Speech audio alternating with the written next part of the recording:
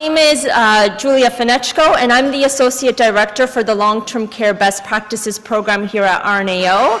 And it's my pleasure to be the MC for the morning half of today as we're here together in this space.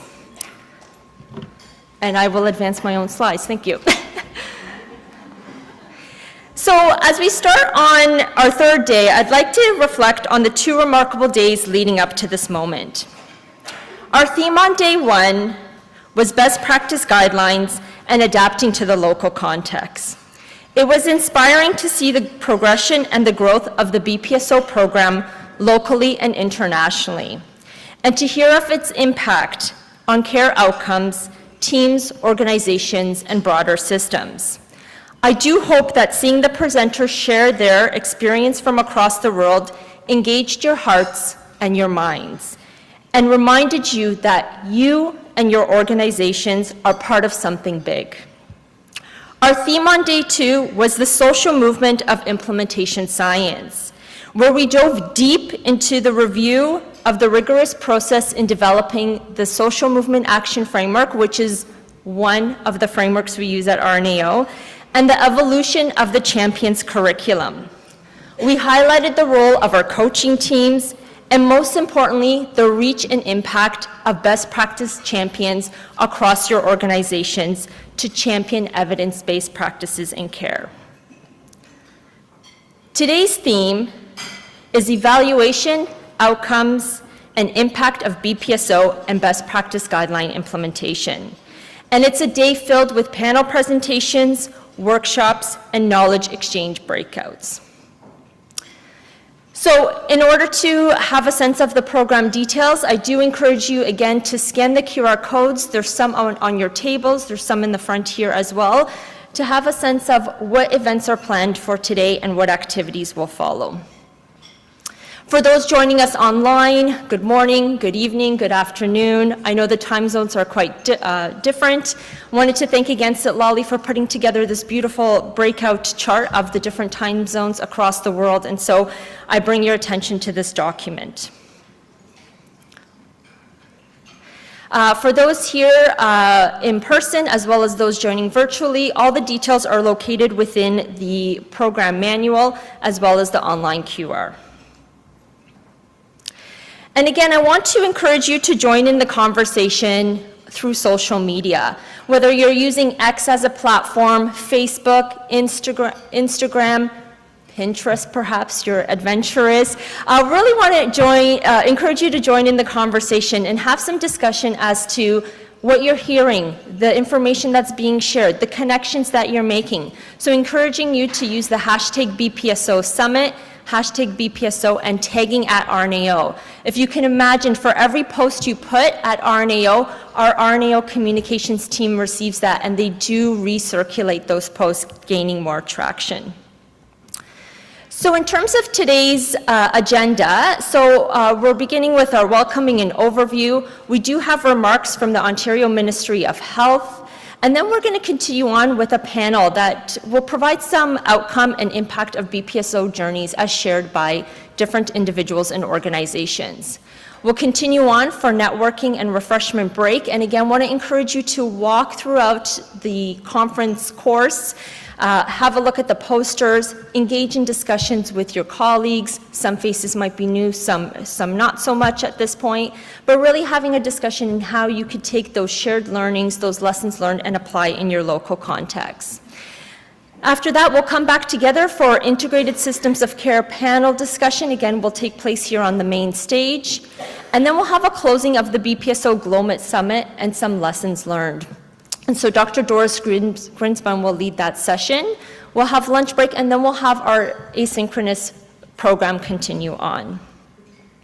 So I wanted to encourage you that on this final day, and as we head into this final stretch, to stay curious, to continue meeting with new faces, which will only become familiar over time, strengthening your connections and deepening your BPSO work, and to make the most of every session that you attend. For this is the inaugural BPSO Global Summit, and you, my friends, are actually part of history. So I'd like to start the day here with perhaps an opportunity to share some lessons learned. So I'm wondering if my colleagues who have microphones, Sue Sweeney and Robin, I believe on this side of the room, if you can impart some of the lessons that you've shared across the last few days. Did anybody learn anything new?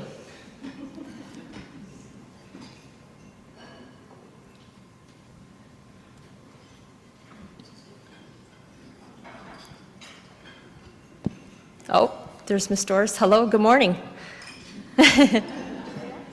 What was something that surprised you that you heard of your colleagues presenting? Julia. Oh, yes, go ahead, Robin. Hi. Hi. I was just saying to someone coming down the elevator, I really have enjoyed all the Indigenous conversations. I'm in a really part of my life where I'm really educating myself, and I'm finding it very, very educational to figure out all the ways that we can work with the Indigenous people and make this work. So. Thank you. Thank you so much for sharing that. So hearing more about the Indigenous ways of knowing, being, and the role that has within the BPSO movement. Any others that would like to share? Yes? I'm from a long-term care home. Yeah. So hearing from my other colleagues from other nursing homes, I realized that, oh my God, we do have a lot of catching up. Catching up to do. Yeah. Yeah. So it's another way for me, and I can speak for myself only, but I know my other colleagues from the same organization would also feel the same. Excellent. Thank you for sharing. So I'm hearing some need to catch up, and I think what's important for us to reflect upon is that the BPSO is a journey, and so there might be some milestones, there might be some challenges, but it's about getting back into it and making a priority for your organization at different points. Yes? We've been a designate for 10 years, and now we're sort of starting over, but not really with, anyway, everyone's heard my story. I really appreciated all the creative ideas for engaging champions. I know when we first started, it was, no, get champions, and now we have champions, and we're like, what do we do with them? So thank you to everyone who, those are most of the posters I've been taking pictures of, because very creative ideas on how to engage champions. Excellent. So I know Javier had spoken about, our contractual obligations to have champions, but so once you have those champions, how do you meaningfully engage them to support implementation of best practice guidelines and champion change? Any other thoughts or feedback or lessons learned? Yes, here in the front. Everything, is it on? It is on. Oh. You can start singing if you'd like. Everything I've learned is invaluable, but I would say at most it's the networking that I found the greatest. Just because whenever you're in the midst of something, you always question yourself, what are other organizations doing? What can we implement that we haven't already? So having that opportunity to learn from one another, but have that continual networking with these individuals so I can reach out to them whenever I have a question or want to know what's stipulated in their policies and procedures. It is difficult when we do have a platform that we can send information or questions through. We don't get very much response. So this is a nice way to meet people and make those connections with individuals. Absolutely. So there's that collective learning and sharing of information. We are a community in of itself. Any other lessons learned that you'd like to share? Oh, yes.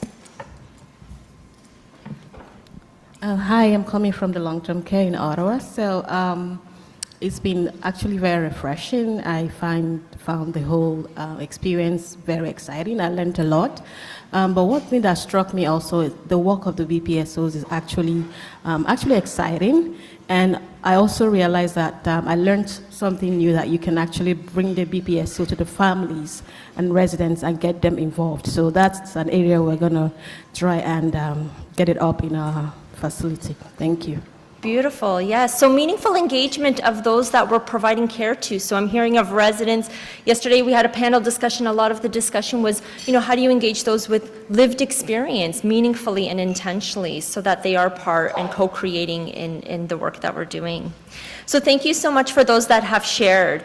And so I'd like to invite now Dr. Doris Grinsman to the podium for welcoming remarks and to introduce the Honorable Deborah Richardson.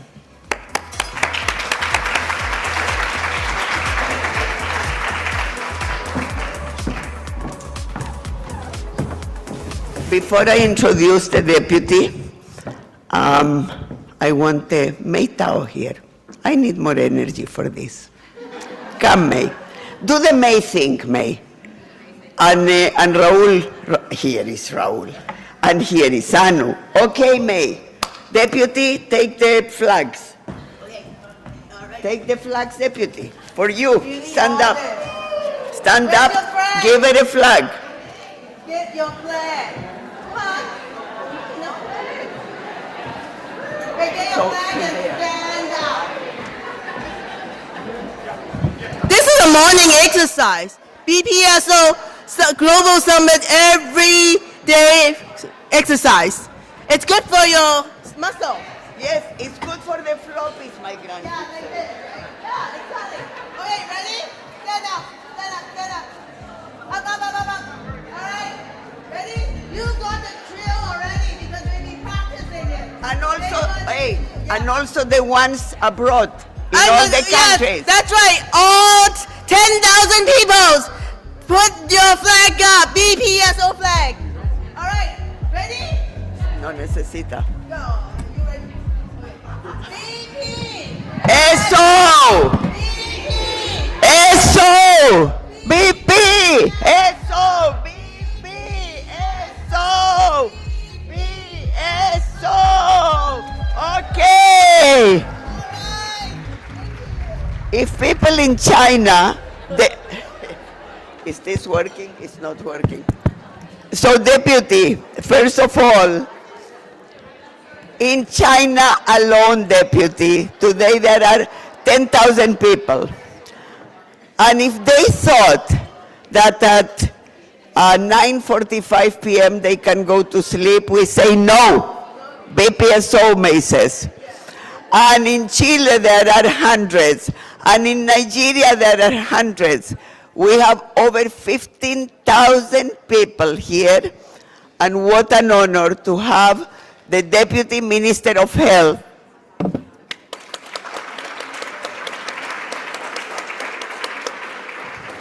joining us.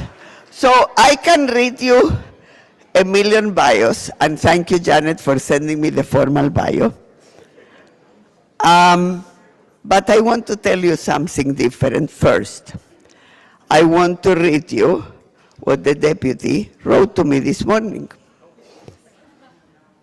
I mean, you should have learned from the premier. You don't WhatsApp me things if you don't want them read. So she goes, "Good morning, I am on my way. I landed from Edmonton," and yes, I know she was in a federal, provincial, territorial counterparts meeting, okay? So she was, I think I heard Karima say that at JPNC yesterday. My colleagues heard Karima, but she didn't say that here. She was there working, and she landed from Edmonton at midnight last night. So I made sure, she said, I got up early enough to be on time. So, Deputy,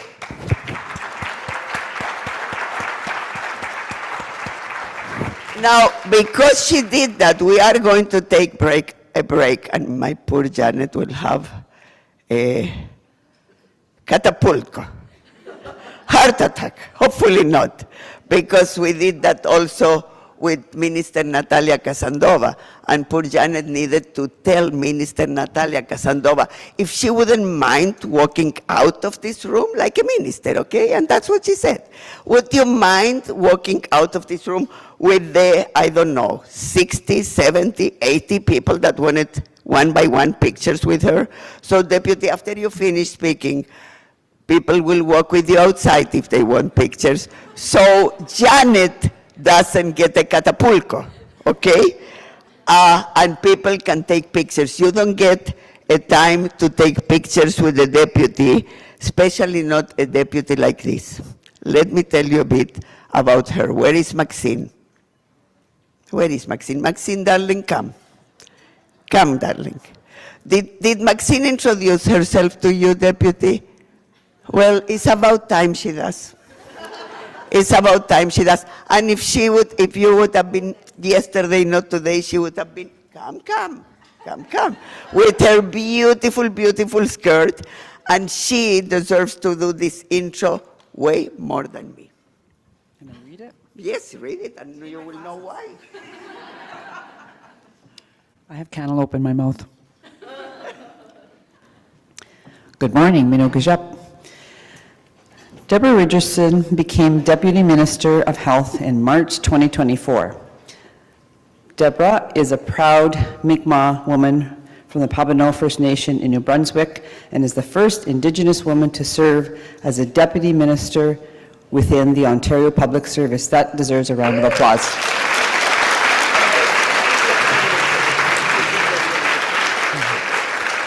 Over the past 10 years, she has held diverse deputy minister positions across the OPS, including Deputy Minister of Treasury Board Secretariat, Deputy Solicitor General Correctional Services, and Deputy Minister of Indigenous Affairs. Deborah is a seasoned executive, business-savvy lawyer, and a change maker with almost 3 decades of private, not-for-profit, and public experience.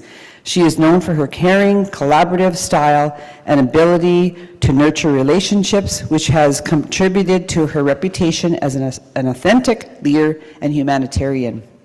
My kind of person. As a forward-thinking and fiscally responsible leader, making a difference is extremely important excuse me, to Deborah in all of her roles, including as Regional Director General for Indian and Northern Affairs Canada, Assistant Deputy Minister for the Aboriginal Relationships and Ministry Partnerships Division, Assistant Deputy Minister at the Ring of Fire Secretariat at the Ministry of Northern Development and Mines, Deputy Minister of Indigenous Relations and Reconciliation, Business Banking Account Manager at the Royal Bank of Canada, and Executive Director of the Native Canadian Centre of Toronto. She has worked tirelessly to champion meaningful change through improving service delivery and implementing strategic initiatives to help combat social justice issues. Begin, Deborah, miigwech for being here. Thank you. Nahau. Well, she didn't have time to introduce herself to you when she needed to, so now she will do it in front of everybody. It's like a wedding when they propose to you in front of everybody. Just a minute, just a second. Doris did call me when I was in the bathroom. Wanted me to run down here to meet you. I apologize, I wasn't ready. But anyway, Nahau, Chimigwech, Minogajap, good morning. Dishnakaz, Gigira Kwe, Kikatanzibi, and Dojaba, Chichak and Dodem, Anishinaabe Kwe and Dao. My name is Maxine Lesage. I'm from the traditional territory Robinson Huron Treaties of 1850. Of Garden River First Nation. I'm a registered nurse, and I've worked in my communities for a number of years, and currently work, excuse me, this cantaloupe. I currently work at Mamwasing BPSO OHT, which is the northeastern area along the shores of Lake Huron, and I'm a very proud member of the Ojibwe Nation. Chimigwech, it's beautiful to meet you. You come up here.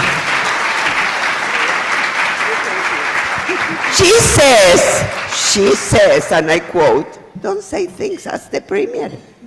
Ask the Premier, don't say things. She says, you're crazy. I am a bit, and that's a good thing. And the thing is this. The thing is this, Deputy. This one is an angel. I mean it. I mean it. I mean it. Not like you or me. This one has been kicked out of rooms for making good travel. This one will never be kicked out of good rooms. So we make a good team. We make a good team. And Madame Maxine, one day will be Dr. Maxine. Oh, one of the few, and we need a lot more, Indigenous nurses that have a PhD to serve her community, to serve Canada, and to serve nursing. And people heard her yesterday, and she already has matchmakers that want to work with her. She's amazing, amazing, amazing, amazing. So thank you. Chimigwech. Now about Deborah. Now about Deborah. I don't need to say anything more about the deputy. Only one thing, I think the word to sum up the deputy is authenticity, compass, and courage. All of that in one word. So thank you.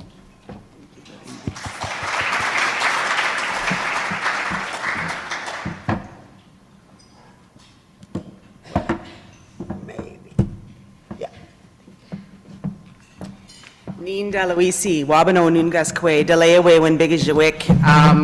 You heard I'm from the Pabano First Nation, North Shore, New Brunswick, near Bathurst, if anybody's wondering. So Pabano means like, almost like fast-moving, angry water, which is Winbigajawik. And so that's what the name of my community means. And so greetings to everyone that's here. The bigger question is why were you answering the phone in the washroom?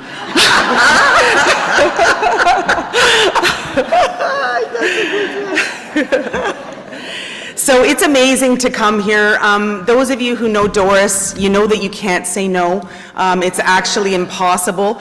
And it's funny because my office, for those who, like Lisa in my office is like the gatekeeper and you don't want to get on her bad side. So Doris is always on her bad side because she invites me through WhatsApp. Doris doesn't email, doesn't text, she writes through WhatsApp. And it drives bureaucrats crazy. I love it. So just wanted to share that. So it sounds like the conference has been really inspiring, and I am going to speak to the person who spoke about learning more about Indigenous people just as I go through some of my remarks. So first of all, thank you. Thank you for being here. Thank you for everything that you do.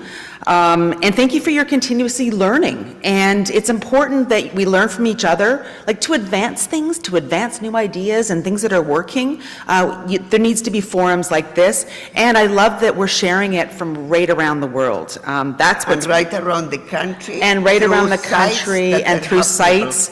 So Doris is also doing my speech, so just to let folks know. So if I add in, you'll know. But I also want to give a shout out to the Indigenous Health Program, Grace Suva and Kate Henson, who came and visited me this morning. So thank you so much for that. Thank you. So I know that you did hear from my minister, Minister Sylvia Jones, and then the Minister of Long-Term Care.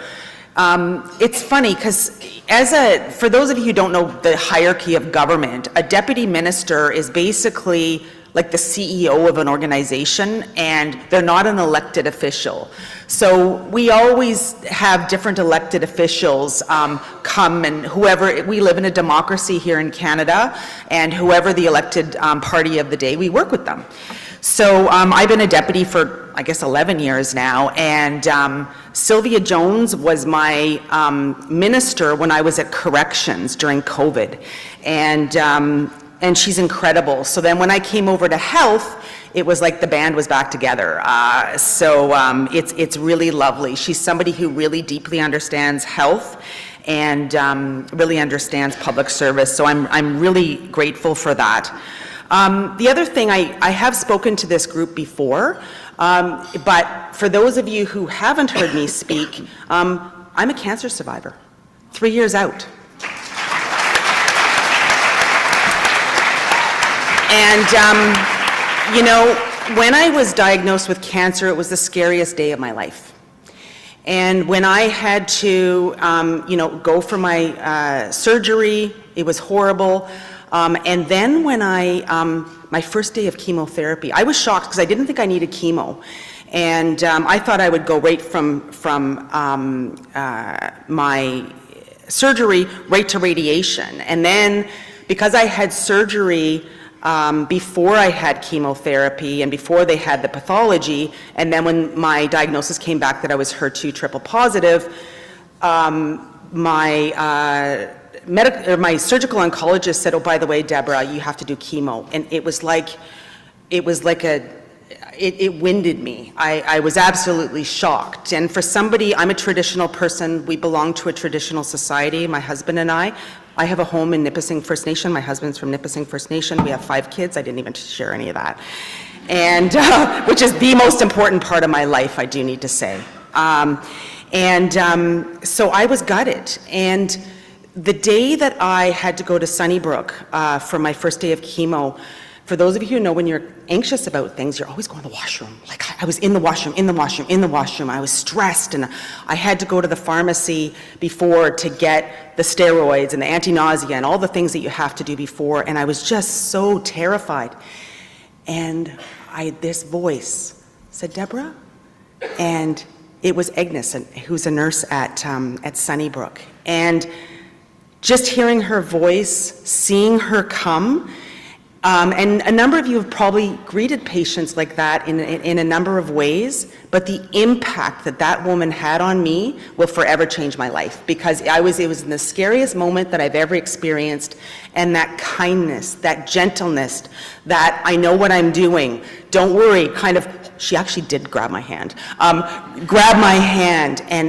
to sit in that chemo chair for the first time and to walk me through what everything was happening, it changed my whole attitude. I wasn't scared. I felt like I was taken care of.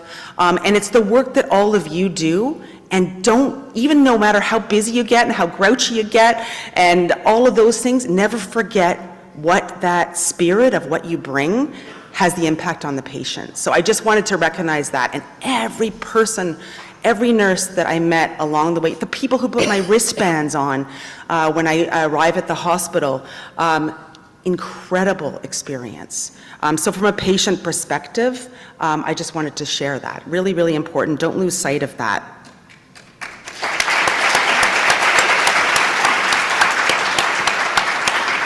The one other thing I do want to add, and I know I'm not even following my speech, I never do, and my staff get really mad at me, but I wanted to share my second day as Deputy Minister of Indigenous Affairs.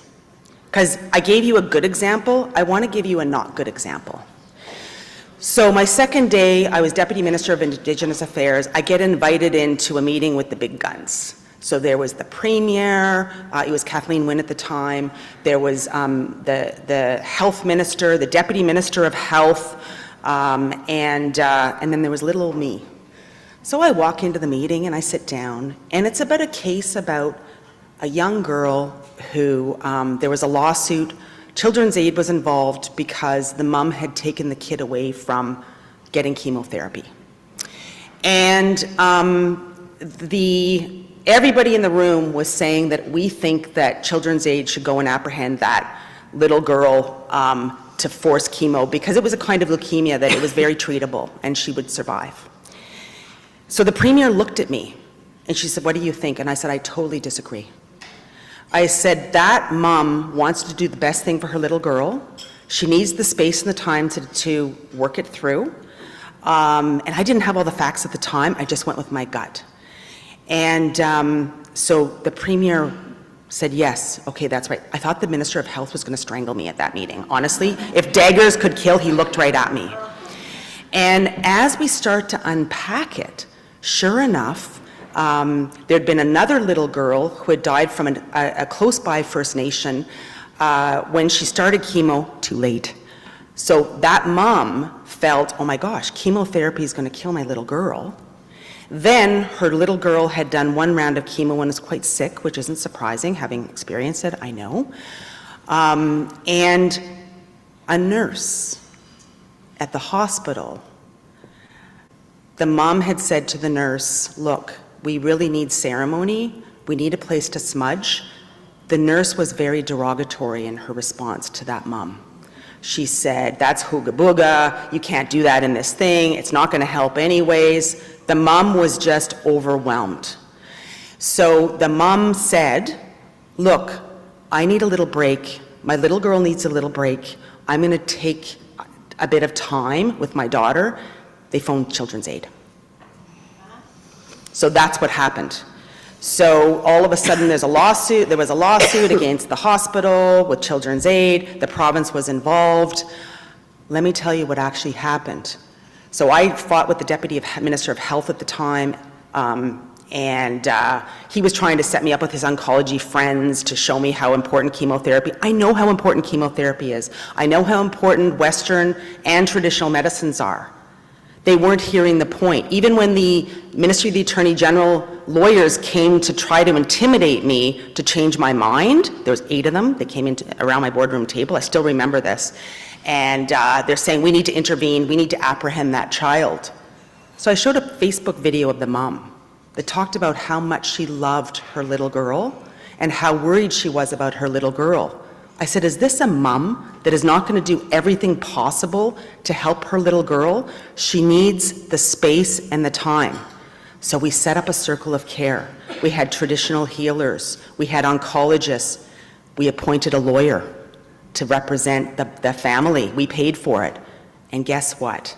And I was actually worried because I thought, oh my gosh, my whole credibility is on the line here. And it's like my day, now I'm at like day 10 of being deputy minister.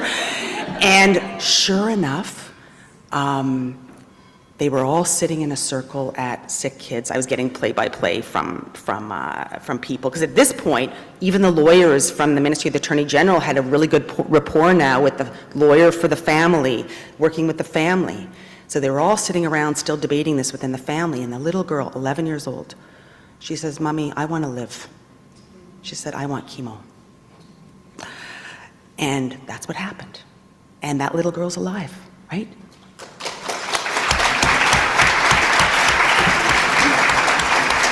So the point is, sometimes the conventional way of what we do things, sometimes we need to put our cultural lens on, our lens on the individual family and patient to support them as they walk through that journey. The danger, if we had have intervened, Mom probably would have taken that little girl and fled down to the US, because that's where they'd gone before, and not because she didn't want the best thing for her little girl, but because she was scared and she felt disrespected by the staff at that hospital. And that hospital has done a lot of work to rebuild relationships with the communities, by the way. So I just wanted to share that.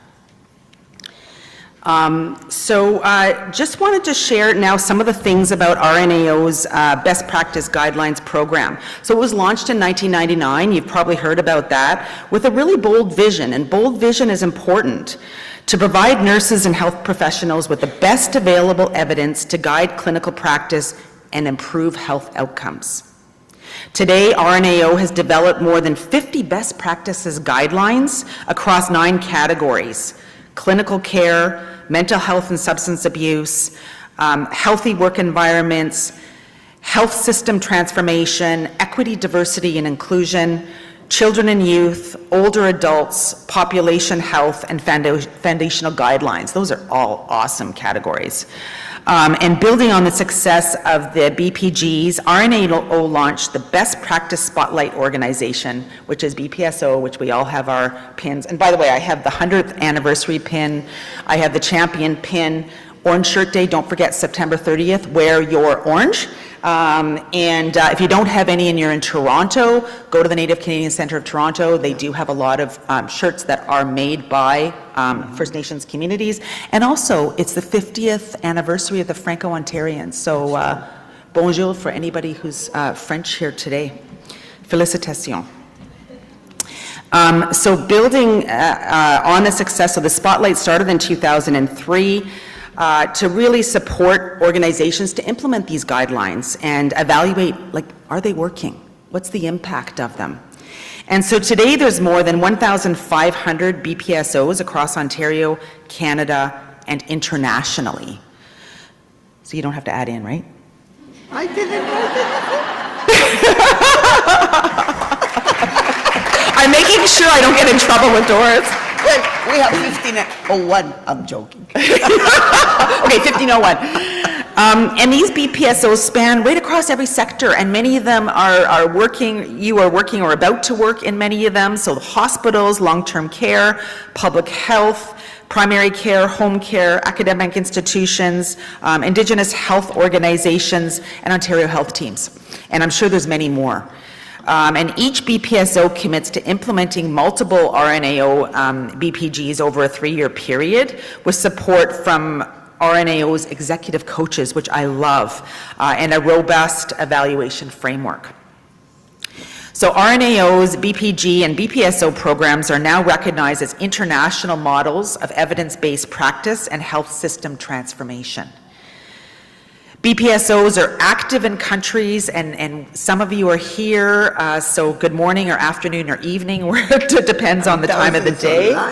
And on the line, and so there's Chile and China and Colombia, Nigeria, Portugal, Spain, Jamaica, Mexico, and the Philippines, amongst others. I wish I had have practiced greetings for every single one, so my apologies. Next year I will. The programs have inspired a global social movement, one that promotes people-centered care, interprofessional collaboration, and continuous quality improvement, all of which are important facets of Ontario's healthcare, and the healthcare wherever you're providing it. Ontario has invested in the BPSO program over the past several years and is committed to continued support of both implementation and sustainability. It's so important. In 2024, 9 new Ontario-based organizations were designated as BPSOs, 5 direct BPSOs, and 4 BPSO Ontario health teams. Last year, the government did release Your Plan, a plan for connected and convenient care, which is really a bold roadmap to reduce wait times, expand the healthcare workforce, and improve the care experience for every Ontarian. I love the simplicity. Go on the Your Health website, Ontario Ministry of Health, because it's basically providing care at the right time, at the right place, and how people want it. Like, I love it. It's a really good, easy, simple model that resonates with people. At the heart of this plan, it's committed to patient-centric care, with nurses playing a pivotal role in delivering I'm ahead of my notes. The right care in the right place, faster access to care, more healthcare workers across the system, as well as supporting recruitment and retention. And while health, human resources, and retention are critical to strengthening our workforce, we recognize that more needs to be done to address Ontario's projected healthcare gaps. Like, you see it, the population growth, the growing complexity of care. There's so much that we need to do, and we've made a dent, but we have a lot more to do collectively. And that's why we really need to be focused on driving innovation across the system to ensure that Ontarians' evolving healthcare needs are met. And so some of our priorities in the government are, and I'll just kind of cite off 4 of them in this space. So education expansion and clinical supports, so increasing training opportunities and enhancing clinical placements to prepare the next generation of health professionals. Scope of practice and team-based care. There's been a huge emphasis on the government in this space. So really enabling providers to provide their full scope and fostering collaborative models of care. Expedited pathways for interjurisdictional and international practitioners. So the colleges, bless their heart, initially we told them we really need you to do this. Now they're saying, hey, this is what else you could do to refine. They're really leading the way. And it was amazing, because when I met in Edmonton with my federal and provincial and territorial colleagues, I could see how much we're doing here in Ontario versus others. Others are doing good work, but we really are doing a lot of really tremendous work, and our colleges of nurses and physicians are doing tremendous work. And then retention and distribution, supporting healthcare worker training, upskilling, retention, and distribution programs. Everywhere I go, people always talk about the programs that this government, and under the leadership also of Dr. Karima Valji, she has led a lot of really good work, and it's actually really working on the ground, and it just warms my heart every time I hear it. Another important mandate is to expand access to primary care right across the province. So Dr. Jane Philpott was appointed chair and lead of Ontario's new primary care action team. Fun fact, so I first became Deputy Minister of Health. I saw Jane's book. I listened to it on podcast while I was driving to the office every day. And I called her and I actually sent her a message on LinkedIn. I'm like, can I meet you for dinner? I didn't know her. Met her for dinner, and then I went back to my boss, who her title is called the Secretary of Cabinet, and I'm like, you need to meet Jane. She said, okay, I'll set it up. So we went to meet Jane for dinner, and then the secretary went to the premier and was like, you need to meet Jane. Because if you want to do something significant on primary care and implement her postal code models and setting up interdisciplinary primary care teams right across the province to make sure that every single person is connected to a team. Did you hear that? A team. So that's the work that Jane's been doing. So it's really exciting work. And to support this work, we've launched a call for proposals for the development of a primary care upskilling course to promote the development of primary care nursing competencies and skills among RNs working in the primary care sector. And the goal is to have nursing schools launch their course by early 2026. Additionally, the ministry continues to support the primary healthcare nurse practitioner education program, which funds universities to provide advanced education and clinical experience for nurse practitioner students in preparation for the Canadian Nurse Practitioner exam. And currently, we have a total of 350 NP seats in Ontario, which will help support, obviously, the needs of our community, connecting people to a physician, nurse practitioner, nurse, a team. And together, these initiatives are helping to build more resilient, responsive, and integrated healthcare system, one that supports our workforce and delivers better care for all of us. So through the work of the Ontario government in collaboration with partners like RNAO, Ontario is implementing key strategies, policies, and programs that improve patient outcomes, strengthen organizational culture, and enhance system efficiency. And we are seeing incredible, incredible results in our current workforce. So just wanted to share some of those successes. As of December 31st, 2024, there were 100,092, 414 nurse registrations in Ontario. That's almost 200,000. Which presents an increase of 4%, a net gain of 7,407 from 2023. That's awesome. Between 2023 and 2024, the supply of nurses increased across all nursing classes by 7.4%, a net gain of 369 for nurse practitioners, 5.3%, which is a net gain of 6,327 RNs, and 1.2%, a net gain of 711 registered practical nurses. That's really impressive. That's awesome. And since 2018, Ontario has seen a record-breaking number of new nurses join the workforce, adding over 100,000 new nurses. Of these, approximately 30% were internationally educated. In 2024, nearly 18,000 nurses were added, and over 7,000 registrations were internationally educated nurses. It's all of you that are on the line. Thank you. So hospital-based vacancies have declined over the past year. In August 2025, the vacancy rate was 5.5%, down from 7.8% the year before. The systemic vacancy rate also dropped to 2.2%, down from 3.8% a year earlier. From 2023 to 2024 to 2024-2025, agency hours for nurses decreased by 33%. Agency hours for RNs decreased by 35%, and for RPNs decreased by 20%. These improvements reflect the impact of our historic investments in nursing education and workforce development. Between the winter of 2020 and the summer, this summer, right now, well, actually we're out of summer now, Ontario's Health Human Resources programs have supported over 34,000 nurses, interns, and nurse preceptors. At this time, we have more than 30,000 students who are currently studying to become nurses in Ontario colleges and universities. That is impressive. It's amazing. And these investments are helping build a resilient, skilled, and diverse workforce, one that is ready to meet the evolving needs of our healthcare system. And that's all of us. It's all of our families and our loved ones and our friends and our neighbors. All the work that you do impacts every single one of us. So the BPSO program is a powerful example of how policy and practice can come together to create lasting impact.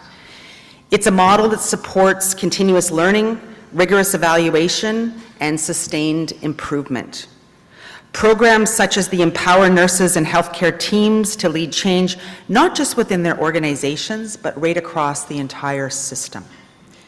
This work aligns with the government's commitment to building a healthcare system that's connected, convenient, and centered on the needs of patients.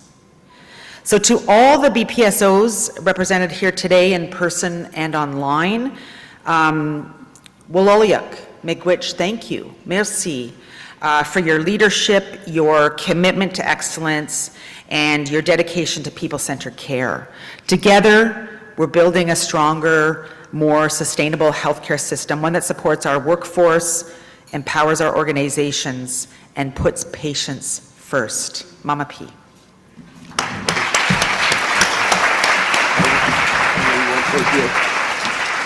So, for those that want pictures with the deputy, we will take the banner and we will go out. I will walk with her. I just want to make a specific remark about the issue of agency, because it went really wild because of the pandemic. Before the pandemic too, but with the pandemic was a disaster everywhere in the world. And the fact that we are making a significant impact goes hand in hand with the BPG that we released the 3rd edition yesterday, and is a mandatory BPG, people-centered care. You cannot have people-centered care if all the time it's different people seeing the patient. That's simple. You will love that BPG. It also speaks about virtual care, so it will be really good based on evidence, and many other aspects that we looked. The aspects that RNO is working with government, different even parts of the government, and with the support of deputies like Deputy Richardson, goes hand in hand with the best practice guidelines program. It's not one or the other, and I spoke about that the first day and the second day a little bit. And not only in this country, in other countries like in Chile, they do similar work that we learn from one another. That's the beauty when we have these partnerships that are from all over the world and all over Canada. 300 sites are watching this. This is one site. 300 sites across Canada and across the world. Anywhere, well, we just learned that yesterday, thanks to Janet, because I said before anywhere between 10 and 100. Like, what can you think, right? 10 and 100 or 1 and 100. She goes, no, Doris, 10 and 10,000, because in China, there is online 10,000 people in addition to their in-person site, and the same everywhere across Canada, across Ontario. So to all of you that are online and cannot be here feeling the zest and feeling the energy on site, we know because you have been sending pictures and comments, and for those that want to watch, and we will send you the video at the end.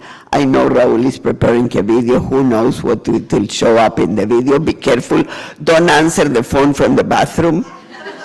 AI is very dangerous, Maxine. I'm not kidding you. Do not. And if anywhere that picture got, please say she was not speaking with me at least. In any case, Deputy, you made a similar call to me when you started as deputy, as you did with Jane, and I will never forget it. Can we have dinner? And by the way, I think it was a WhatsApp too, so it's not my fault. Tell Lisa that we love her. We are not circumventing her.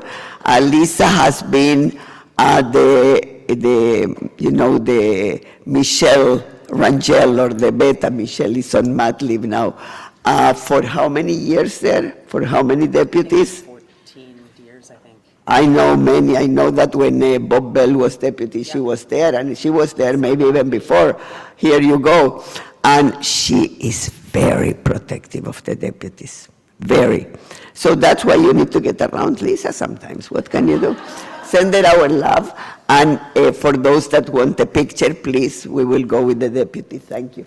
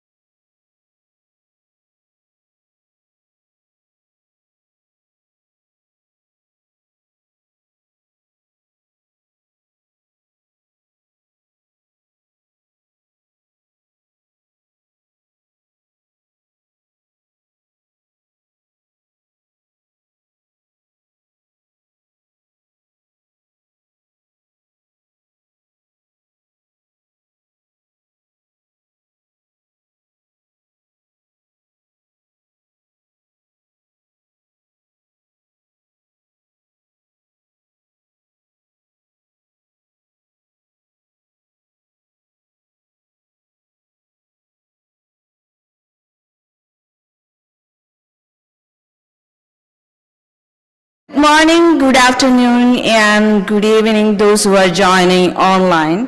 We are going to start the next panel session.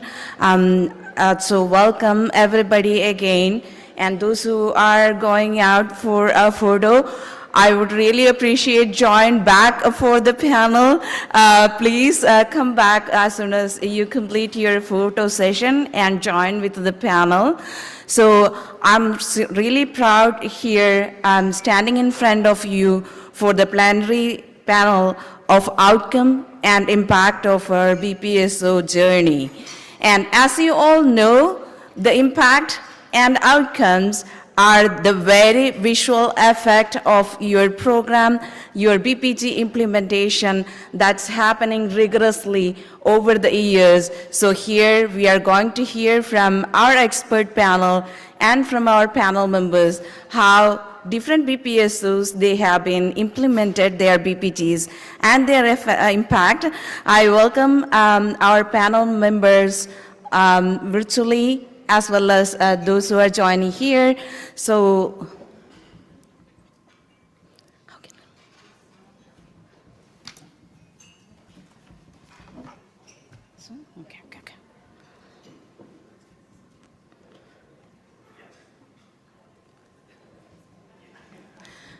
So for the next 1.5 hours, you would be hearing from the panel and moderator from me, the insights from experts across healthcare, policy, and innovations. I'm the moderator of this session. My name is Shanoja Naik. I'm the director of RNAO Research Unit. The research unit established very recently. The research has been in place for over 25 years or 30 years. You haven't heard about the BPSO program, but the research unit established very recently as a department, and my portfolio covers evaluation and research. For next 1.5 hours for this session, our objectives are to showcase how evaluation drives quality improvement, accountability, changes in health outcomes and research, as well as you will be hearing from many speakers that showcase the practical examples in healthcare programs and services that focus on actionable strategies, impact, and sustainability. Here is our panel, and I would really like to welcome Jennifer Yoon, who is joining with us here on site.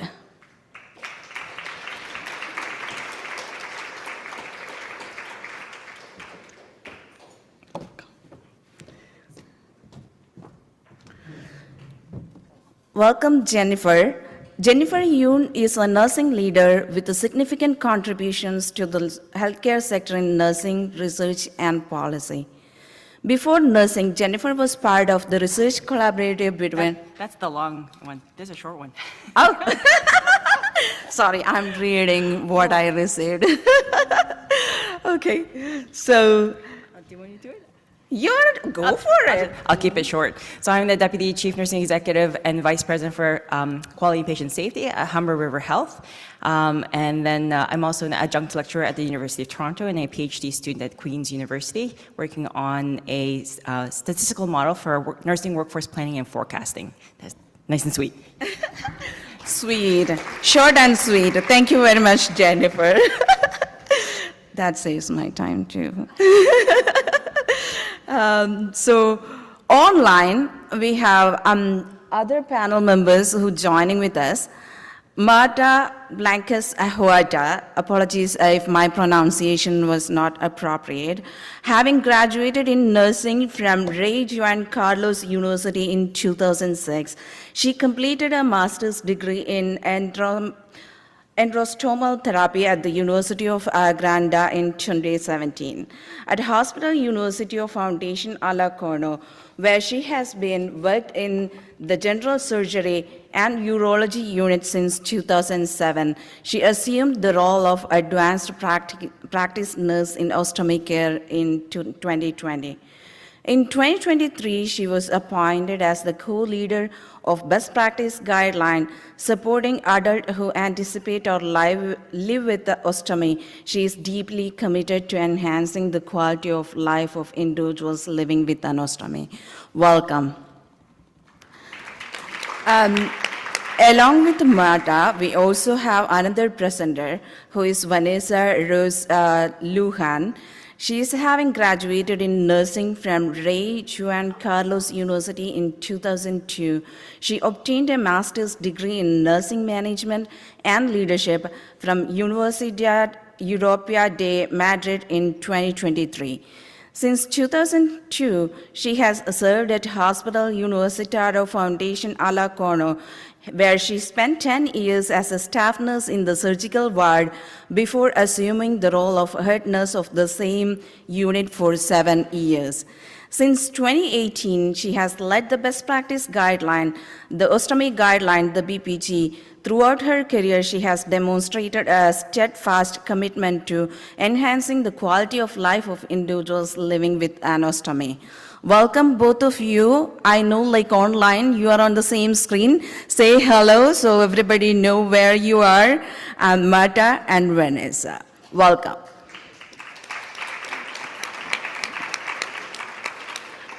Our next speaker is Paula Villabranahona. Apologies again for my pronunciation. She is the nurse coordinator of the BPSO program, a role she has held since the program's inception in the Chilean public health system in 2018. She holds a postgraduate certificate in pediatric oncology nursing from the Pontificia Universidad Católica de Chile, as well as diploma in health management and leadership and in quality management, patient and safety. Adriana is a nurse, associate professor of the nursing program of the Autonomous University of Bucaramanga, which abbreviated as UNAB, MEDUNAB. We have a publication for them. She is the associate researcher recognized by the MINSAL, a host leader of the academic BPSO program for Colombia of the Registered Nurses Association of Ontario. Welcome. Welcome, both of you. Say hello. Next speaker, Dr. Yufan Hao, who is an RN PhD, who is the Vice President of the International Institute of Evidence-Based Chinese Medicine, Beijing University of Chinese Medicine, China. She is the professor, doctoral supervisor, and fellow of the American Academy of Nursing, FAAN. She is also the associate editor of Chief of Chinese Journal of Nursing, leader of key discipline of nursing in Beijing. She is also leader of the key discipline of high level in TCM, also national administrator of TCM, Vice Dean International Evidence-Based Chinese Medicine Research Institute, BUCM, which is Beijing University of Chinese Medicine, and Director of Evidence-Based Nursing Research Center, BUCM. Also the consultant, worked as Evidence-Based Nursing Collaborators Director at RNAO Best Practice Spotlight Organization Center as a leader, also the member of Interdisciplinary Innovation Team for International Registration and Evidence-Based Practice of TCM Clinical Research. She is also a member of International Consortium for Evidence-Based Traditional Medicine, ICE-TIM. Welcome, Dr. Yufan Ho online. Say hello to everybody.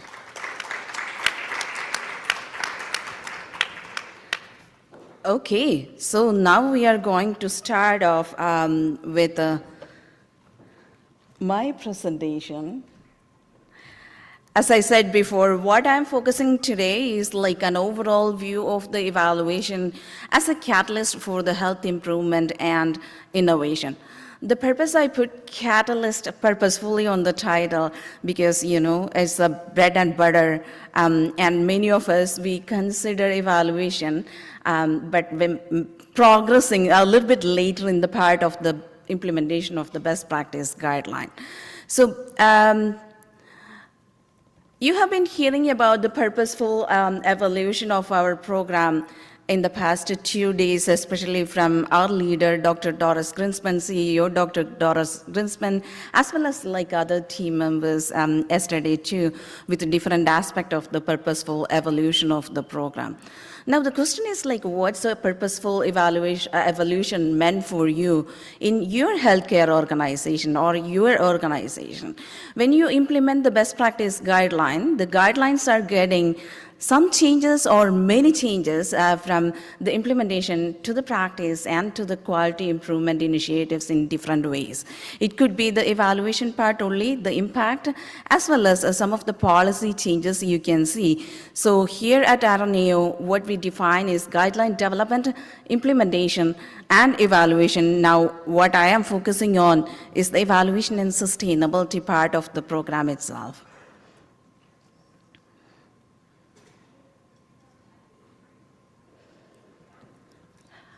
Okay, so now the question is like, what matters when you implement the guideline? Usually I ask a different question, but I want to check with everybody here in this room. Have you ever experienced a time where you initiated a program and came up with an evaluation later down the road saying, oh, I forgot something, I don't have the evaluation or I don't have the impact which I can show? I think like I heard this from many groups in the past, initiated the quality improvement, and then later on, further down, 1 year, 2 year time, how could we show the impact or what's the visible impact that we can demonstrate the value of the program that we initiated? So there are so many ways you can show. Sometimes evaluation comes later down the road, but the question is like when you do need to think about the evaluation. At RNAO, we are at the forefront of a rigorous methodology of evaluation for our best practice guideline program, which is the visionary from our CEO, Dr. Doris Grinspan. Anybody knows what are the tools that we are using here for the evaluation of the BPG program? What is the database? Enquire! Yay! Another database. My BPSO, wonderful, thank you. So now the question is like, what kind of methodology that we are using? Because you are putting the contextual information in the data system. You are putting the data, actual data, retrospective data, you could see on time, real time from Enquire database. Anybody knows what the methodological approach that we do? Mixed methods. Congratulations, additional muffin from the front desk. Okay, so it's a mixed methods approach that we usually do, which is a rigorous approach that really tells the contextual information for the data that you are putting. The only thing I want to say, the time change and the world is moving very fast. There are very, very recent digital innovations which usually we define data-driven solutions and decisions. The data that you input, you learn from the data and move forward with the future goal. So don't look at the data. I'm not saying don't look at the Enquire data or don't look at the Kai-Hai data that you're submitting. You need to look at the data and learn from the past, define your future and go with the goal for the future. Yesterday I was I was very fortunate to be at Humber River Hospital, which we have gone through. Sorry. Yesterday evening, we have gone through. We usually say NASA Center, which is like a great vision. Me and Tiara, both of us, we were there. A great future vision, learn from the data and data-driven solution. If you get a chance, I would highly recommend you to go and visit. Not for people who are online, but if you are visiting in Toronto area and if you get an opportunity, sorry to bug you again, Jennifer, we would be sending more people to Humber again. As I said before, RNAO best practice program evaluation, we do have Enquire and My BPSO. Anybody is new to Enquire and My BPSO? No? So you all experienced, so I don't need to define you what the Enquire. Okay, Enquire and my BPSO are two new data, not new, two data system at Enquire which support our best practice spotlight organization to evaluate the impact of the program.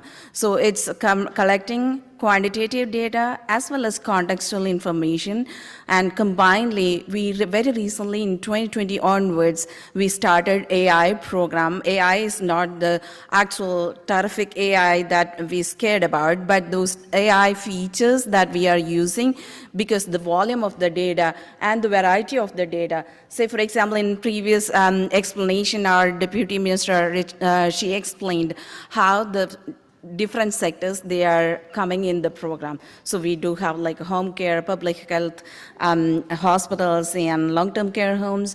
The data is different, variation exists, so manual intervention is not feasible. Now, when you look at the diagram of the data flow, you could see best practice spotlight organization, they implement the guideline and they evaluate. When they part of the evaluation is like sending the data. And when sending the data is very secure and it goes through a secured platform, and that platform moves the data directly to Enquire. That means your data is very secured at Enquire. Now, how it comes, real-time reports that you are getting. So I highly encourage everybody to look at your data after you submit and see the trend and see the report that you are receiving.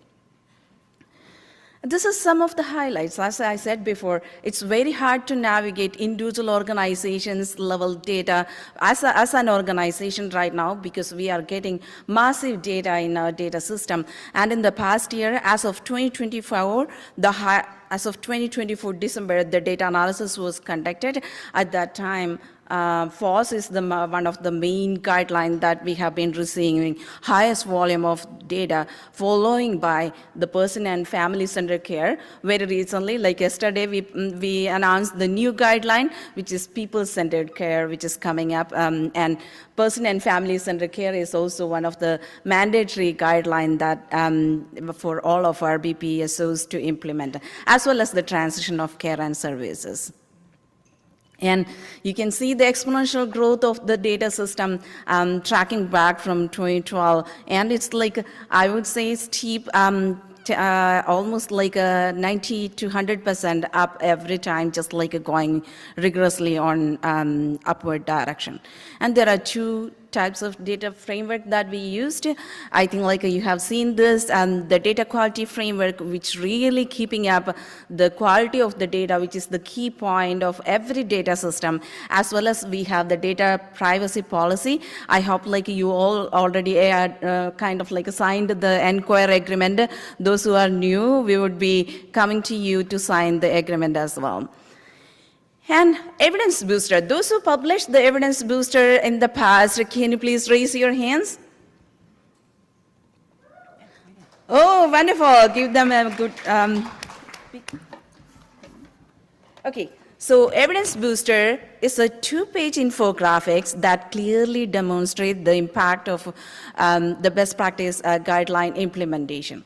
And I'm very proud to announce that evidence booster, which is an international BPSO, published today. And congratulations, Danson University, China. The evidence booster is up online this morning at 8:30 a.m.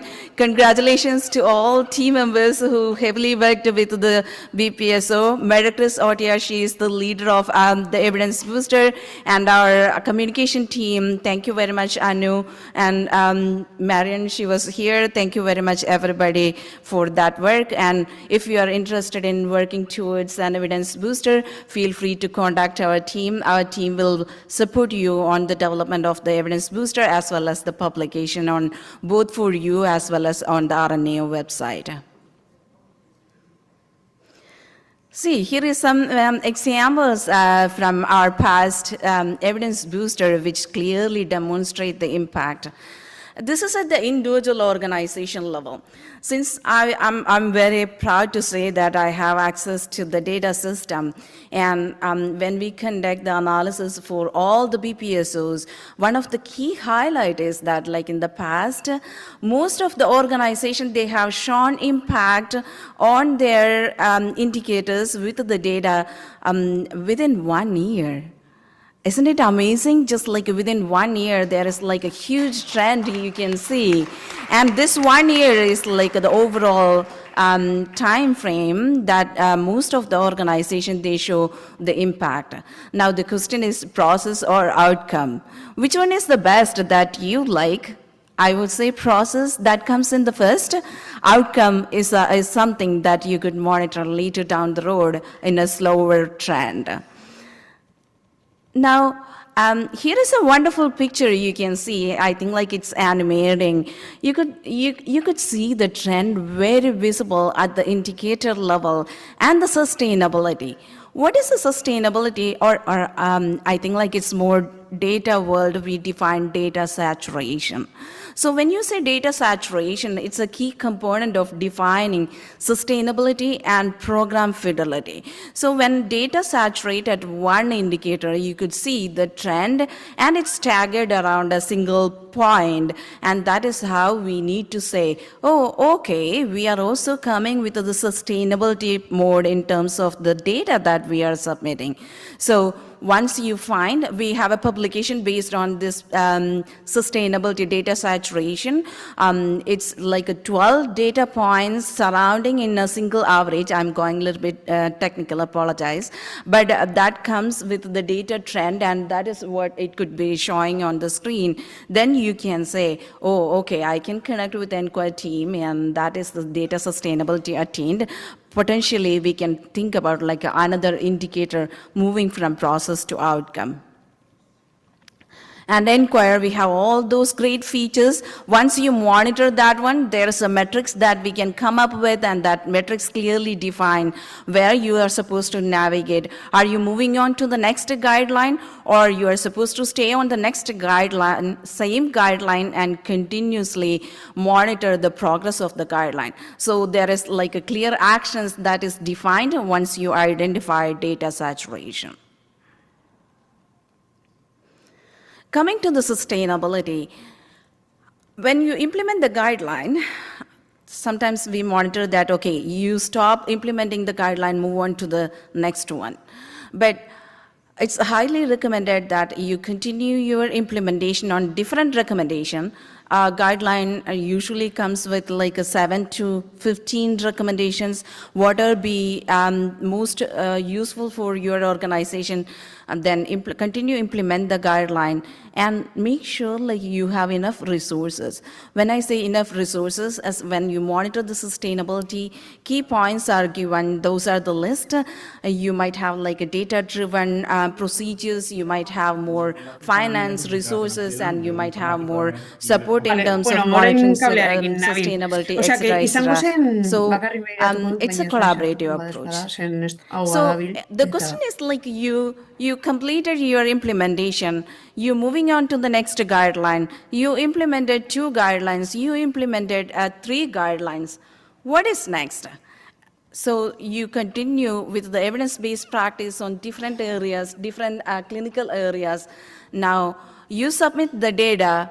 So if you are continuously submitting the data, continuously monitoring the data tells story. Each data point tells a story. Now what? So it's the idea that is coming up from CQI to research, continuous quality improvement to research. Take your data, I think like it's one of the deliverables for our BPSO program as well. Take your data and go with the more public visibility, publish your articles, and go with the further more research in more rigorous research. I think like I'm not getting enough time to explain what that CQI to research is. probably in another venue, but there is potential. You don't need to stop your implementation, because evidence-based practice, you can think like you are spending 2 to 3 years on implementing something, and you don't want to stop it. You want to continue, you want to sustain, you want to further move on. Even if you are deployed on different units, someone should take it over and then continue the implementation further and go with the research. That is highly encouraging. So we are coming up with the next phase of the CQI to research if you have the enough resource, potential, and interest to proceed with the research opportunities. For everything that we develop and for everything that we do at Inquire in the sense Inquire data system, as well as the evaluation and monitoring department, we do have International Advisory Council. And this is a council of members from around the world who are like legends and who are pioneer work. They are in evaluation. We have academicians, we have experts in policy, we have people from different settings. We also have research team, those who support our research and evaluation as well. So this meeting, IAC, usually happens twice in a year.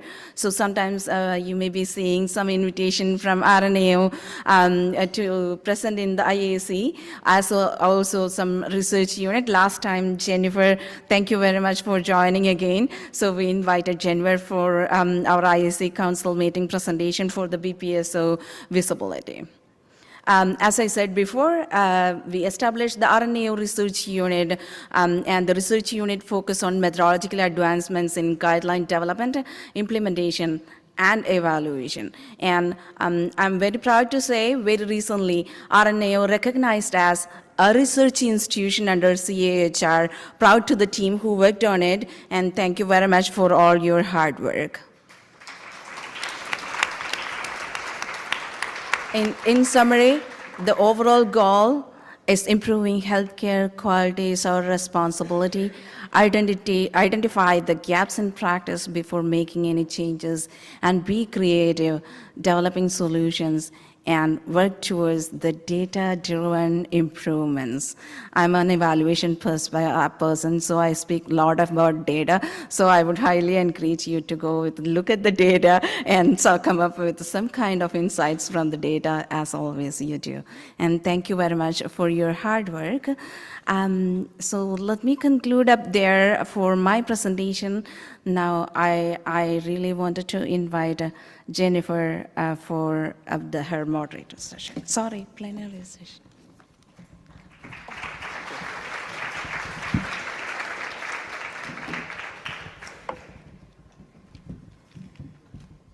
Is there another set of slides? So I'll just start with, thank you for having me.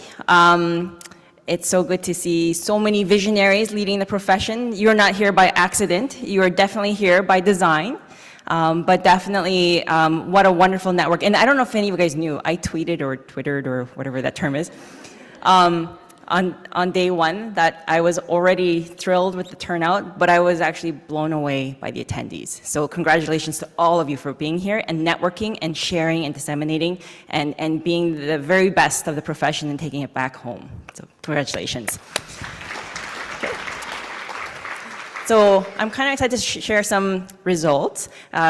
Is there one more slide deck? Or was it me? Oh, sorry. Okay. Okay, wait a minute.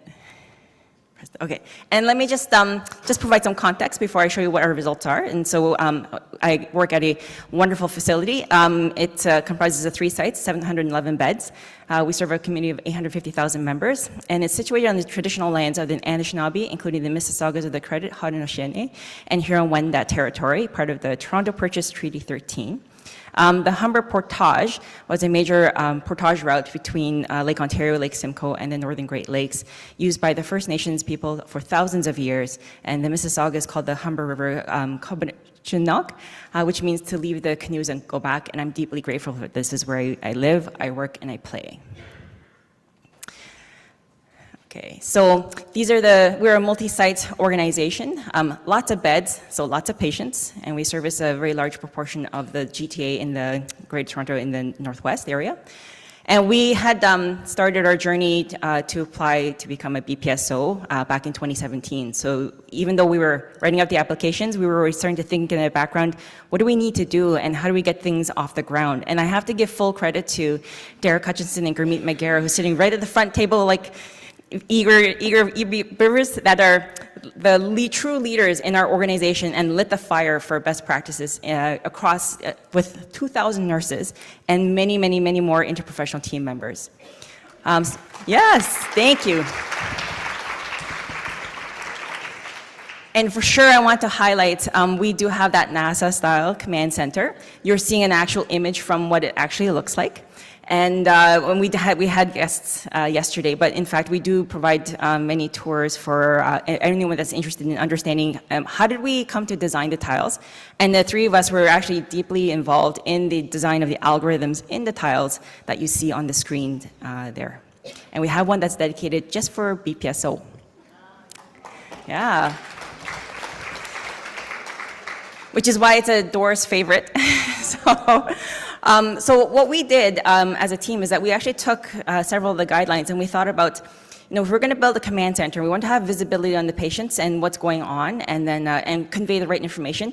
This is really about a strategy that allows for data-driven decision making. We took the guidelines and we thought about what kind of alerts and pieces of information would be pulled from the electronic medical record. And just so you know that also will be another talk for another day. But that was actually several years of work to update our EMR to have components of the best practice guidelines and any kind of guideline, any kind of administrative reporting requirement embedded into them. So they would become streamlined and efficient for reporting purposes. But all that planning took several years, and we took the four and now more guidelines into our EMR planning. So on the left-hand side, you see the components that we took for delirium, and then what we planned out as alerts in the command center, and that would be stratified. So some alerts should go to the team first, then the alerts unresponded to, then we'll go to the command center to action. This one is for falls, and so again, we have stratifications of alerts, what's triggering, what's a concern, and what should get addressed, and then what the unit sees, and then what the command center sees. Same thing for pressure injuries. This one's a little bit more complex, but these things do develop, and they're very complex in nature in their etiology. And again, taking our cues and our alerts from the BPG, embedding them into the algorithms. Same thing for pain assessments. Stratified alerts and making sure that everything actually aligns with our best practices. So what I'm happy to share is we took cues from the run charts and the process control charts that basically showed us on the portal. But we also are very proud of what we've done, and we are showing here some of our results for our process measures and our outcome measures. So on the left-hand side are the process measures, and you see they're going to be separated into our pre-designation period and then our post-designation period. That's with the two red lines. And on the right-hand side, that graph is for our pre-designate period for our outcomes and our post, like our official BPSO status results and our outcomes. So that's for patient falls. This one is for pain, as you can see, lots of improvement that had occurred there, and then lots of compliance, and a beautiful 100% at the very end. Same thing for pressure injuries. We did see a slight decrease, but again, it's a very complex phenomenon that occurs and does require a lot of attention. But we also saw changes there with regards to our practices. So documentation is driving practices and then driving the information that feeds into what we monitor. And this information is actually shared back with the units. Shania came yesterday and she saw our command center, but then she was able to see these very same diagrams are actually shown on the units. And this one is for delirium. And then as we continue to implement more best practice guidance, we obviously have more metrics that we monitor. So one for care transitions, one for patient family-centered care, now implementing breastfeeding, vascular access, substance abuse, much shorter because we're implementing. But the thing I want to highlight for all of you, so I don't know if you're familiar with CIHI, the Canadian Institute for Healthcare Information, and so they're a national repository of data that they collect from all sorts of healthcare organizations across Canada. And in 2015-16, they had launched something called the hospital harm rate, and they take how many times a patient gets hurt in an institution divided by the number of discharges in that organization in that year. The blue line represents Humber River. And so you can see that we've started to go down from 2014 to 15. We were pretty close to our peers, the Ontario and the national averages, which is depicted by the red and the yellow line. Then as we began our actual work with implementing the best practice guidelines, and there were so many guidelines that we implemented, but so much work that was really helping focus the staff, and we really lit a fire with the staff in terms of, we know you want best practices. We need to share the information with you. We know you want to practice it, and we want you to see that there's a direct line of quality and patient outcomes because of what you do. And we were very pleased to see that we've actually seen a significant decrease in the number of patients that have been harmed at our hospital site, and it's been sustained particularly throughout the entire pandemic. So that's the year-over-year trend, and we actually call this a culture shift that has occurred. Our board of directors also monitors the metrics that we shared with you. They have a particular interest in pressure injuries, and they have an interest in falls. But what you're seeing here is actually our patient reported measures. So every patient that gets discharged, we ask a standard set of questions, which many of you probably have experienced as well. Would you recommend this hospital to your friends and families? Involvement in decision-making and treatment options. Would you recommend this ED to friends and families? And did you receive enough information prior to discharge? And as you can see, we've exceeded our targets, but the response is actually very, very high. And so when we combine the decreased harm that has occurred, as well as the improved patient satisfaction, as an organization, we're very, very pleased with our outcomes, and we attribute a significant part of that to actually our journey in terms of becoming a best practice spotlight organization. And that's more stuff references, but any questions, or do I just sit down? Okay. So thank you.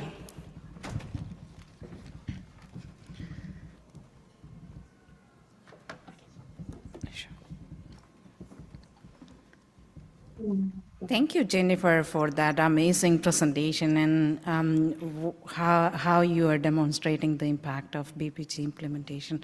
As I said before, I always get amazed when I look at the NASA Center, just like it's huge work and future vision, data-driven solution, and helping with the BPG implementation, which is embedded within the practice. Exactly like everybody could see at the nursing station, how this BPG is impacted oh, do you have a question? Oh, thank you very much. So, do we have a mic or?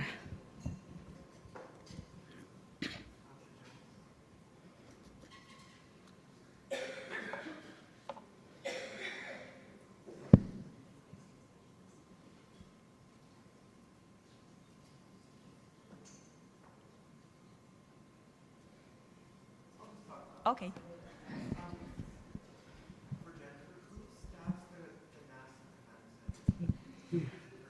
Oh, okay. So the question is, who staffs that command center? It's in fact we co-located many services that are traditionally split up, like housekeeping, bed allocators, who else is there? Patient flow managers. We pulled everybody together into the same spot, so they're always by those tiles, and generally there's 10 to 15 people in that area at all times. The senior, we had a. Oh, they can't hear online. Okay, so 10 to 15 people in the command center at all times, and it was really about co-location of services, because that was the NASA model where you couldn't risk anything, and miscommunication and opportunities or gaps for errors. That's the rationale as to why you have to co-locate services into one place, and it does facilitate way better conversations to manage flow. But the one thing that we actually made a decision as an organization was that we wanted to ensure the patient flow managers that were there 24/7, there's always 3, 1 clinical expediter and 2 patient flow managers, 1 dedicated for corporate, 1 dedicated for emergency services. Those need to be senior nurses. They have a good understanding about what's happening clinically. They have a good experience from what's in the community and what's in the neighborhood. And you know that, I don't know if you guys know that, at 5 o'clock on Friday, the nurse becomes the expert on everything. Yeah, that's kind of like what happens. And so we were very firm on the patient flow managers really need to be senior experienced nurses. Thank you. Thank you very much. So we will be going through the question time later towards the end of this session. So apologies. So we have like people who are waiting online. So let me welcome Marta and Vanessa for the next presentation. Welcome Marta and Vanessa for your presentation.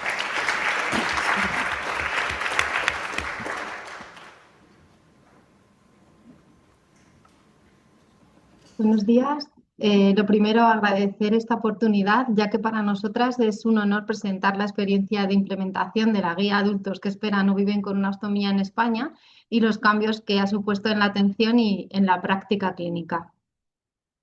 Vamos a empezar con la presentación. ¿La pone? Sí. Gracias.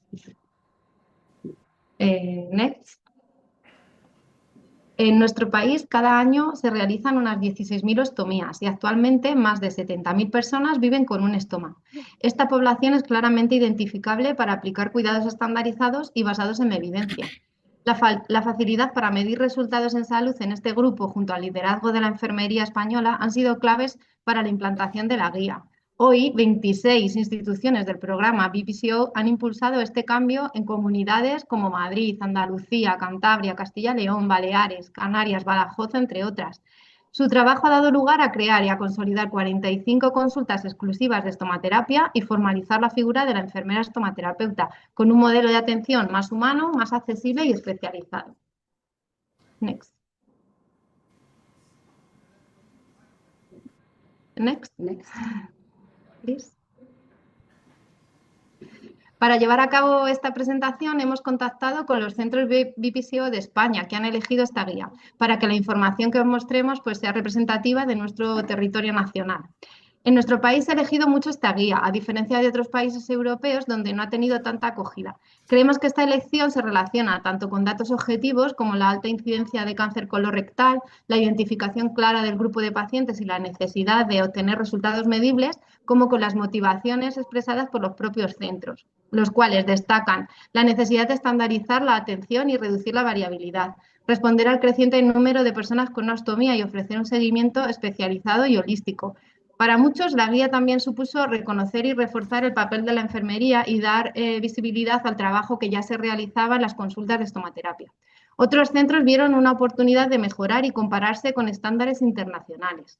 Pero todos coincidieron en que la guía impulsa el empoderamiento del paciente a través de la educación, el autocuidado y el apoyo emocional. Creemos que la elección mayoritaria en España responde a una necesidad clínica y social real, al compromiso institucional y al liderazgo de la enfermería. La implantación de la guía en los distintos centros BPSO ha supuesto cambios en la forma de trabajar. Los más relevantes serían incorporación de enfermeras estomaterapeutas, creación y puesta en marcha de consultas de enfermería monográficas, estandarización de procesos y creación de registros específicos, así como grupos de trabajo multidisciplinares relacionados con el cuidado y el manejo de las ostomías, incluyendo una formación específica para todos los profesionales dentro de todos los planes de formación de los centros. Y hemos mejorado la comunicación y el acceso a los enfermeros referentes en ostomías mediante interconsultas. Next. Aquí presentamos los datos nacionales de España entre 2021 y 2024, que están recogidos a través de Carevi y vinculados a los logros alcanzados en los centros BPSO que implantan esta guía. Hay que especificar que en España se miden indicadores que no están contemplados en ENQUAD, como el marcaje y la educación preoperatoria, tanto en cirugía programada como en cirugía urgente. También hay que reseñar que los datos son más bajos desde 2022, ya que se incorpora una nueva cohorte. La edad media de los pacientes es en torno a 68 años, con un 60% de hombres y un 40% de mujeres. En cuanto al tipo de ostomía, predominan las colostomías, después las iliostomías y en menor proporción las urostomías. El primer gráfico refleja el porcentaje de pacientes con una evaluación preoperatoria y un marcaje del estómago antes de la cirugía. En España, los centros han trabajado intensamente para que todos los pacientes, tanto programados como urgentes, puedan ser evaluados y marcados siempre que sea posible. Este indicador es clave porque está directamente relacionado con la calidad de vida posterior y ofrece un amplio margen de mejora que impacta en un número elevado de pacientes. El segundo gráfico muestra la implicación de la enfermera estomaterapeuta en el proceso perioperatorio, con una tendencia creciente. Esto evidencia el compromiso de las enfermeras en asegurar que cada paciente reciba la educación y la orientación fundamentales para el autocuidado y para la aceptación y la adaptación a la vida diaria. Next. En conjunto, los gráficos de evaluación de mínimas destrezas antes del alta y el seguimiento en consulta antes de 4 semanas muestran cifras mantenidas por encima del 95%. Esto representa una mejor continuidad asistencial y un apoyo más sólido a los pacientes mediante consultas específicas y estructuradas. En cuanto a las complicaciones posquirúrgicas, mostramos las de mayor incidencia. Nos llama la atención la disminución de la categoría ninguna complicación. Creemos que esto se debe a que al implantar medidas preventivas aumenta la sensibilidad en el registro, lo que explica la subida de complicaciones como dermatitis periostomal, fugas y la hernia paraestomal, cuya incidencia en España es más baja que la descrita en otros países. Next. Una vez visto cómo ha influido la implantación de la guía en las distintas organizaciones y los resultados recogidos y manifestados a nivel estatal, podemos decir que la repercusión en las instituciones ha sido la siguiente. Las enfermeras estomaterapeutas son una pieza clave en la calidad de los cuidados de las personas portadoras de un estómago. Es necesario formar a los profesionales en estos cuidados, para unificarlos y estandarizarlos en base a la evidencia científica actual, así como diseñar ayudas cognitivas como pueden ser infografías. Son necesarios los registros específicos dentro de las historias clínicas. Nos facilita la continuidad de cuidados entre los distintos profesionales y las distintas áreas de salud.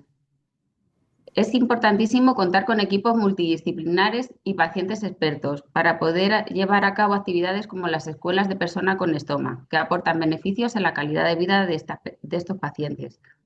Pero lo más importante sería que todas estas acciones han contribuido a una mayor concienciación y sensibilidad del resto de profesionales y de las propias instituciones, creando espacios especialmente diseñados para cubrir las necesidades más básicas, como son los baños para personas ostomizadas. Next.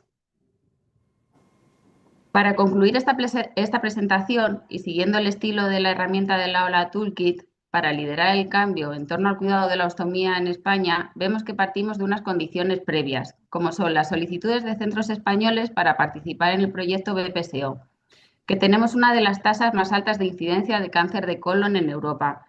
Y además, las asociaciones de pacientes manifiestan una declaración social no cubierta.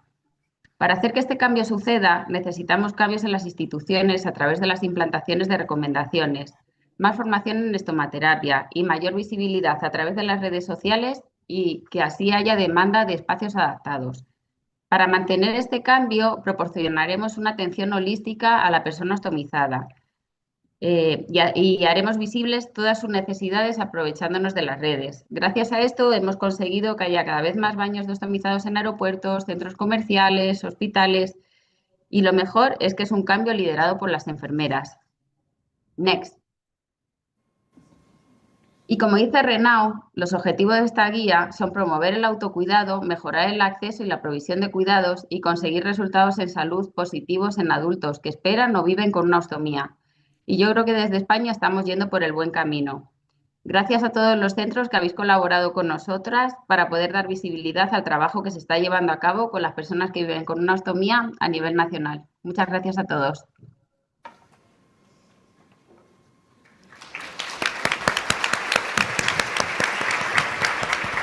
Thank you very much, Vanessa and Manta. What a wonderful presentation. And I think I'm moving a little bit faster to the next presenter due to the time constraint. Let me welcome Paula. Paula, are you online? Oh, hi, Paula. Acá estoy. Gracias. Over to you. Hola, muy buenos días a todos. Espero que se encuentren muy bien y que estén disfrutando de todo lo que hemos compartido durante estos días. A continuación, les presentaré los resultados y el impacto de la implementación de la Guía de Buenas Prácticas, Valoración del Riesgo y Prevención de Lesiones por Presión, tanto en el BPSO Hospital Dr. Luis Calvo Maquena como en los hospitales públicos pioneros en Chile. Siguiente. Chile es un país ubicado en Sudamérica. Como pueden ver en la imagen, es un país largo y angosto, con una gran diversidad geográfica y un clima muy variado, que va desde desiertos hasta zonas frías y lluviosas. Tal como lo mencionaba Tiare ayer, el programa BPSO inició en el sistema público chileno en diciembre del 2017, con tan solo 6 hospitales pioneros y con los años hemos logrado expandir su alcance a 51 instituciones, iniciándose además en 2025 el proceso de implementación en la atención primaria de salud.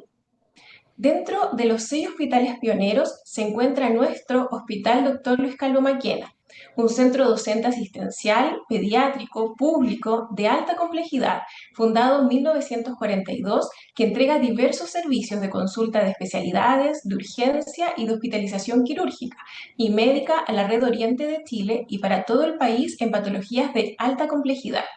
Siguiente. Ahora les contaré brevemente cómo hemos implementado la guía Valoración del Riesgo y Prevención de Lesiones por Presión en el Hospital de Niños Dr. Luis Calvo Maquena. La implementación la hemos realizado siguiendo los marcos teóricos que encontramos en el Leading Chain Toolkit, es decir, el marco de conocimiento a la acción y el marco de acción del movimiento social.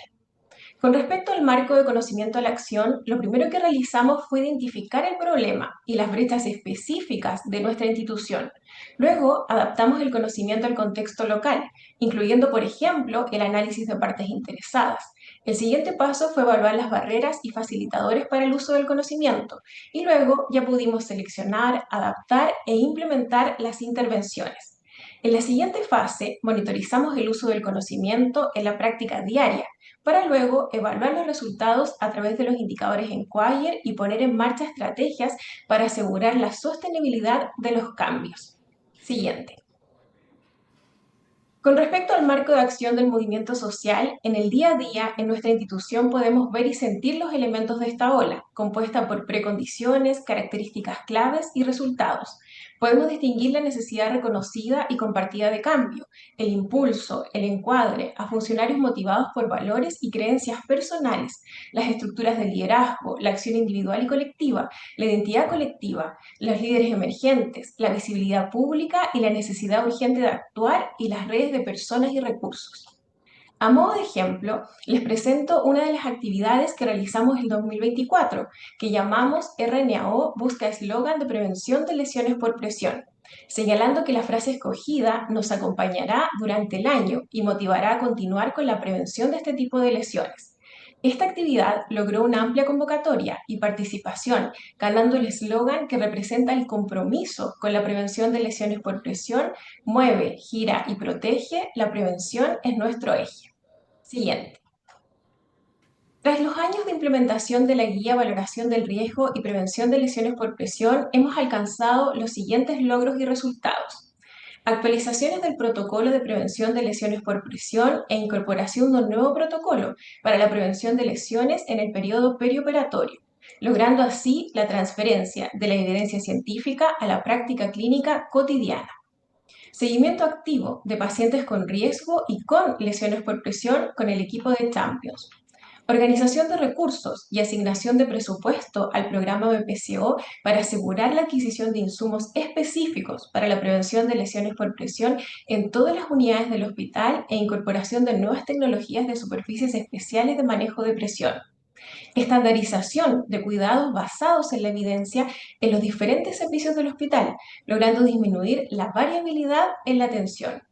Eliminación de prácticas o intervenciones con escaso beneficio o potencialmente dañinas. Capacitaciones continuas al equipo de salud con diferentes modalidades. Aumento en las notificaciones del EPP categoría 1 y 2, lo cual refleja la pesquisa precoz y oportuna de este tipo de lesiones, y disminución de la incidencia del EPP de categoría 3 y 4, siendo estos solo casos aislados. Participación en la actualización de la norma técnica nacional de prevención de lesiones por presión, trabajo con el equipo multidisciplinario y celebraciones educativas, como el Día de Prevención de Lesiones por Presión. Siguiente. En relación a los resultados de los indicadores en Quayer, estos se evalúan en los servicios con mayor incidencia, prevalencia y riesgo de lesiones por presión en nuestra institución, los cuales son unidades de paciente crítico, pediátrica, neonatal y cardiovascular, segunda infancia, trasplante de progenitores hematopoyéticos. El primer indicador que presento es valoración del riesgo de lesiones por presión al ingreso, que igual corresponde a un indicador de proceso. En el gráfico se observa una tendencia al alza en el cumplimiento durante los primeros 4 años. Del 91% en 2019 se incrementa a valores superiores al 96% en los años 2020, 2021 y 2022. Cabe destacar que en estas mediciones la valoración debía realizarse dentro de las primeras 24 horas del ingreso. A partir de 2023 se identifica una tendencia a la baja. No obstante, es importante considerar que este año se incrementó la exigencia, reduciendo el plazo para realizar la valoración a 12 horas. En 2024, el criterio se vuelve aún más estricto, estableciendo un tiempo límite de 6 horas desde el ingreso, lo cual representa un desafío adicional para el cumplimiento del indicador. El siguiente indicador es reevaluación del riesgo de lesiones por presión, el cual corresponde a un indicador de proceso, que tiene como numerador el número de pacientes hospitalizados reevaluados según el protocolo local, que en nuestro caso es diario. En el gráfico observamos que este indicador ha mantenido un cumplimiento sostenido a lo largo del tiempo, sin embargo mayor al 90% del año 2020. Para mejorar el cumplimiento de este indicador, hemos trabajado en la consistencia entre los registros electrónicos y en papel, ya que nuestro sistema de registro es mixto y hemos estandarizado los horarios de revaloración según las rutinas de las unidades. Siguiente. El siguiente indicador es prevención de lesiones por presión, uso de superficie de manejo de presión, el cual corresponde a un indicador de proceso, que tiene como numerador el número de pacientes en riesgo moderado y alto que utilizan superficies de manejo de presión y como denominador número de pacientes evaluados con riesgo moderado y alto. En el gráfico observamos un marcado aumento del cumplimiento en el tiempo, lo cual se ha debido principalmente a la adquisición y al correcto uso de superficies de manejo de presión. Es trascendental tener en cuenta que para que se cumpla con este indicador, la superficie debe estar indicada en el plan de enfermería, funcional en la unidad del paciente y registrada la ejecución en la hoja de enfermería. El último indicador es la incidencia de lesiones por presión, correspondiente a un indicador de resultado. Este se calcula considerando como numerador el número de pacientes con al menos una lesión por presión de categorías 2 a 4 y como denominador el número total de pacientes ingresados del servicio clínico. En el gráfico se evidencia una tendencia a la disminución, lo que refleja una mejora significativa en la prevención de este tipo de lesiones. Esta reducción es un resultado positivo que da cuenta del impacto de las intervenciones implementadas en el cuidado y seguimiento de los pacientes. Si bien en 2024 se observa un aumento en la incidencia de lesiones por presión en comparación con 2023, debemos contextualizar estos datos. El 92.3% de las lesiones corresponden a categoría 2, lo que indica una pesquisa oportuna, permitiendo intervenir precozmente antes de que se evolucionen a lesiones más graves. Además, el 76.9% de las lesiones están asociadas al uso de dispositivos médicos, por lo que teniendo en cuenta que antes de implementar el programa BPSO en nuestra institución, este tipo de lesiones no se notificaban, este aparente aumento refleja una mejora en la identificación y notificación. Siguiente.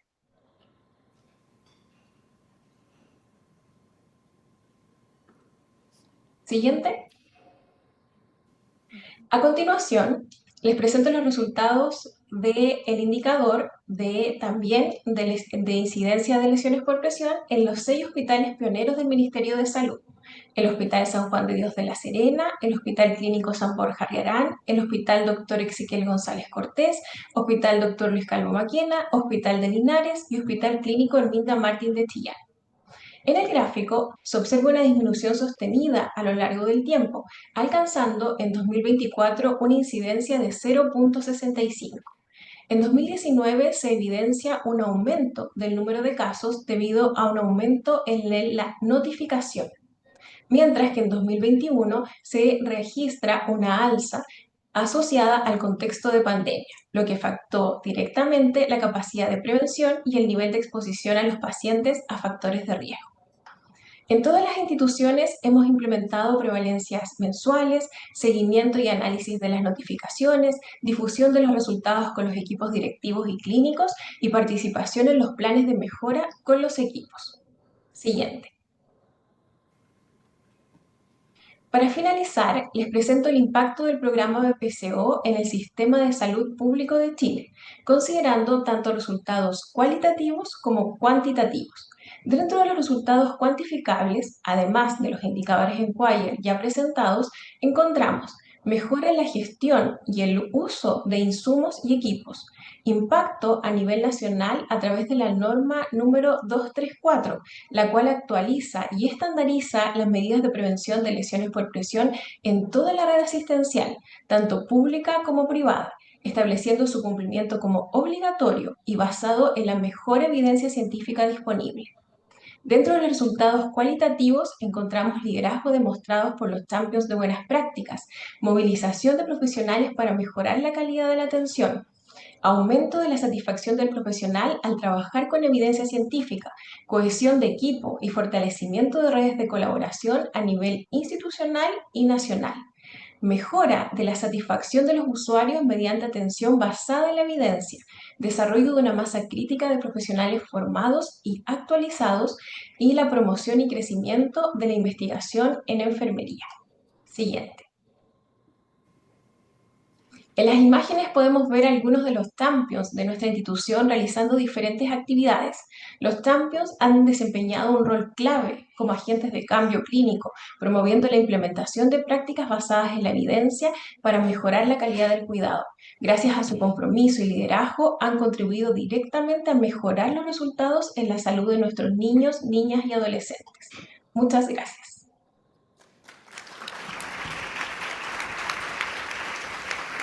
Gracias, Paula. Thank you very much, Paula, for that wonderful presentation. And now we are moving on to the next panel member, Dr. Yu Fan Hao. She is joining with us from China. Oh.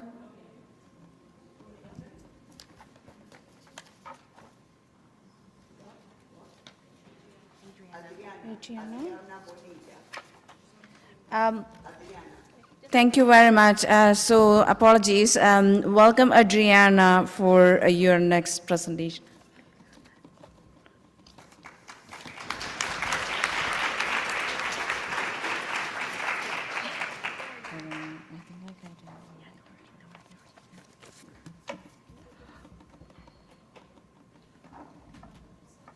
Oh, we cannot hear you. 1 second.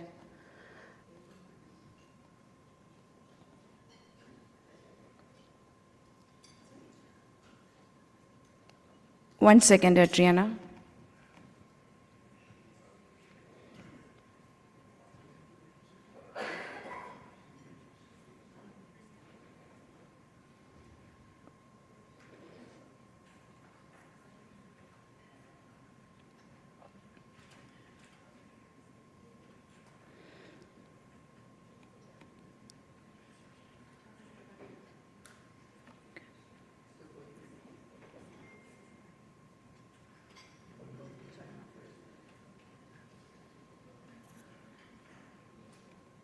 Adriana, can you hear us?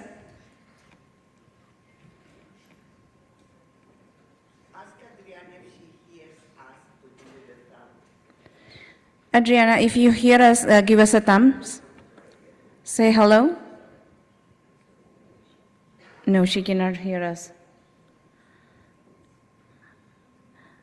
Do you want to say it in Spanish? No, what I think is let's go China first. Okay.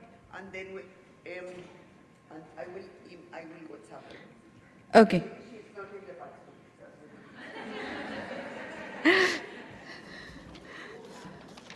Now don't joke so much because there is a member here. I'm not going to point out to that person that can I give you my WhatsApp so you WhatsApp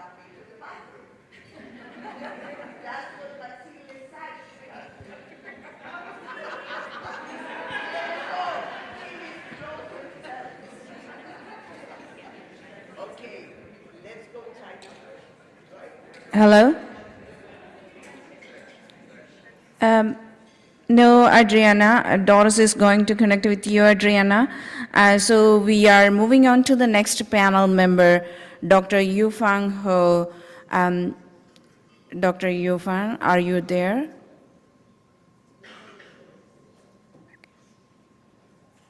Okay.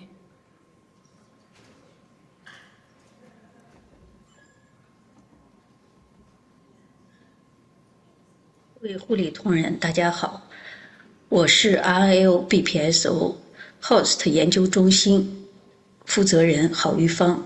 那么今天呢，我给大家介绍如何引入最佳实践指南，来推动科学研究以及开展循证护理教育。第一部分，介绍如何引入最佳实践指南，开展科学研究，从而提高临床护理质量。那么我们代表性的项目是脑卒中吞咽困难识别与管理这个项目。那么我们围绕这个，我们开展了3项研究。第一项呢是基于最佳实践指南来制定循证护理方案，从而在临床去推行。第二个研究呢，开展了脑卒中吞咽困难识别与管理最佳实践指南的一个持续性应用研究。第3项研究，那么前2项研究呢，我们在3甲医院成功的推行。那么这第3个研究呢，把这种最佳指南、最佳证据推广到社区的患者。那么这是他开展的3项研究。那么这3项研究的成功开展，那么让我们也意识到最佳证据的重要性。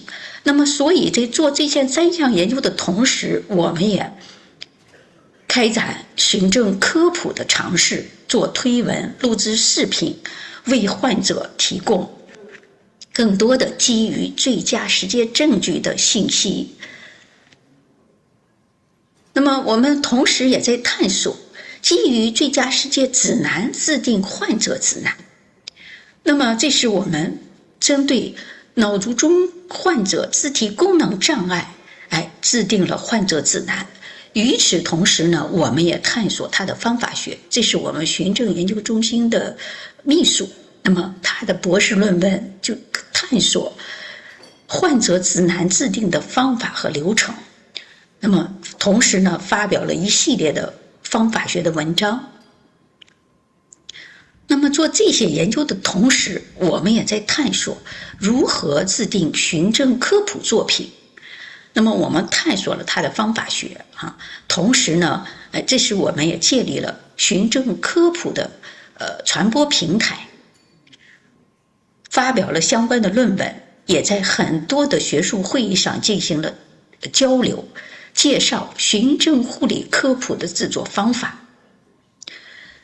那么此外，我们还在探索引入最佳实践指南，制定患者决策辅助工具。我们同时也进行了一系列的方法学的探索，也发表了相关的论文。在此基础上，我们也在探索制定团体标准，包括2个，一个是患者决策辅助工具的制定方法，还有患者决策辅助工具的改编方法。那么我们同时呢，也设立了我们循证研究中心的网站，里边呢包括很多的信息，有方法学的，还有我们的项目，还有我们的学术动态等等。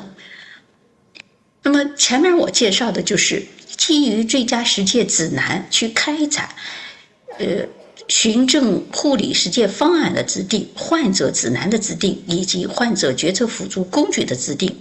同时这3者的基础上，我们又进行了循证科普作品制作的探索。那么在做这些的同时呢，我们也考虑到中西结合，引入最佳实践指南进行本土化。在本土化的时候呢，其实呢也包括了我们传统中医的很多最佳证据的纳入。那么在这个 model 里边呢，包括了我刚才讲的几个循证科普、患者指南、患者决策辅助工具、中西结合最佳证据。同时呢，我们如何去传播这些东西？那么同时结合实施科学的理论，好，这是我们发表的一个文章。那么近期呢，我们在这些年研究的基础上总结出来，在最佳实践证据在临床应用中的一些核心要素，这是最近我们整理出来的。好，那么接下来呢，再来介绍一下我们如何开展循证教育。那么在这些年呢，我们也不断的在探索，在我们大学层面，学生从1年级、2年级、3年级、4年级分别都要学哪些知识？在课堂上，学必修课、选修课如何去设置，讲授什么内容，我们进行了一系列的探索。同时呢，我们也在探索如何，还有第二课堂，除了第一课堂，还第二课堂。如何营造循证教育的生态环境啊？我们也这些呢，我们都发表了相应的论文。那么在开展这些科研和教育的同时，我们也积极的申报获得了很多的奖项20多项各种论文呀、教育成果的奖啊。那么这是我们课程建设。我们打造了国家级的一流课程，研究生呢这些示范课程都是国家级的示范课程。那么同时呢，我们也编写了由主编、副主编编写了很多循证护理相关的书籍。同时呢，也培养了很多的人才这些呢，这12个是从我们团队走出去去读博士、博士后都是循证护理领域那么此外呢，我们在最佳实践指南的基础上，我们也开展创新创业去进行产品的护理相关产品的创新所以呢，基于也获得了很多的奖项那么这是获得的北京市的100强创新团队。那么由于我们这些年在科研和循证教育方面取得了很好的成绩，所以呢，我们国家在2024年底成立了国际循证传统医学技术共同体。那么这是由Cochrane、Campbell、GBI、BPSO 还有 GREED 中国中心共同发起的一个共同体。它的目的是大家联合各种方法学来科学的来制定中西结合的科普，以及中西结合相关的指南，同时呢，去如何科学的传播，大家共同来探索所以这也是一个非常重要的，对我们未来发展非常重要的一个团体。好，今天呢就简单的给大家介绍一下我们所做的工作，好。希望对大家有所帮助，谢谢。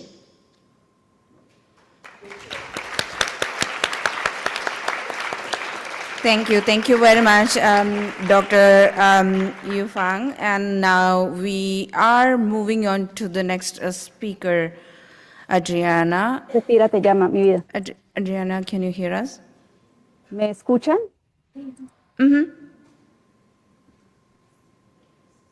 Go for it. Ok.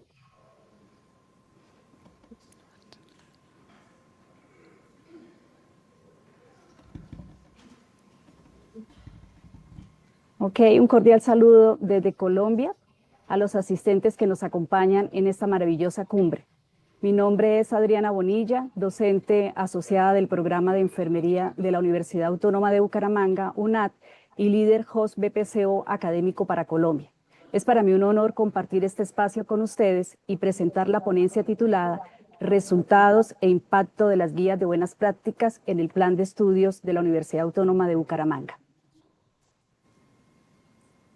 Para contextualizar al auditorio, represento el trabajo de mi equipo en la designación directa y como host somos un programa académico de 8 semestres privado que inició sus labores en el año 2008, ubicado en el nororiente colombiano, Recibimos la certificación como BPSO directo en el año 2018, inicialmente con 3 guías y en la expansión actualmente tenemos 9 guías implementadas.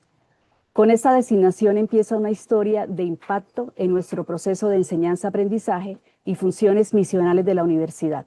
En el año 2021, la doctora Doris Grispu nos certificó para ser host académico para Colombia.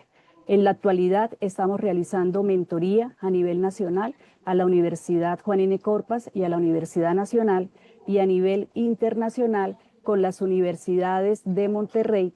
Y gracias a este reconocimiento, nuestro programa pasó de ser reconocido a nivel regional y pasar a ser reconocido a nivel mundial como una organización destacada en buenas prácticas. Muchas gracias, doctora Doris. Continuando con la presentación, es un honor para mí presentarles el impacto que hemos tenido con la creación de los estudiantes en la red Champion Student. Y créanme que realmente los resultados y los impactos que hemos tenido a nivel de la universidad y del programa de enfermería son muchos, pero dado el espacio de la presentación, voy a ser concreta con los principales resultados que hemos obtenido en la academia. Uno de ellos es la creación de nuestro modelo de atributos realizado por los estudiantes de la red Champion Student, donde, como pueden ver ustedes en el modelo, ellos se identifican porque se involucran fácilmente de manera autónoma, son altamente responsables, son perseverantes y resilientes, comparten el liderazgo, tienen capacidad de persuasión, son influenciadores claves con sus pares y con presencia permanente en cada una de las actividades que desarrollan. En esta diapositiva, como segundo aspecto destacado de resultados, teniendo en cuenta que mundialmente se reconoce la enseñanza de la práctica basada en evidencia como una estrategia que contribuye a mejorar la calidad en la atención de salud, teniendo en cuenta lo anterior, siguiente diapositiva, el programa de enfermería inicia desde el año 2021. Siguiente diapositiva.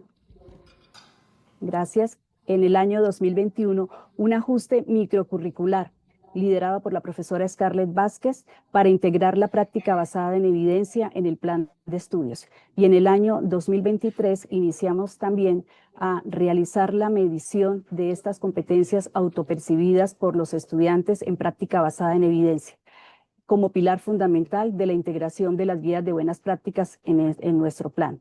En esta gráfica ustedes pueden observar los resultados del ajuste microcurricular en los 2 últimos años de la medición de esta autopercepción, con una muestra en el año 2023 de 152 estudiantes y en el año 2024 con 186 estudiantes. Las competencias evaluadas fueron conocimientos, habilidades, actitud global, con una escala facilitada por la doctora María Ruzafa Martínez y colaboradores, y como hallazgos principales quiero destacar, las medianas se mantuvieron similares en ambos años, las actitudes tienden a puntajes más altos, reflejando pues un conocimiento o una actitud, perdón, en esta área, pero sin significancia estadística, y se observan valores extremos reflejando una heterogeneidad individual, lo cual nos está sugiriendo que debemos fortalecer estrategias pedagógicas diferenciadas. Estos resultados obtenidos nos invitan a mantener y reforzar los programas de formación de práctica basada en evidencia como nuestra piedra angular para la integración de las guías de buenas prácticas de la RNAO en el plan de estudios. Como tercer aspecto, siguiente diapositiva. Como tercer aspecto, la medición de conocimiento adicional. Lo hemos realizado a los docentes en las diferentes asignaturas. Cada uno de los docentes realiza sus valoraciones de las 9 guías que tenemos en este momento, pero este año creamos con los estudiantes de la Red Champion Student y de los profesores, una estrategia lúdico-pedagógica llamada la búsqueda del tesoro, basada en evidencia científica, que nos permitió evaluar las 8 de las 9 guías que tenemos implementadas a través de un concurso, donde participaron de manera voluntaria 94 estudiantes. En esta gráfica que les presento, vemos el promedio de las respuestas correctas, donde 8 es el puntaje de aprobación. En general, los puntajes se mantuvieron entre 6.6 y 7.8, lo que refleja un nivel adecuado de conocimiento en la mayoría de las áreas. Las competencias más fuertes fueron en las guías de cuidado centrado en la persona y la familia, lactancia y liderazgo, donde se alcanzaron promedio más alto de calificación. Por el contrario, la guía de prevención de caídas y la prevención de lesiones por presión obtuvieron puntajes bajos, lo que señala la necesidad de reforzar esta temática en los contenidos y estrategias a nuestros estudiantes. Pero en conclusión, lo que quiero mostrar en esta diapositiva son que los resultados muestran las fortalezas obtenidas en nuestros estudiantes en áreas fundamentales de las guías que tenemos y donde nos vamos a enfocar en proyectos futuros. Siguiente diapositiva. En este cuarto aspecto, la anterior, bueno, en esta diapositiva, gracias. En este cuarto aspecto también hemos medido la percepción de los docentes y estudiantes a través de la herramienta del Manual del Educador de la RNAO.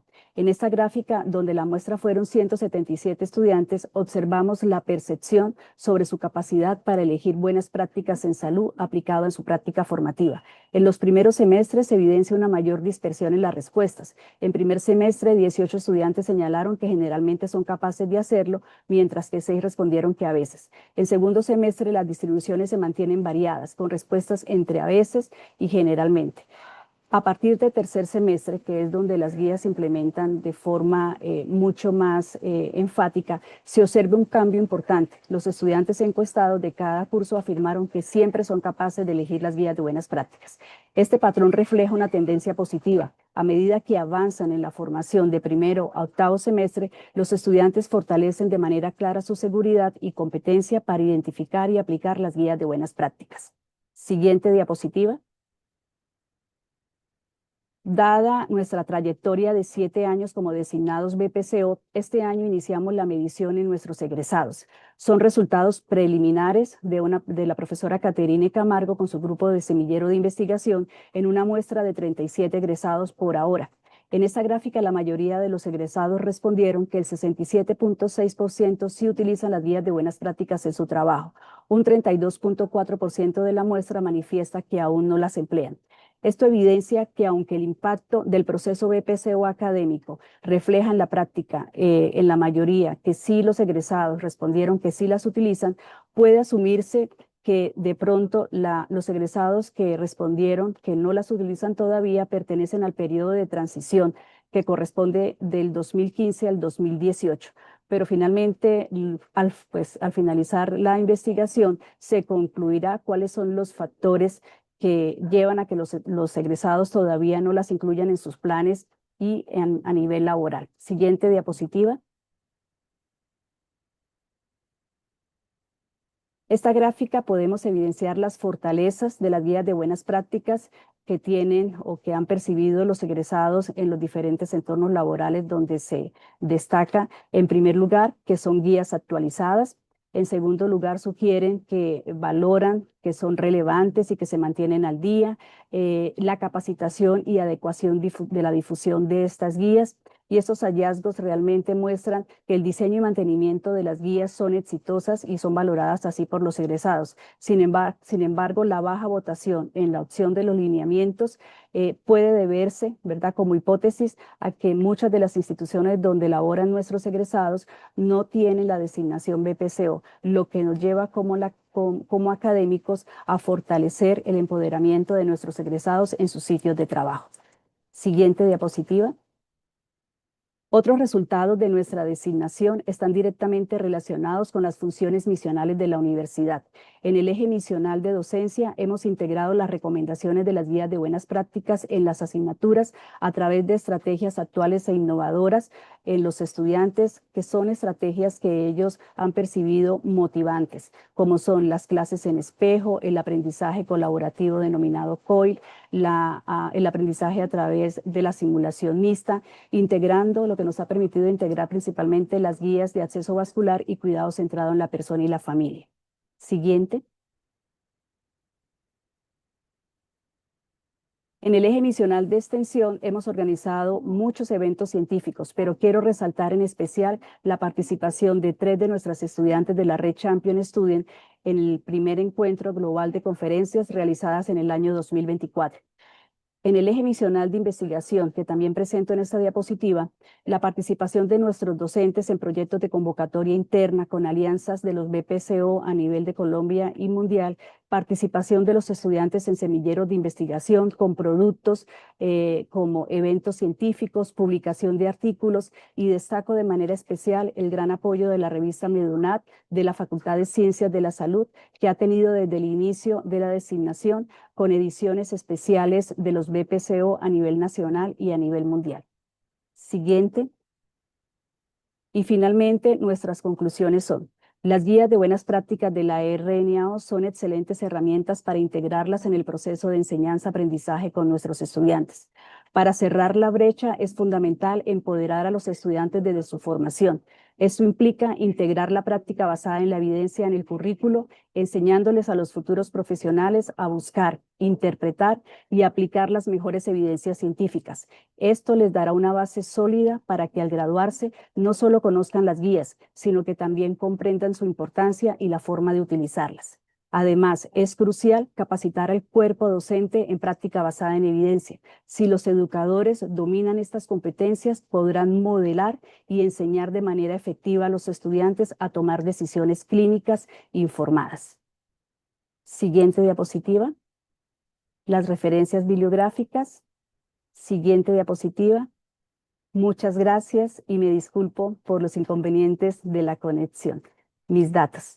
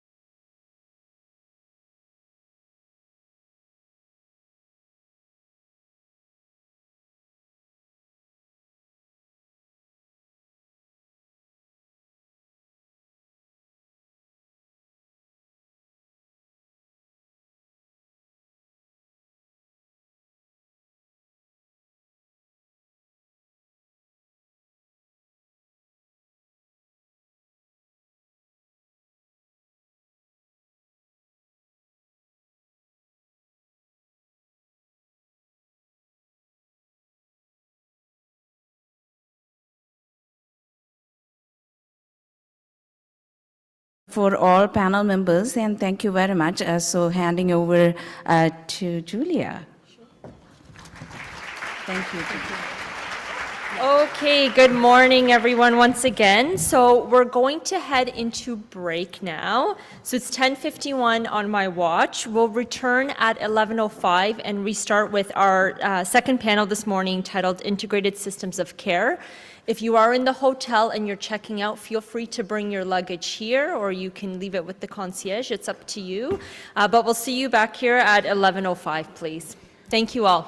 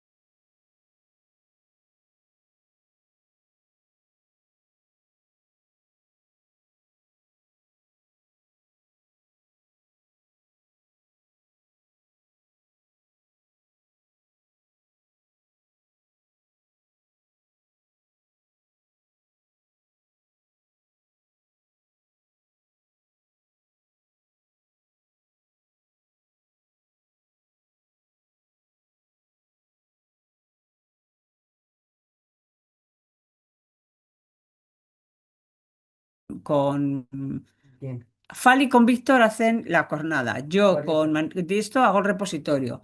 Y tú y el otro haces la formación. Perfecto. Y entonces pones fechas, deadline para todo. Ya está. Vale, ¿No? vale, perfecto. Es que yo creo que es que si no, es que es como un infierno, ¿no? Sobre todo con Fali, es que chica, no, o sea, ¿no? Alguien no tiene traducción, ¿eh? No, ni la tiene ni la quiere tener, Esther. Ahora se ha puesto las pilas porque ella está codirigiendo con él dos tesis.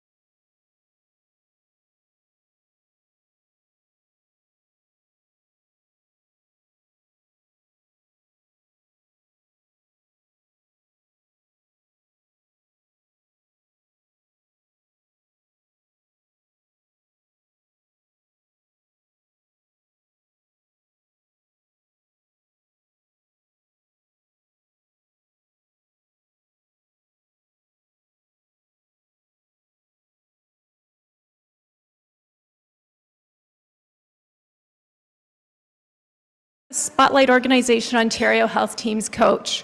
So I've been very involved in this work for the last 4 years. Oh, thank you. Woo! I just wanted to comment too, I've been online watching the summit for the past 2 days, and the energy was actually palpable. It was really great to see, the flags were waving, and just a very exciting 2 days. I'm really looking forward to tomorrow, and we are having our inaugural, I was going to save it to the end.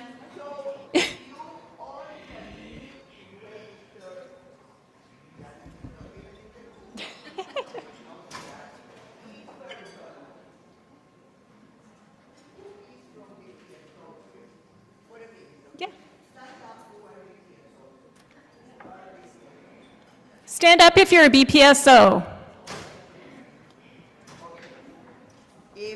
If those that are BPSOs, sorry, for the others, they need to become BPSOs. This thing is not working. It's kind of nice, but those that are BPSOs, we will cover your night hotel for you to stay tomorrow, if you can make your work arrangements. Those that are not BPSO, speak with us and we will see what we can do. But it's worth staying for the event tomorrow. Second, all of you should absolutely send a WhatsApp, email, whatever you do with work, to your work to register. Today the registration online for the grand finale of tomorrow is open till 4 p.m. So tell your people to register, because after that it will be closed. It's worth listening. We will have people like her and like them and all the OHTs that are BPSOs, and we will have a colleague, very important colleague, Frederica from Ontario Health. You don't get to see these leaders like the deputy, the minister, Frederica and others every single day. And yes, for the photo ops, that's important too, because it's for your soul, but also for the learning. You learn from these people tons. You have us all the time. You don't have them all the time. So please register. Register or stay and talk with Janet, is here now. So Janet will register you for tomorrow to stay. Here you go, okay? It's worth it. It really is. Thank you. Great. Thanks, Doris. It'll be a great day. Hope to see you. So I will introduce I'll introduce the panelists shortly. I'm just going to start with a brief background. But I'm going to start with our objectives for today's session. So we want to explore the implementation of best practice guidelines at the system level within integrated models of care. So our panelists are going to highlight collaborative approaches that drive improved health outcomes for our local communities. We're going to examine both the Ontario and Spain's context, showcasing how integration and cross-sector collaboration can support sustainable evidence-informed practices. And our panelists will share insights on how system-level BPG implementation contributes to equity, quality, and person-centered care across diverse settings. I introduced myself already, that's me. So I know on day one, Doris touched on this briefly, but I just wanted to give a bit of background about what are Ontario Health Teams. So OHTs, Ontario Health Teams, this was introduced in 2019, and it was really a bold shift towards integrated person-centered care. Ontario Health Teams work to break down silos, to improve communication and continuity. And I think it was Melissa from Ontario Health, the Indigenous representative, she mentioned it's an opportunity to build partnerships across diverse sectors and across disciplines. Each Ontario Health Team is accountable to an attributed population, and the Deputy Minister mentioned this morning. It's about the right care at the right time in the right place. And our OHTs are essential to achieving the quintuple aim of improved patient experience, population health, enhance provider satisfaction, greater health equity, and reduce costs. So I just wanted to talk briefly about how the BPSO-HT model supports Ontario health teams. So the BPSO model has purposely evolved to support OHTs and integrated health systems. It helps to support the integration of evidence-based practices across sectors within the OHTs. This can be primary care, hospital, home care, social service organizations. We have housing involved, so across all disciplines and all sectors. We contract with Ontario health teams to implement our BPGs, and the model drives system transformation through structured implementation processes. You heard yesterday the wonderful presentation from my colleagues talking about our Leading Change Toolkit, KTA, SMA. All of these tools support the work of our integrated health systems. And the ultimate goal is to drive better outcomes at every level. So this is our BPSO-HT model, and you can see the Ontario Health Team sitting at the top there. But the BPSO designation, so the pre-designation journey, strengthens outcomes by embedding BPGs across the full continuum. Collaboration and engagement are central. And I just wanted to point out that this model really emphasized robust staff engagement. So you see on the lower left there, that's all of you, all of the champions. We really need you to support this work at every level. And on the right is the evidence-based practices. So you've heard this mentioned over the past two and a bit days already. So I've got to change my language. It was just released, so I'm catching myself. Person-centered care and transitions in care and services are foundational to this work and drive improvements. And I already mentioned that we provide that structured support for BPG implementation. Won't go too much into that, I mentioned that. I just wanted to mention the methodology is very similar to the methodology that you follow within your BPSOs or doing this work at the organizational level. It is a 4-year partnership with RNAO. The partnership is a bit longer because this work is quite complex when you're doing it across many sectors and engaging different partners through this work. The 5 foundation pillars guide the process, and you can see these here. I think what's an important point to note is that we work to align with the collective goals of the OHT. So they select their guidelines, and we align the work, and we co-design programs with the Ontario Health Team to support their goals. These are our current BPSO OHTs across the province. And I won't go into too much detail here because I do want to turn it over to our panelists, but this just highlights our journey. So it is a young program, I think I can say that. Starting in 2019, we had our first launch, I think it was in 2020 with Northwestern Toronto. I don't know if anyone is here from, well, Humber River, it was here. Yay, Humber River, part of Northwest Toronto, BPSO-HT, and East Toronto Health Partners, and you're going to hear shortly from Marjorie. We're 2 of the first Ontario health teams to sign on to this work. Jumping ahead to 2024, the minister mentioned this morning briefly that we had our first 4 founding BPSO-HTs were designated last year. Really exciting time. It was a wonderful journey to share with those teams. And then we had 2 additional BPSO-HTs, and I just know some of them are here today, that were designated at our 100th AGM celebration in 2025. And then I just want to shout out and give a plug again to our inaugural BPSO-HT Summit that is going to be happening tomorrow. We're going to have our BPSO-HTs involved. They will be giving panel presentations, but we're also going to be welcoming other Ontario health teams that aren't yet involved in this work, but I think by the end of the day, they're going to be wanting to sign on and be a part of this work. So I'm very excited for that day tomorrow. All right, so now I'm going to turn it over, and now, of course, I lost my bios. There we go. All right, so first I'm going to introduce Marjorie Conan, a dear colleague of mine. We've got to know each other very well over this journey.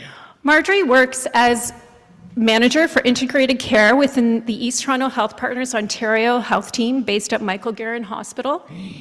In this role, Marjorie supports leading-edge initiatives in home care modernization for the OHT.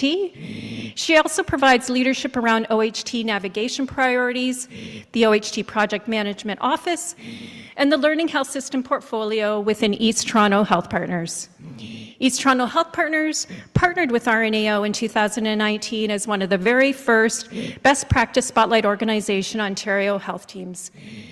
Within East Toronto BPSO-OHT, Marjorie has supported the cross-organizational steering committee that guides implementation of best practice guidelines across multiple organizations and sectors in a coordinated way within the integrated system of care. So welcome, Marjorie.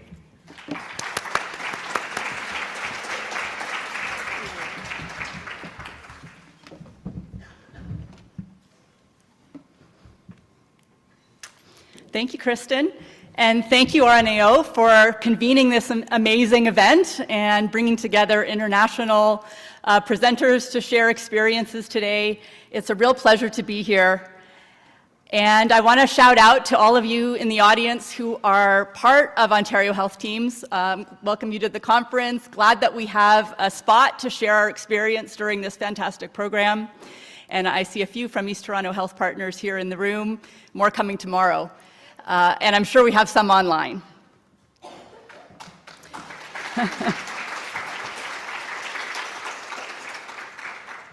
So it was an interesting challenge to think about how to describe this work when it's not just others from Ontario listening to our story. So the first slide here is around how integrated care fits in Canada and how our health system works in Canada. So we are seeing across the country here, provincial and regional jurisdictions are recognizing the need to integrate care and to move toward the quintuple aim that Kristen shared earlier to really improve people-centered care and outcomes in care. In Ontario, the red part of the map, the shift is happening through Ontario Health Teams. And Ontario is Canada's second largest province with the largest population. Oops. You heard Kristen mention that OHTs integrate care around patients. OHTs are organizations and providers who work together with patients as partners to ensure integrated and coordinated care. I know you are an audience that loves your evidence and your best practices, so I invite you to look up the 9 Pillars of Integrated Care published by the International Foundation for Integrated Care. It's a fantastic resource to see how we leverage integrated care, move it forward as Ontario Health Teams and in many other jurisdictions. The other fantastic resource around integrated care I'll recommend is the Health Standards Organization, New Standards for Integrated People-Centered Health Systems. It's a complex process to shift health systems toward a more integrated and coordinated approach, and these resources are fantastic. I'm going to provide a little background on the context for Ontario Health Teams in our provincial legislation. This is not just an idea or a program, but something that has been evolving through our laws. It started with the Connecting Care Act in 2019 that created Ontario Health Teams as new integrated care delivery systems, bringing together providers from multiple settings with the idea that we would work as one team to provide more coordinated and more integrated care. It's important to stress that the OHT model is a partnership model. It's not a formal integration or bringing many sectors in under one hierarchy or organizational structure or integration. It is a partnership. The legislation said that OHTs can be designated by the Minister of Health at a point where they've achieved a certain level of maturity. Just to note, none yet are designated, but this is part of our law and something that may be coming over time.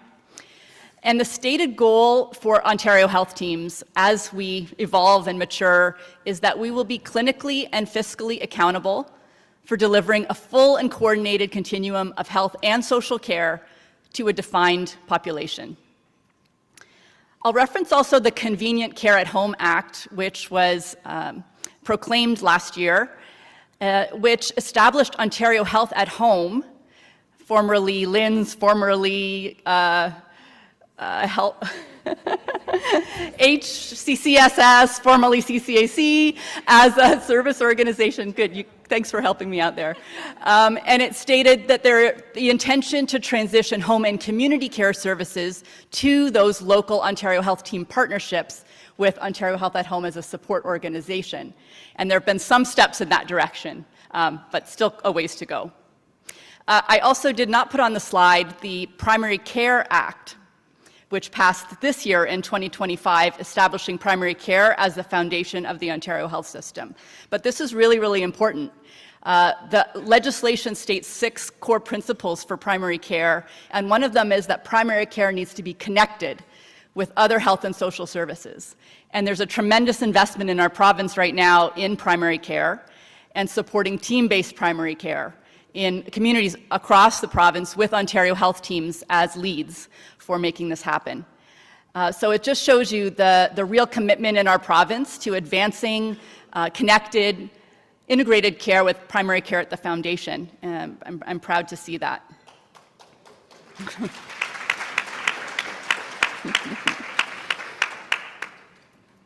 So, structure and goals of OHTs. We are a group of collaborative partners brought together under a collaborative governance framework.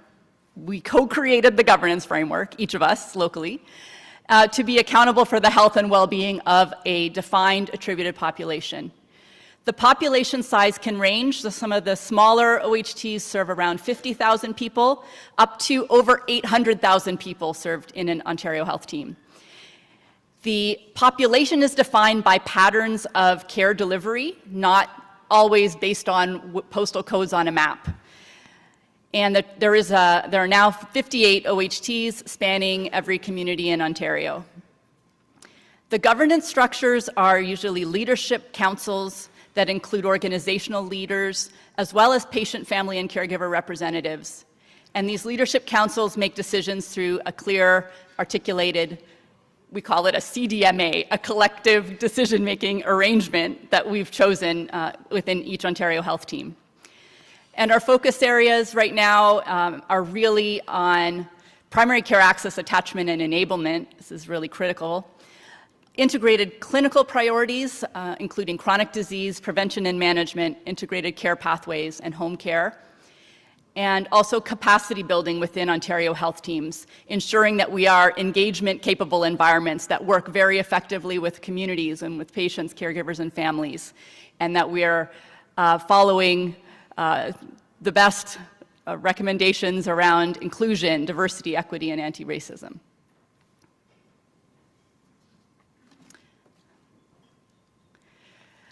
You saw a similar 5-year path on Kristen's slide around the BPSO OHT program, but this is to show you some of the evolutions of Ontario health teams over the last 5-6 years. My experience in East Toronto Health Partners starts back from 2019, when the first Ontario health teams were approved. There were 24 of them at the time.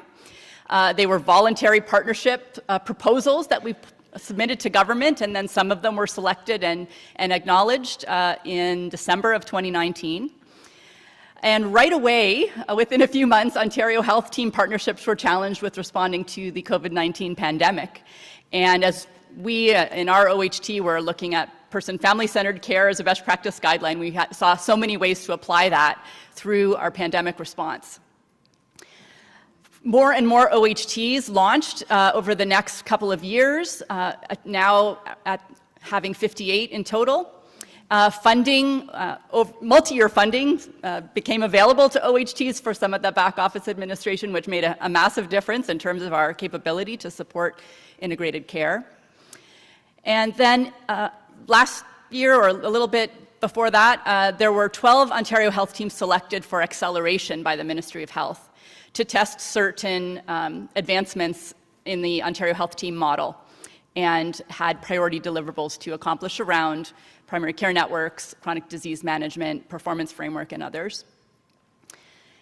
In 2024, the government had circulated a proposed pathway for OHT designation, but later withdrew that proposal. So designation is on the back burner, and right now where we're at is a real focus on primary care strategy in Ontario health teams, and a commitment for Ontario health teams and primary care networks to play a major role to attach every Ontarian to primary care within the next few years.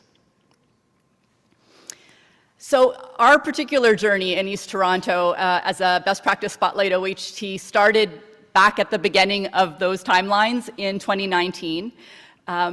The same day that we were signing off on the proposal to become an OHT, to apply to become an OHT, we also signed off on the RNAO agreement to signal our intent to be a best practice spotlight organization, OHT. And why?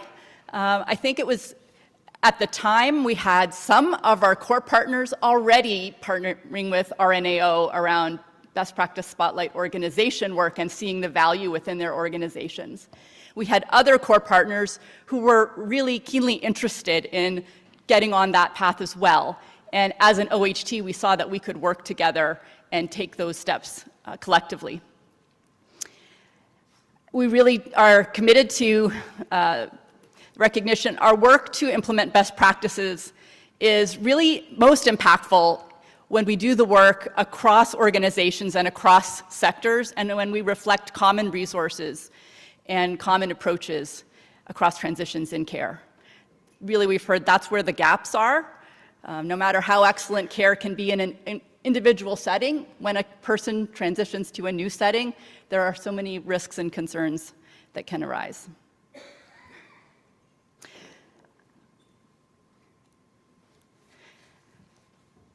Kristen mentioned the first BPSO OHTs were designated last year. Here's the photo from last year's party when East Toronto Health Partners acknowledged that and was recognized for completing the 4 best practice guidelines over 4 years. That was reflected in our initial agreement. We, as all BPSO OHTs, we started with person-family-centered care. Our journey then took us to preventing falls and reducing injury from falls. Then transitions in care and services, as it was newly released in 2023. And we've done some good work, particularly around the diabetic foot ulcers prevention, assessment, and management since then.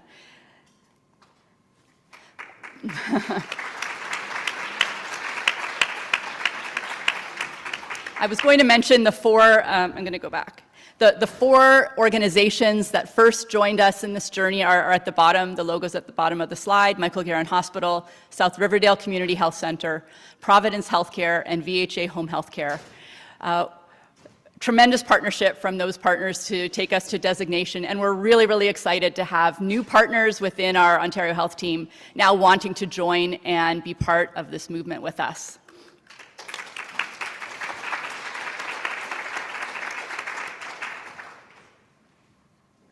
So I wanted to speak to 4 ways that Ontario health teams can use best practice guidelines and the BPSO tools and resources to help drive improvement and integration. One of the first ones that I've cited here is having the joint best practice champions training.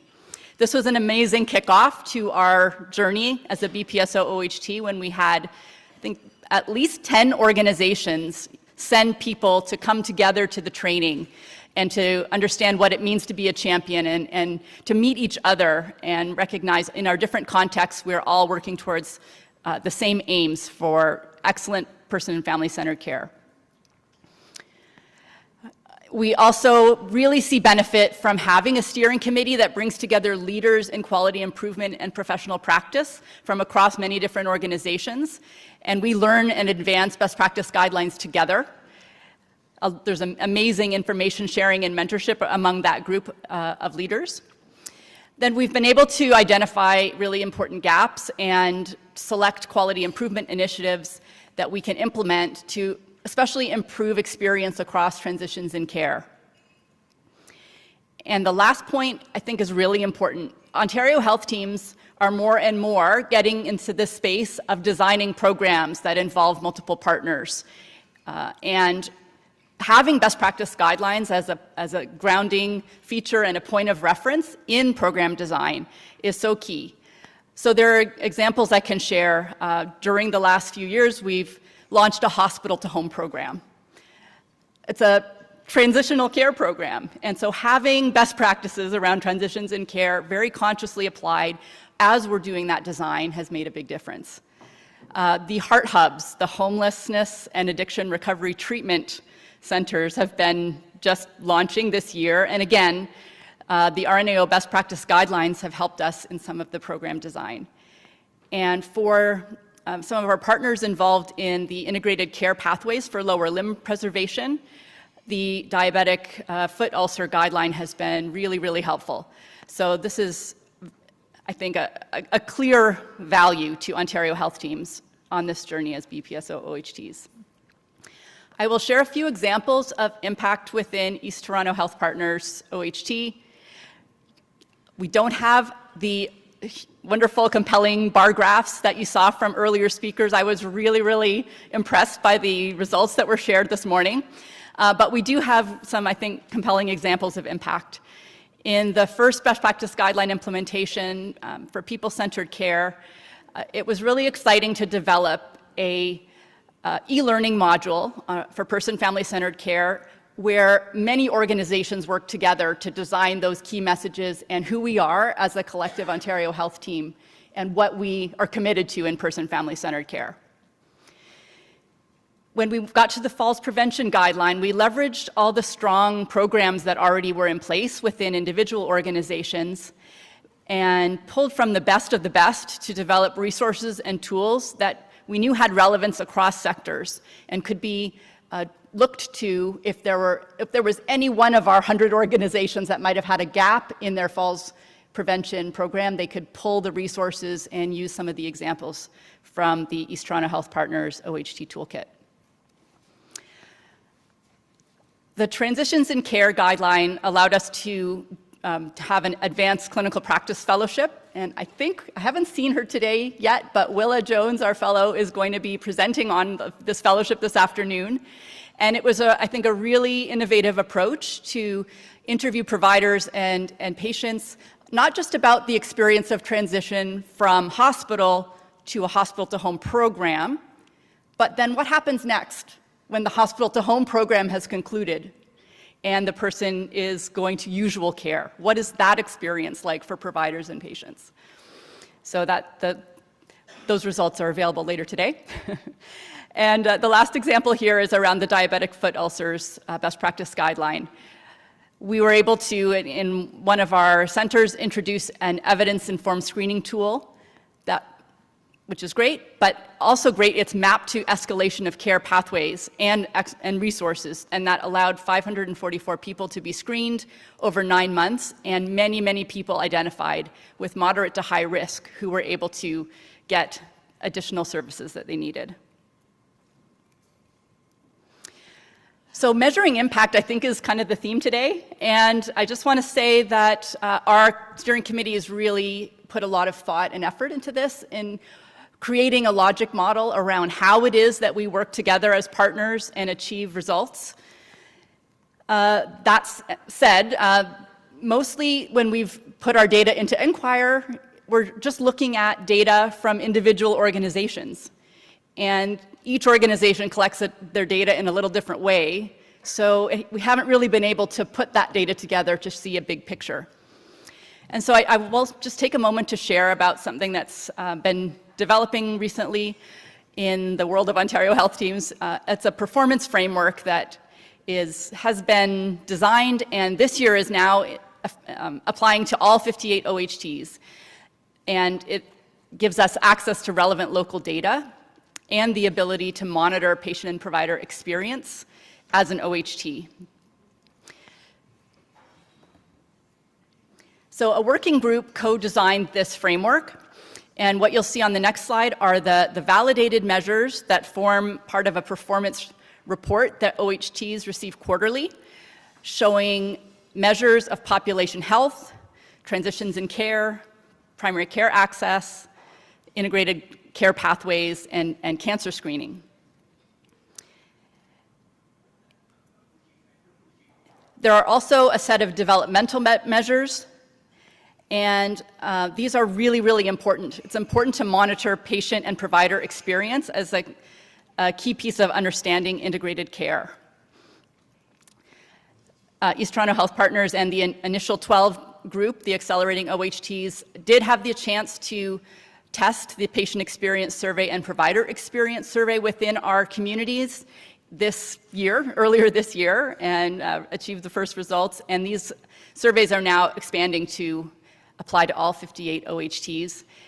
We're still early days, but we do think this is really key and really critical that we have system-level measures and dashboards and ways to see the impact and improvement in our work as a system, not just in one or two or a group of select organizations.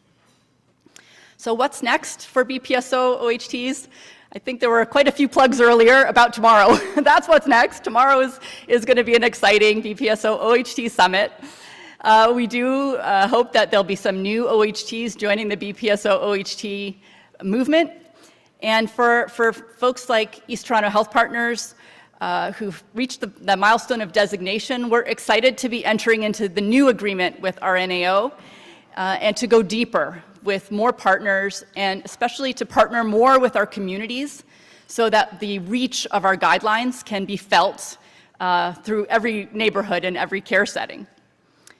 We're delighted to have new partners joining us from long-term care, from public health, and from the mental health community, so that we really expand the group of partners involved in this work. I want to emphasize the community aspect, the community leadership that's part of the BPSO OHT work.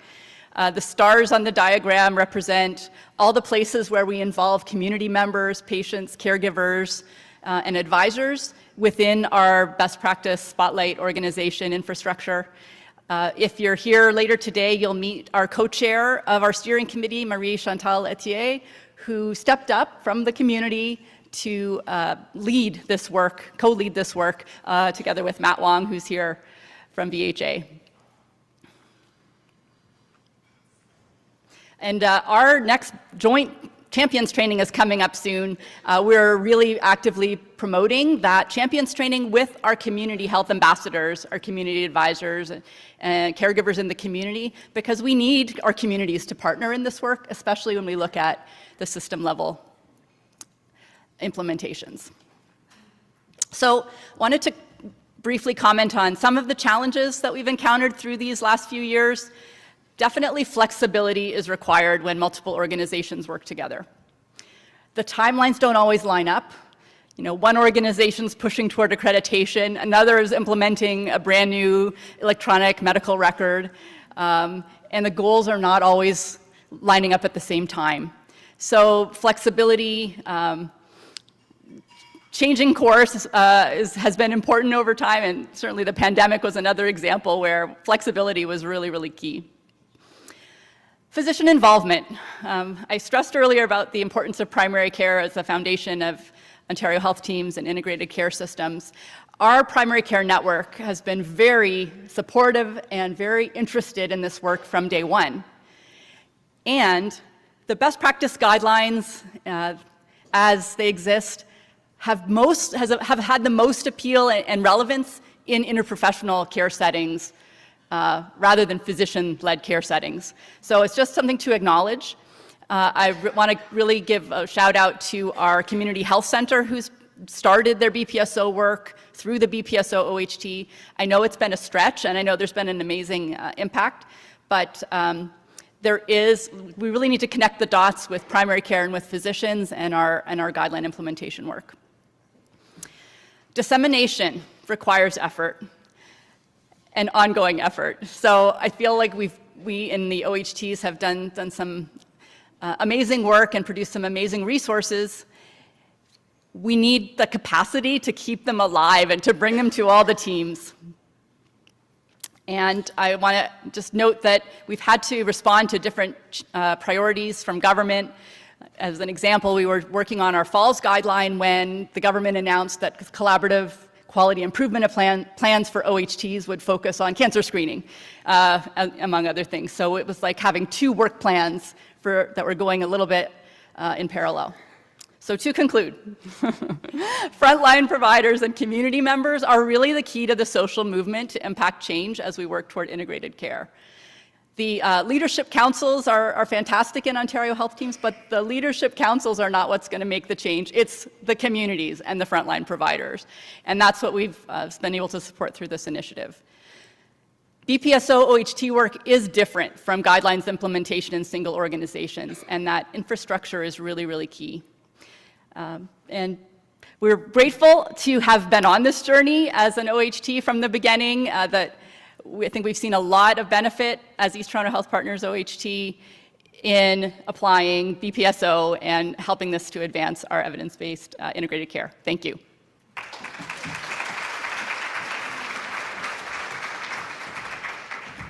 All right, thank you so much, Marjorie. So we're going to just move forward, but thank you. That was a great overview to the work that's been happening. Okay, so I'm thrilled now. Oh, great, she's here. So I'd like to introduce Lucia Garate Echenique. She holds a nursing degree from the University of Navarra and a master's in nursing science from I said Lucia, didn't I? Did I say Lucia? Okay, good. From the University of Edinburgh, she has experience as nursing manager, researcher, and lecturer. Since 2018, she has coordinated the Euskadi regional host for the BPSO program and currently leads strategic lines in the nursing directorate of Oso Kidatsa, contributing to the design, evaluation, and development of nursing services and indicators for the Basque Health Service and its population. So over to you, Lucia. Thank you. I'm very glad of seeing you all in this great forum. I know that you are very sensitive to the different and diverse cultural and languages, so I'm going to do it in Spanish. So thank you all. Thanks to the RNO for inviting me, and thanks to the national host of Spain for offering me also the opportunity. So os quiero contar el caso de cómo estamos implementando el programa de BPSO en el marco de un servicio regional de salud en España. Quiero que entendamos que todo, yo voy a comentar el ejemplo concreto de esta región que está pintada en rojo en el último mapa, que es el País Vasco, Euskadi, pero todas las regiones de España están organizándose de una misma manera. Nosotros en el Servicio Vasco de Salud atendemos a una población de 2.300.000 habitantes. Next.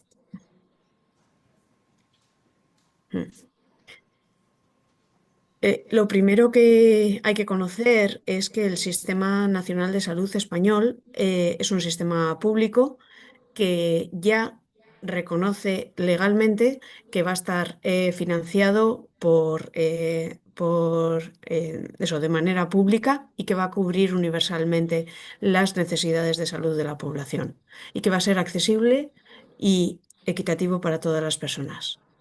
El segundo elemento que hay que conocer es que también debido a las leyes que se pusieron en marcha en los años 80, este sistema es descentralizado. Es decir, en España los servicios de salud se dividen en autonomías y el Estado español coordina, vela por todas ellas, pero es la competencia de las autonomías brindar los servicios sanitarios. Así que en realidad contamos con 17 sistemas de salud dentro de este gran sistema nacional de salud. La siguiente. Hay dos leyes importantes para entender esta distribución. Next, please. La primera es la Ley General de Sanidad, que además de la descentralización, nos habla de que el Sistema Nacional de Salud va a quedar distribuido por áreas de salud o distritos, y que cada distrito se va a encargar tanto de la atención primaria como de la atención especializada. Por el otro lado está la Ley de Cohesión y Calidad, que va a hacer que estos 17 sistemas de salud, más los dos de las dos ciudades autónomas, trabajen de un modo uniforme, con una cartera de servicios común y prestaciones comunes y acordadas a nivel del Estado español, para asegurar esa equidad y esa universalidad. La Te siguiente. interrumpo un minutito. Sí. Tienes que arreglar tus settings porque no se ve el translation. Ah, vale. They just told me. Gracias. I'm Dori. following orders. ¿Ahora es posible? ¿Cómo va? ¿Ahora se ve mi...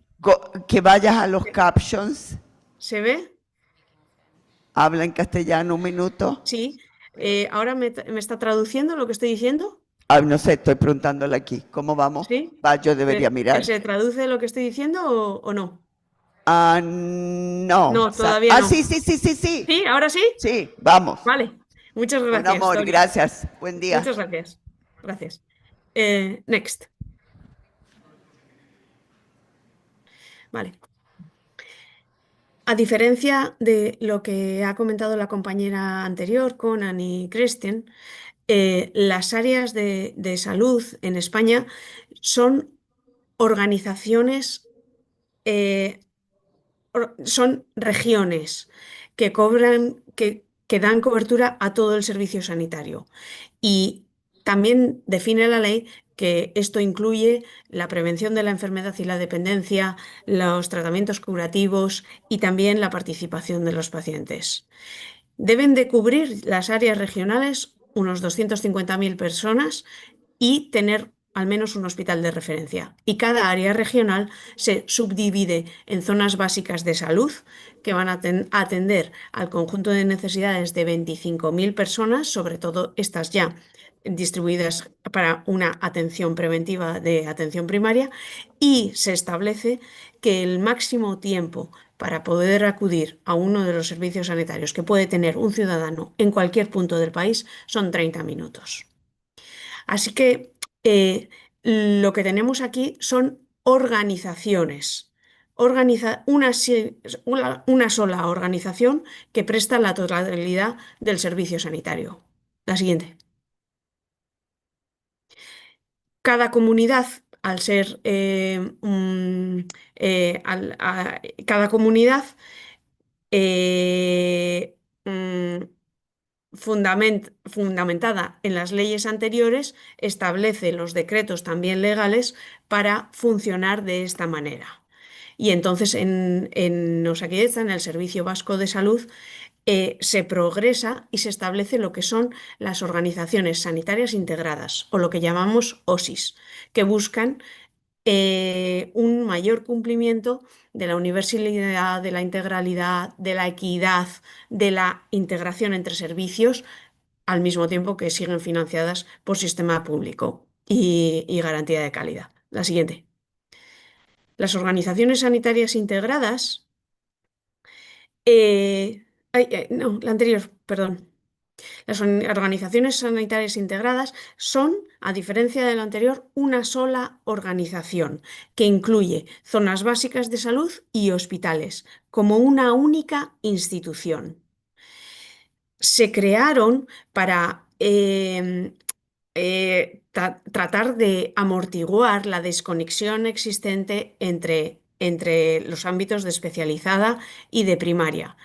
Y el beneficio principal que ofrecen es que ponen en el centro a la persona, al ser una sola organización, se disminuye la fragmentación y de alguna manera embeben muchas de las recomendaciones que están en las guías de Person Center y Care Transitions. Y además mueven palancas de cambio al ser una única organización que van a ser muy interesantes después, como el sistema único electrónico de historia clínica para toda la población a la que atienden. Así, nuestro área geográfica Euskadi, pero está ocurriendo en otros muchos lugares, en la mayoría de las regiones de España, la totalidad del área geográfica se distribuye en subáreas que son una sola organización.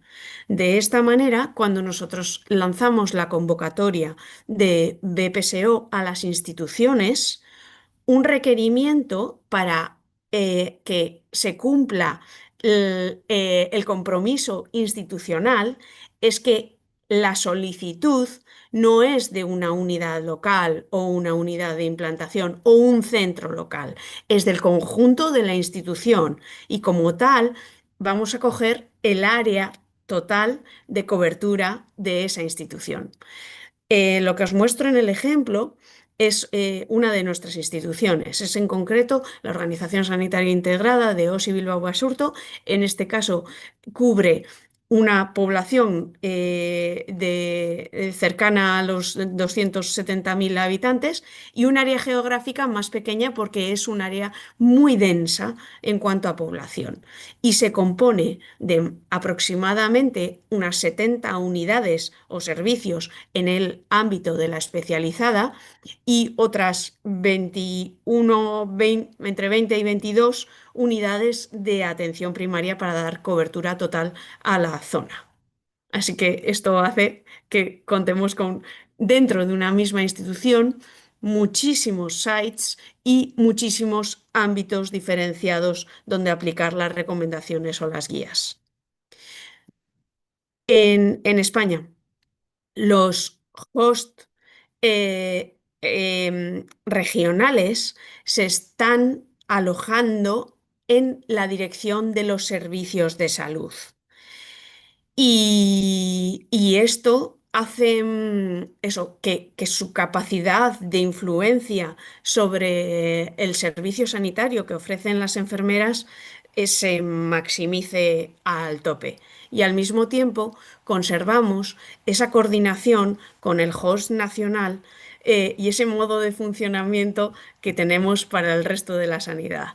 Estamos como transferidos, tenemos competencias, pero al mismo tiempo la coordinación vela desde el host nacional, lo que está siendo un resultado colaborativo muy, muy provechoso. La siguiente. Este modelo nos ha permitido, como comentaba ayer Maite Moreno, crecer muchísimo exponencialmente. La siguiente. Y en este momento en Euskadi pues estamos con 10 guías, con 10 organizaciones, pero del tamaño que antes os he comentado, e implementando 14 guías de práctica clínica. Entrando ya a lo que significa implantar o llevar a cabo el programa BPSO desde el host regional, distingo dos elementos que son cruciales en la implementación y en su éxito. Por un lado, el rigor con la metodología BPSO y el seguimiento del programa. Y por el otro, lo importante que es para los centros la implementación local de cosas que realmente necesiten. Lo que vamos a iniciar cuando implantamos una guía es un procedimiento extremadamente complejo. Lo vamos a llevar a diferentes ámbitos, a diferentes tipos de personas, a grandes organizaciones. Y así que tenemos que acertar mucho con aquello que vamos a llevar a modificar la práctica. La siguiente. Como os decía, los acuerdos formales, las cohortes, las convocatorias, todo lo que este foro sabe de sobra, lo vamos cumpliendo con el máximo rigor posible. La siguiente. Pero al mismo tiempo, y es muy importante cuando implantamos guías desde el servicio de salud, que la selección de aquello que decidimos implantar responda muy bien a las necesidades de la población y a las necesidades que los profesionales están detectando en la población a la que atienden. Por eso para nosotros es un elemento crucial que haya una decisión consciente en base a la necesidad de a por qué guía va cada una de las instituciones. Por el otro lado, hay que tener en cuenta que en esta adaptación estamos implantando en organizaciones enormes y sumamente complejas como las que os he comentado. Y cierto es que hay herramientas que se están dando por la propia consolidación de las áreas integradas, como son la historia clínica, un presupuesto unificado, la capacidad de explotación de resultados sobre un mismo sistema, que dinamizan y van a ayudar muchísimo a la implementación, pero al mismo tiempo son más difíciles, como comentaban tanto Kristen como Margaret Conan, de llevar a cabo en los procesos de implantación, porque estamos abordando muchísimas unidades de implantación que trabajan en diferentes ámbitos. Si cogiéramos el ejemplo de, por ejemplo, la extracción manual de leche materna, pero la queremos implementar en una unidad de hospitalización, esto va a suponer que las que atienden retiren los aparatos electrónicos o que las enfermeras empiezan a instruir de otra manera. Mientras que esa misma recomendación implementada en el ámbito de seguimiento del embarazo, de atención primaria, va a ser completamente distinta, va a conllevar implantar un programa de visitas estructurado, por ejemplo. Así que implantar en diferentes ámbitos, como comentaban las anteriores, tiene su miga. Y también esto va a suponer un reto posiblemente para la evaluación que debe ajustarse a lo que se está implementando en cada sitio. Adelante. Me estaba metiendo ya en este tema. Eh, Creo que hay importantes implicaciones para el proceso de implantación. Por un lado, lo ya comentado, es más complejo, pero y va a requerir y está requiriendo de que nos está haciendo crear nuevos roles. Los champions son imprescindibles, no hay duda. Los líderes son imprescindibles, pero hemos tenido que crear líderes de evaluación, equipos de coordinación más complejos, mapear tanto las nuevas formaciones de comités para llevar adelante el programa como los grupos ya existentes para integrar al máximo las necesidades de ambas.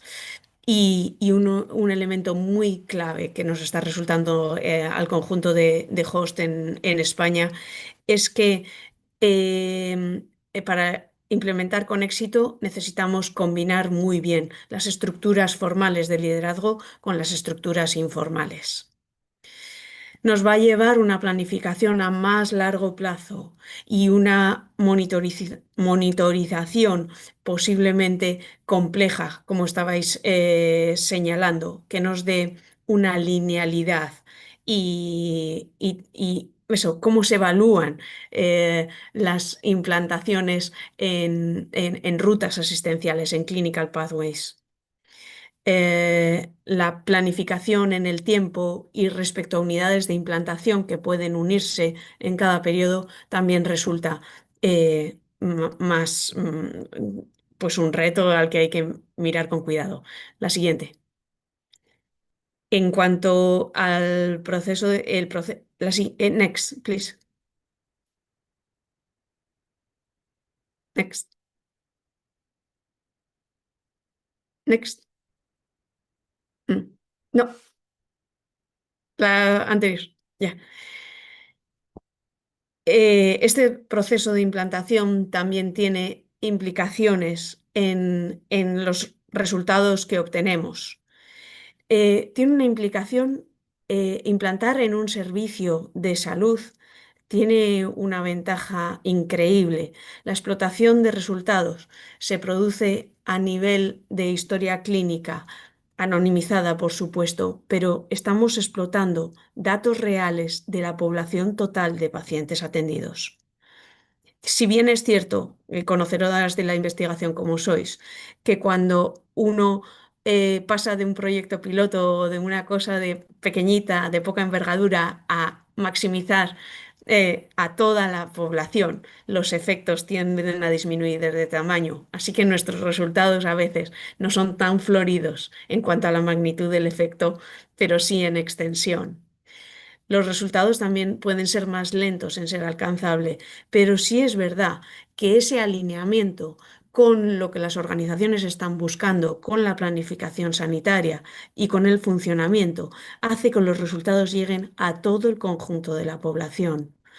Así que estamos obteniendo en el conjunto de España resultados muy robustos y sólidos y que quedan candados ante la gran movilidad de profesionales que tenemos y los cambios tanto políticos como de government. Estamos viendo una evolución positiva y sostenida a lo largo del tiempo. Next.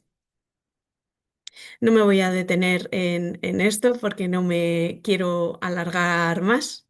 Pero eso, y creo que son ideas que ya han resultado bien miembros de la mesa o yo misma. Adelante. Next. Next. Os quiero mostrar para finalizar algunos ejemplos de cosas que estamos viendo. Cuando una institución se une al programa BPSO y empieza a pertenecer a la Corte, sus resultados nos están mostrando que mejoran. El caso de la izquierda es el uso de escala validada del dolor de un centro BPSO y el caso a lo largo del tiempo, y el caso de la derecha es cómo los centros BPSO llegan a cifras más altas de lactancia materna exclusiva a los 6 meses que los centros que no son BPSO. Pero es que la transferencia de resultados y de buenas prácticas cuando uno implementa desde la perspectiva de un servicio sanitario es total. Así que la siguiente.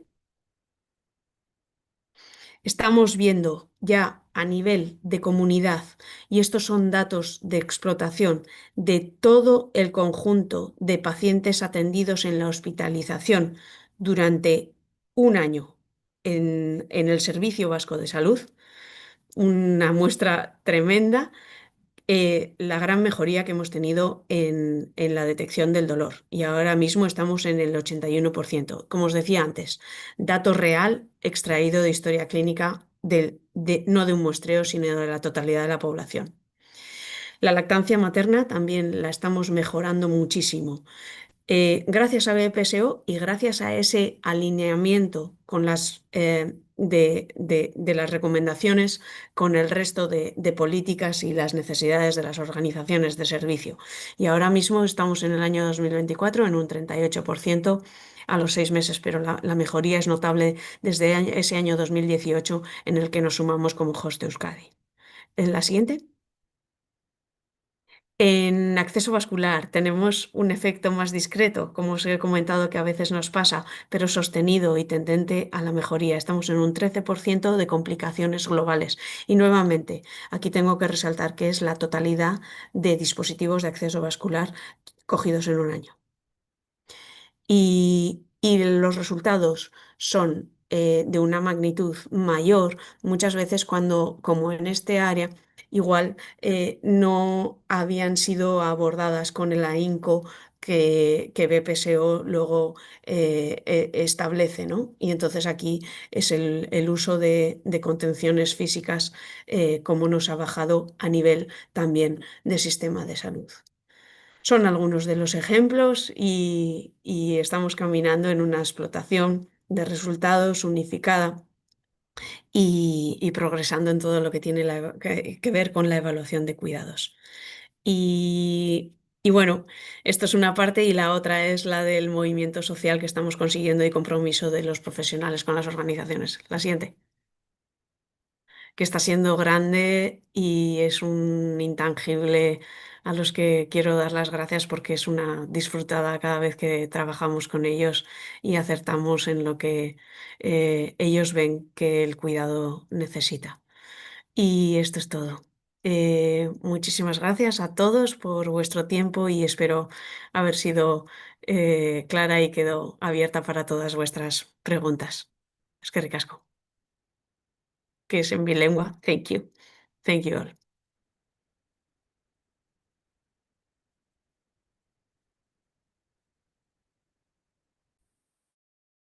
See the trend and the results in your region. I think what came to light for me is although there's many differences in Spain and Ontario, I'll just say that, there's many similarities in the work, and the BPSO program and methodology really supports integration, decreasing fragmentation and those silos across the care continuum. So do we have time for questions? I'm just not sure.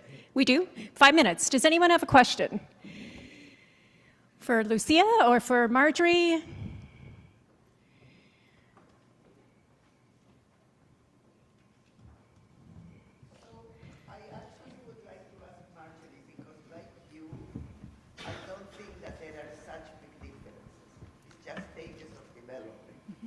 And I think we also are aiming to the entire population across the board with the 57 OHTs.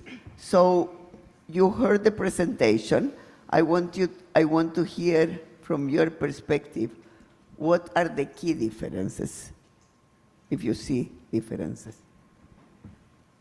Your question is differences around the Spain implementation in Ontario or the organizational? Yeah, what are the learnings? Oh, yeah, wonderful.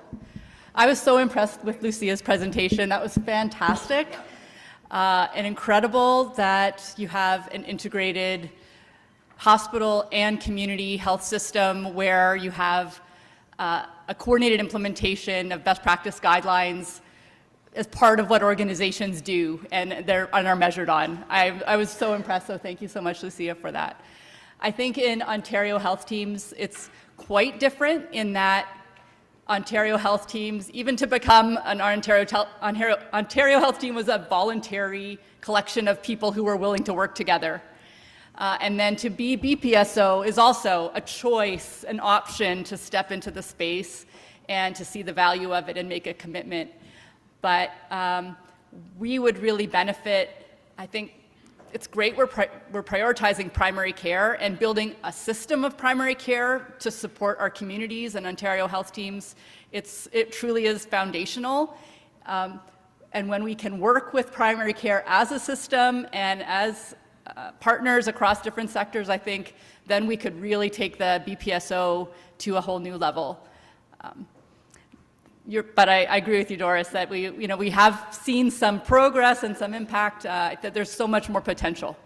So, Lucia, how many years is this going in your comunidad autónoma?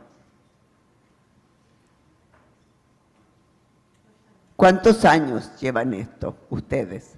No ustedes, sino que de parte del gobierno. ¿Qué dice que no la escucho? No sé. Ah, tienes el micrófono apagado, Lucia. I'm sorry. In the Basque Country, we started with the health organization areas about 2012. I will have to check, but yes. I think so.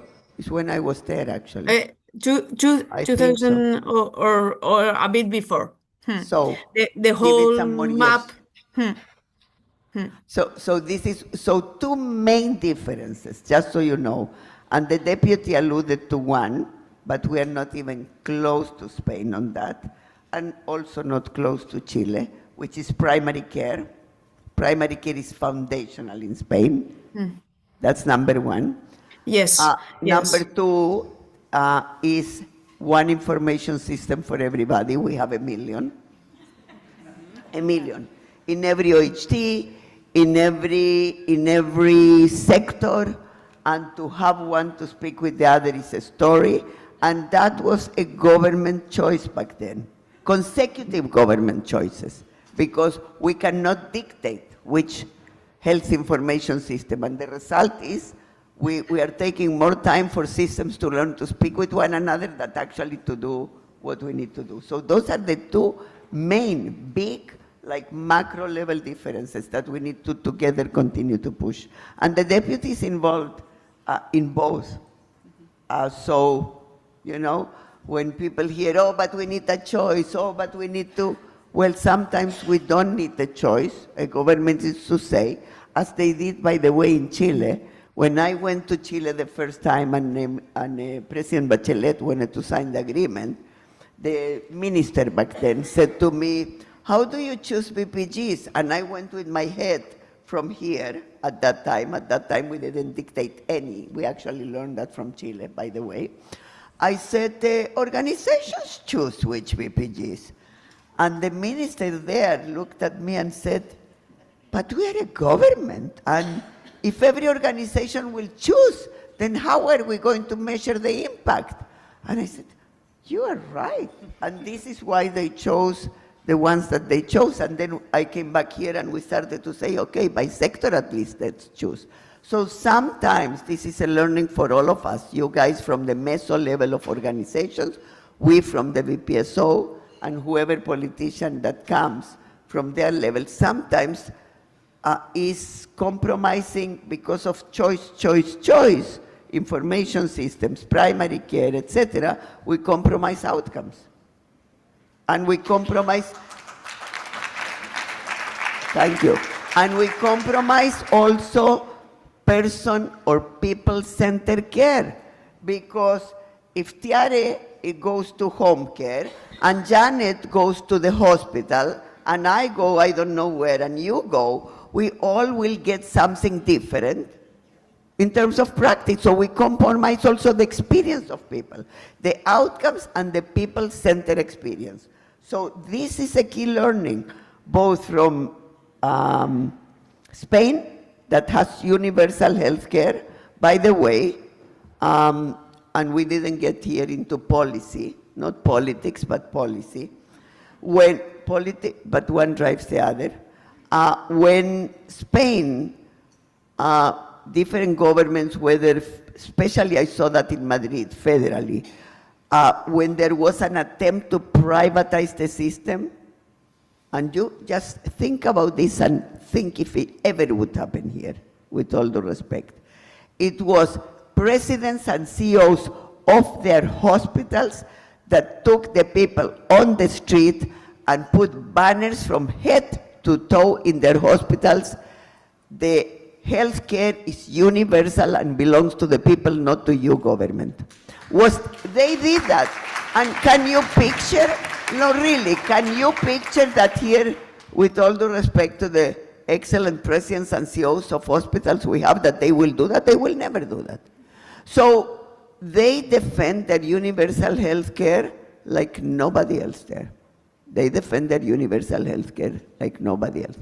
In Chile, they are expanding universal health care in primary care, way more than, well, here is also universal, but it's just, it needs a lot of work for teamwork. Yours has teamwork forever. Yours has all the disciplines forever. Today, a group of interprofessional teams, stand up, you went to the premier. I made a premier now. You went to the deputy, the one that is psychologist and this and that and the other. You went to the deputy and they say, I am so-and-so and I work in this place and I am from this discipline.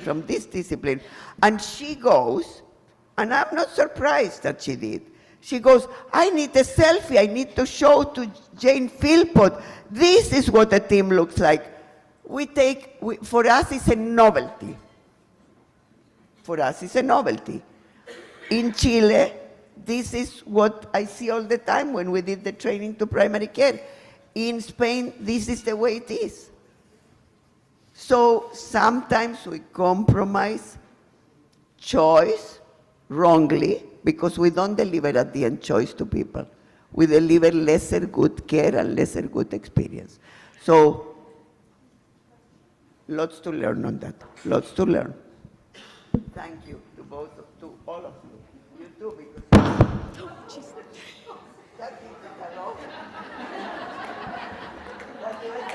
Mic drop. Mic drop.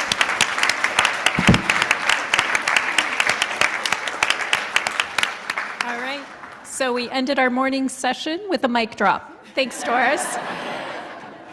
All right. So thank you, Marjorie. Thank Lucia. And I'd like to welcome Doris, Dr. Doris Grinspoon, up to the podium for closing remarks.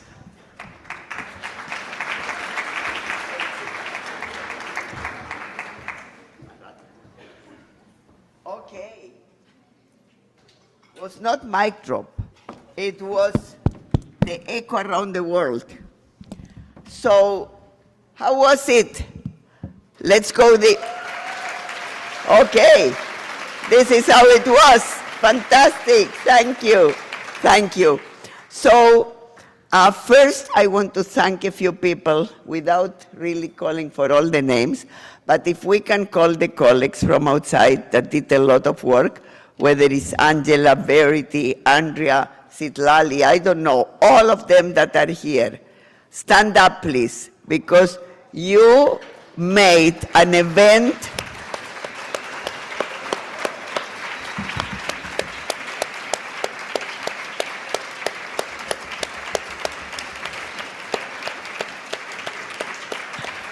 here they're walking in, the parade of leaders, because you made an event of 15,000 people for the first time go smooth. As Angela said to me, and what I said, it's going so smooth, and she said, and what's not smooth, you don't need to know. Exactly, exactly. You made an event, dance on the spot. This was the first global summit. Thank you also to my friend and colleague Teresa Moreno for the idea. That was her initial idea. Thank you for the conversations. Thank you, Janet, stand up, for helping make this happen. Thank you, Julia, for bringing all your LTCers and for Rita and you to bring all your clinical pathways people. And Anu, thank you for taking so many pictures and so many everything. Raul, thank you for making a 3, 2, 1, etc. And you ain't going to see it all yet, wait till the end. And to every single person that participated, Michelle Ray, Shanoya, I don't want to skip anyone, but all of my colleagues at RNO, you make this event fantastic. And I also want to thank the partners internationally that made what you saw today so worthwhile.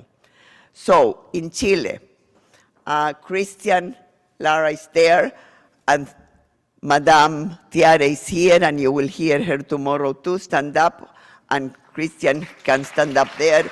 My friend Felipe there, and the Minsalitas there. My colleague and friend Amalia Silva, University BPSO host. Thank you. All the BPSOs that are private BPSOs in Chile, that as I say, no one wants them, so I take them. All of them, because patients deserve good care wherever they are. So we have several hospitals there that are from the private sector. And what you need to know is that while at RNO in policy, we push for universal health care, in practice, we support everybody in any country, in any system. We support in any system everybody because people deserve good care, evidence-based care, compassionate care wherever they are. And the reality is that every time I go, they cover the expense of any of us going, including Raul, and the government gets the benefit because they don't have a penny to put the events. So here you go. They put events like this, and the private sector helps them. They work in collaboration. I am not advocating that we move to that system. Please understand that. I am not.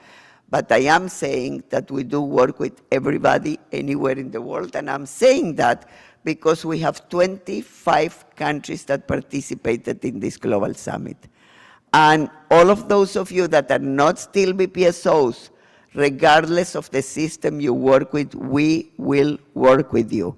So you will see, you can look in the website how to apply, etc. We will work with you. We cannot use a penny.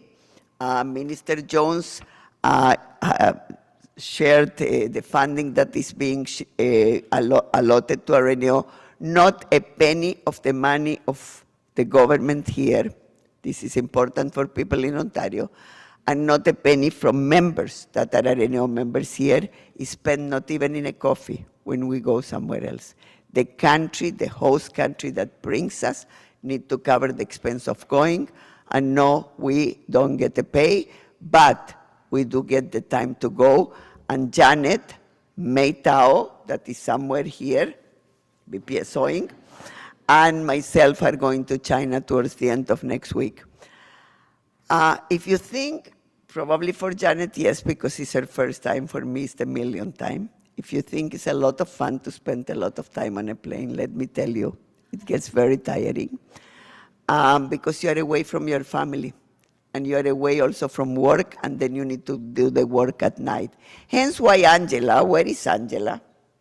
Someone asked me yesterday, Angela, why I am taking you to Colombia? I am taking Angela to Colombia, February. And the reason I'm taking her is for 3 things. Number 1, and most important, recognition for the work she does for how many years, Angela? How many years? 20 years. Various departments, and how many years in the IABPG and research unit now? How many? 10. Nobody knows Enquire more than Angela. Nobody knows Enquire more than Angela. Yes, Shanoya knows a lot. Yes, I know a lot. Yes, many of us know a lot. And Kyle knows a lot. Angela knows it back and forth and back and forth. Second, one day it will be the day for Citlali, another star that puts expertise, knowledge. And the second reason why I do that, so one is recognition, so they can get to see how this is done in other countries. The other reason is they get to see what happened with Josephine Moe. Some of you that remember her, I'm still in touch with her, and she does some work for RNO still. When I took Josephine to Colombia, Angela, and this will happen to you, first you will do picture, because she was like absolutely mad doing pictures about everything she saw. And then after the first night, she goes, how do you do this? I came to the room, and I have like 60 message stories that I need to, because that's what will happen when Janet will be there and when I will be there. At night we do the work that you guys still need here, or the government, or whoever. And as for May, just know, I don't know if May is here, but please know, she is taking vacation to go and do this there, from the goodness of her heart. So you are not here, May, but I do want to say thank you.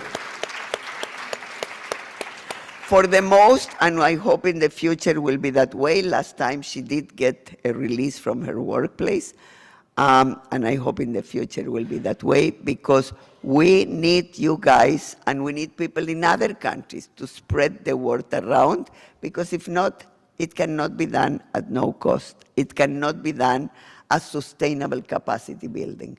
My friend Maite and Laura and Esther do the translation of the guidelines, as I said to you, and continue. Now they work with the group, right? Others do other aspects of the work, and we all together make this phenomena. It is a phenomena work. All together we do that. People in Chile are spreading it now to municipalities. That is amazing work. People in Colombia, you saw with the champions, the student champions, also in Chile, also in China with student champions. People in Nigeria, they today were singing the nursing hymn, and they are going to do, they said, a BPSO one, so get ready for that. You saw how much people all over the world have taken this journey, this social movement of science and compassion that not only gives from RNO to others, but quite frankly gives a lot from others to us here in Ontario. Because as we did now with primary care and with the spread around systems of care that Kristen Campbell was speaking about OHTs, in other countries that's more developed. And in some others, it's less developed. So we learn from one another and we learn different things, and together we make it happen. Together we make this world a better place. Together we make patient care, people's care, residents' care, however in different countries they will keep calling it. For us, it's people's care now. We make it work better. For us, it's all about who is at the center of that care. At the center is the people that we committed when we went to whichever school, psychology, social work, whatever discipline you are, not only nurses, and also nurses. Midwives in Chile are very, very involved. And in every country, physicians, as we went with Raul in Chile to visit different places that we needed to audit, physicians are getting very, very involved. Because as Tiare said to me the other day, you know, Doris, it makes me cry. Amalia wrote also about that, it makes her cry. Olga wrote, it makes her cry. It makes us cry because it's an emotional investment. The work we are doing is not only intellectual work. That is important work, intellectual work. The work we are doing is also emotional work, that we invest a lot. Janet was still, I don't know what hour, doing work for preparation to China. Then she was at 6 in the morning giving remarks. Michelle, today in the morning, early, doing remarks for Nigeria. The deputy, that really, she only supports the funding of this. And yet that funding is very important because without that we couldn't be doing this work. But you saw how the deputy stood up. I don't know, you saw that, Anu, for how long. She was way over an hour.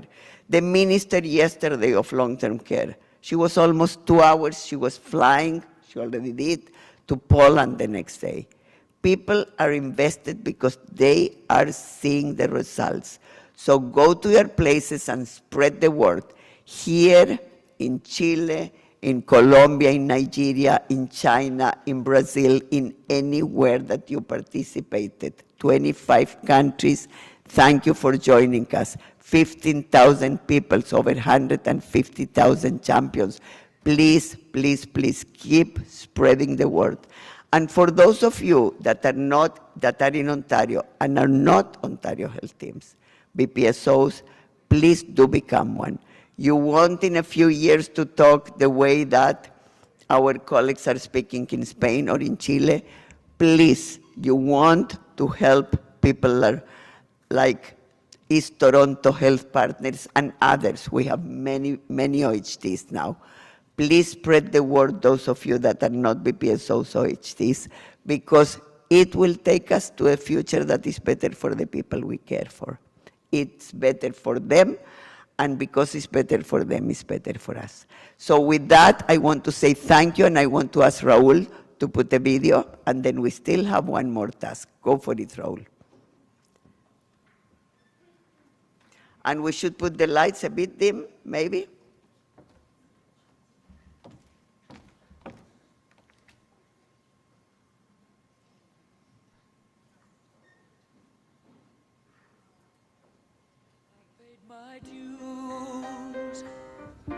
Time after time, I've done my my sentence, So, but committed no crime. put the lights off.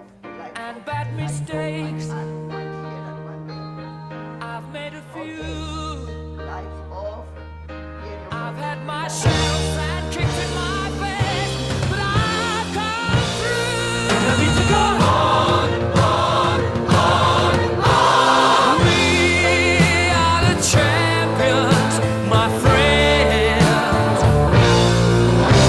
and we'll keep on fighting till the end. We are the champions. We are the champions. No time for losers, 'cause we are the champions of the world.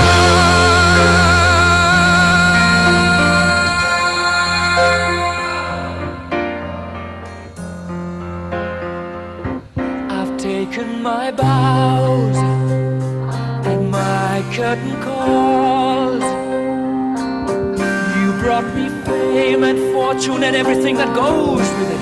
I thank you all, but it's been no bed of roses, no pleasure cruise. I consider it a challenge before the whole human race, and I ain't gonna lose.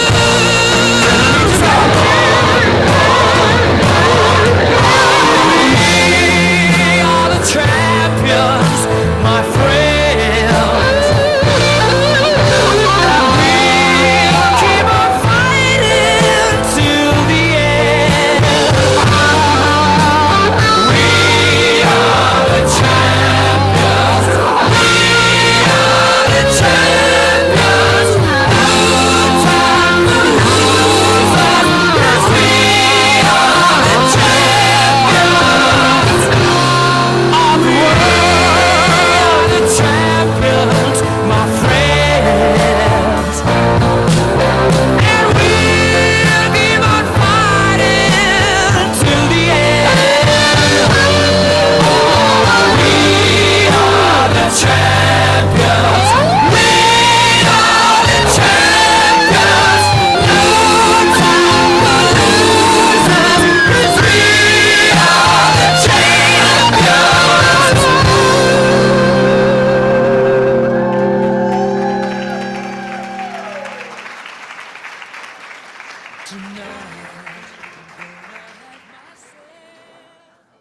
Until the next year. Notice. 2028. Okay.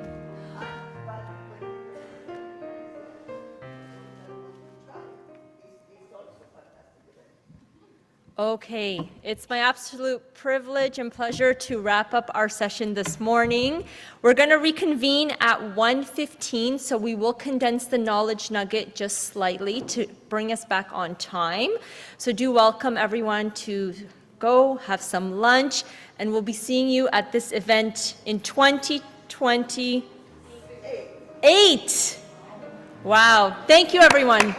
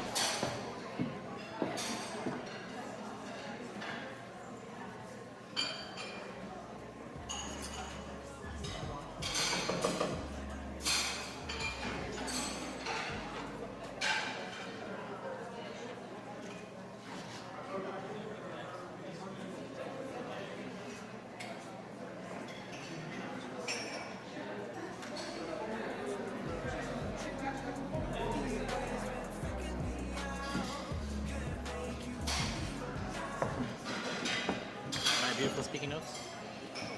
So you have prepared it? Hello? Okay. So hi, everybody. Hopefully everybody's finishing your lunch. Oh, this side's very engaged. So hopefully you are all here for how to write manuscripts and get published. And if you're here just to finish your lunch, no problem. Hopefully this is still the session for you. So my name is Danny. I am one of the coaches with the Long-Term Care Best Practice Program. And with me is Dr. Nurse Julia Fineshko, who I'm sure needs no introduction.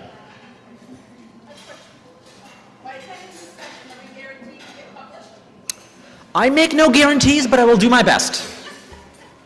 So this is our rough agenda for the next, let's say, 45 minutes together. And I just want to say, if you have any questions, if you want to shout anything out, please feel free to do so. I think the conversation is much more important than the slides. Obviously, you are not going to be a master publisher by the end of the session, but they always say the first step's the hardest, so let's take the first step together. So we're going to start with a little Mentimeter. So for those of you who have your phones handy, be ready to scan a QR code. Hopefully it will work. I'm going to talk about the publication process and do a really brief synopsis of writing an abstract. We've adapted the slide deck from one of our colleagues. And then Julia is going to wrap up with sort of the manuscript structure, tips for success, and we're probably going to eschew the group activity in favor of the Q&A, just time dependent. Okay. Well, I don't think the Menti works. Okay, so let's do a show of hands. Who here is from the long-term care sector? Okay. Who here is from academic? Oh, works? Oh, never mind. Okay. So please scan the QR code. Unfortunately, I don't know if I'll be able to share the results live, but it's always good to know who's in the room, right? Julia, is everybody getting the first question? Perfect. Right? The second question really is, what is your experience with publishing? Have you written for a newsletter or a magazine? Have you not written anything and you don't know where to start? Have you done any sort of peer-reviewed work?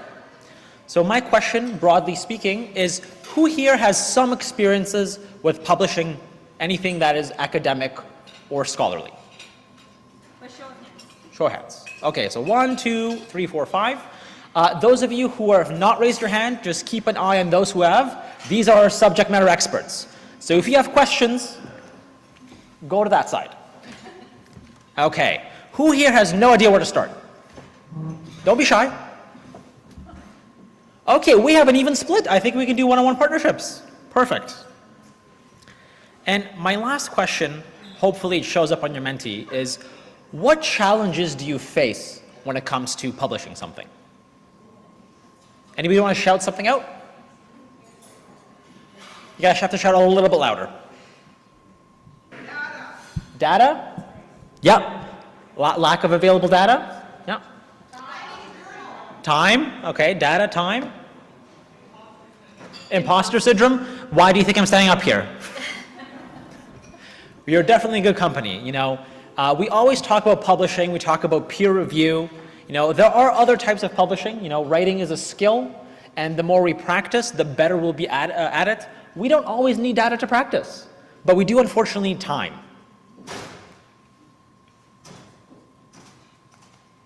Okay, so to peer review or not to peer review, that is the question, and I apologize for my improper citations.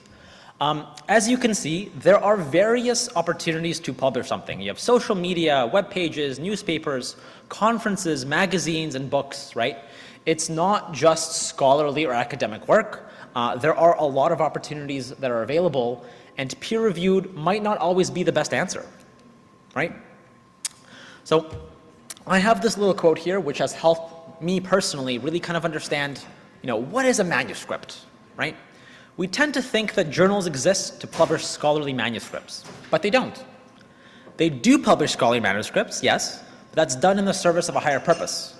They exist to promote scholarly conversations, The journal as conversation metaphor is a powerful conceptual shift because it leads writers to think of their work not as near the manuscript, but as the next turn in the conversation, right? So what are some do's and don'ts you won't do in a conversation, right? You're not sort of going to jump in and reiterate a point that was just said. You're not going to jump in and sort of talk about a brand new topic. You're going to try to add something new to the conversation. And that is sort of the way I like to think about kind of what I write and publish. So why do we publish? So discourse is really what we talked about. It's that conversation. How do we determine best practices and really advance patient care? For those of you who have imposter syndrome, really it helps researchers receive feedback, really refine and improve their work, right? Not everybody is going to be successful on the first time. Writing is a skill, and you get better at it through feedback, right? Really, it allows for dissemination of research to a wider audience, and really it's your opportunity to motivate and inspire others. And as an added bonus, career advancement. Would it not be nice to say that you're a published author on your resume or CV? So there's lots of different types of publication. Really, scholarly, academic, and peer-reviewed are just one. So who here knows the difference between a peer-reviewed piece of work and a non-peer-reviewed piece of work? Somebody else is scrutinizing, yes. What are they scrutinizing it for? Yeah, it's that validity, that scientific rigor, and does it really sort of match what the journal is about or what the publication is about? So, things that tend to be peer-reviewed are professional journals and really scholarly or academic journals, but it's a concept that can be applied anywhere, for example, conference abstracts, right? So outside of really the scholarly journals, trade or professional journals are kind of the next go-to in terms of rigor. What's an example of a professional journal? Anybody read professional journals? Healthcare Management Forum, anyone? RNAO? If you are looking to share a story, really maybe R&J, there you go. Right? We also have popular magazines and articles, newspapers, books, and editorials, and don't forget conferences. So there's a lot of options that you can choose from, really, and you need to consider what's the intended audience, right? Are you looking to share something with data, or do you have a story to tell, right? What's the aim or objective of your work, and what piece of publication aligns to it, right? And really, what are the author's guidelines that we have to follow for each of these? So we all love a little roadmap, and we all want to streamline the process. So every case is going to be different, right? Every publication has their own guidelines. But roughly speaking, when you want to publish anything, you want to develop a research plan. What is it that you're going to publish on, right? Are you going to use data? You have to find that data. You have to organize it. How are you going to collect it? How are you going to analyze it, right? What are you going to do to kind of evaluate your process, right? You have a deadline, right? And this is not a deadline you necessarily want to meet a day before it's due. Right?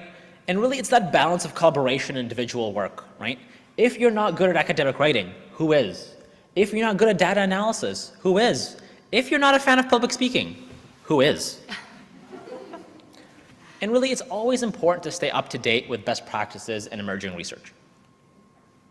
So we always talk about publishing an article in the sense of BPSOs, so I thought I would share a timeline sort of in two frames. The first being is publishing an article timeline for BPSOs.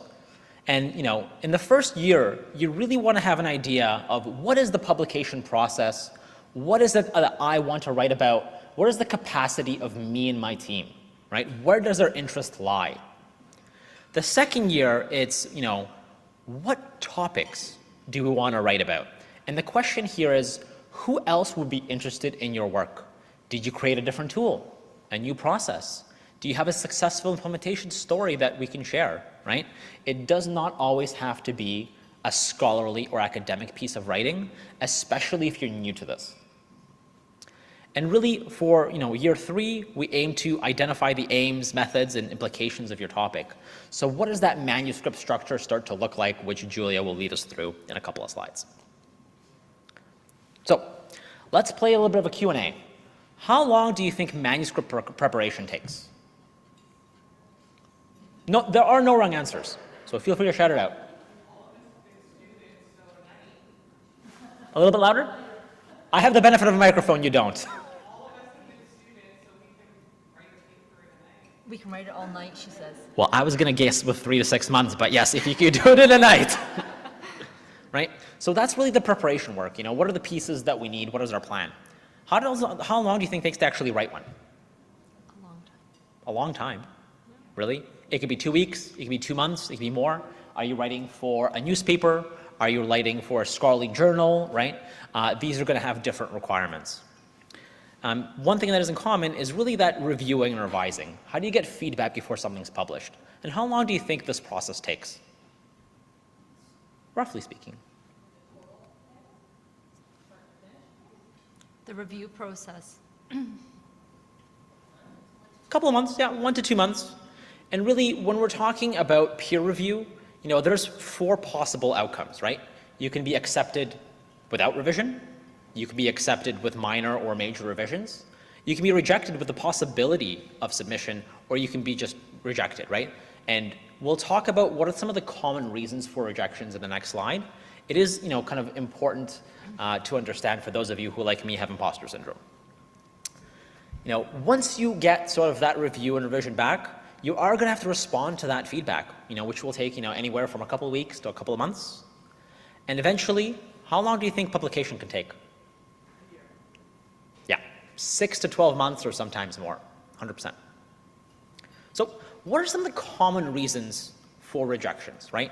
Scope, right? Is your manuscript a poor match with the journal scope? So usually when there's a call for abstracts, there's different streams, and you know they're invited to talk about a specific topic. Right? Originality, right? Is there a significance to your writing? Is it an original piece of work, or has this already been done and published? Right? Methods. Does your methodology make sense? Right? Writing.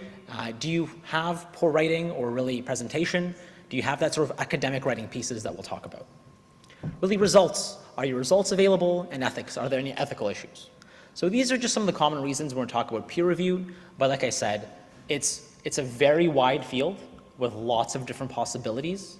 And you know, if you are kind of a little bit nervous about some of the reasons for rejections, start with a newspaper, right? Start with a popular magazine and develop that capacity. Like, this is a skill that I can talk about for an hour or two, but until you get to practicing, you're not really going to achieve that result. Okay, so I'm going to very briefly talk about writing an abstract as it's a piece of the puzzle. But our colleague Janet Chi is in the other room, sort of doing a session on this in a little bit more detail. So we'll be relatively brief. So between the title and the abstract and kind of your full article, what do you think gets more views and reads? The pyramid is a great hint, right? How many times have you read an article title without reading the actual article? How many times have you read the abstract and said, I don't really want to read the full thing, right? So it's really important to understand that we want to sell the idea up front, right? So it starts with an idea. Where can we get an idea for what we want to publish? I think this conference is a great example of an idea generation, right? What have you talked about your peers? They're like, oh my God, I can't believe this home is doing that. You should definitely publish, right? What are your calls to action? Are you seeing any common threads? Is there anything in the literature, any of the data that you may or may not have, right?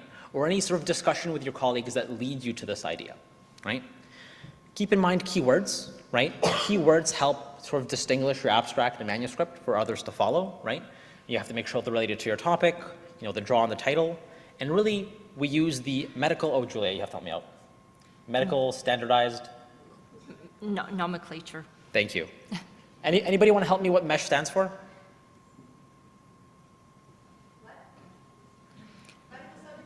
Thank you very much. Medical subject headings, yes. So if you are looking to write something that's, you know, medical related and in a peer-reviewed journal, there are a standardized words and titles that you have to use. There's a question. Go ahead. Oh. Yes. Yeah. Yeah. I'll repeat it here.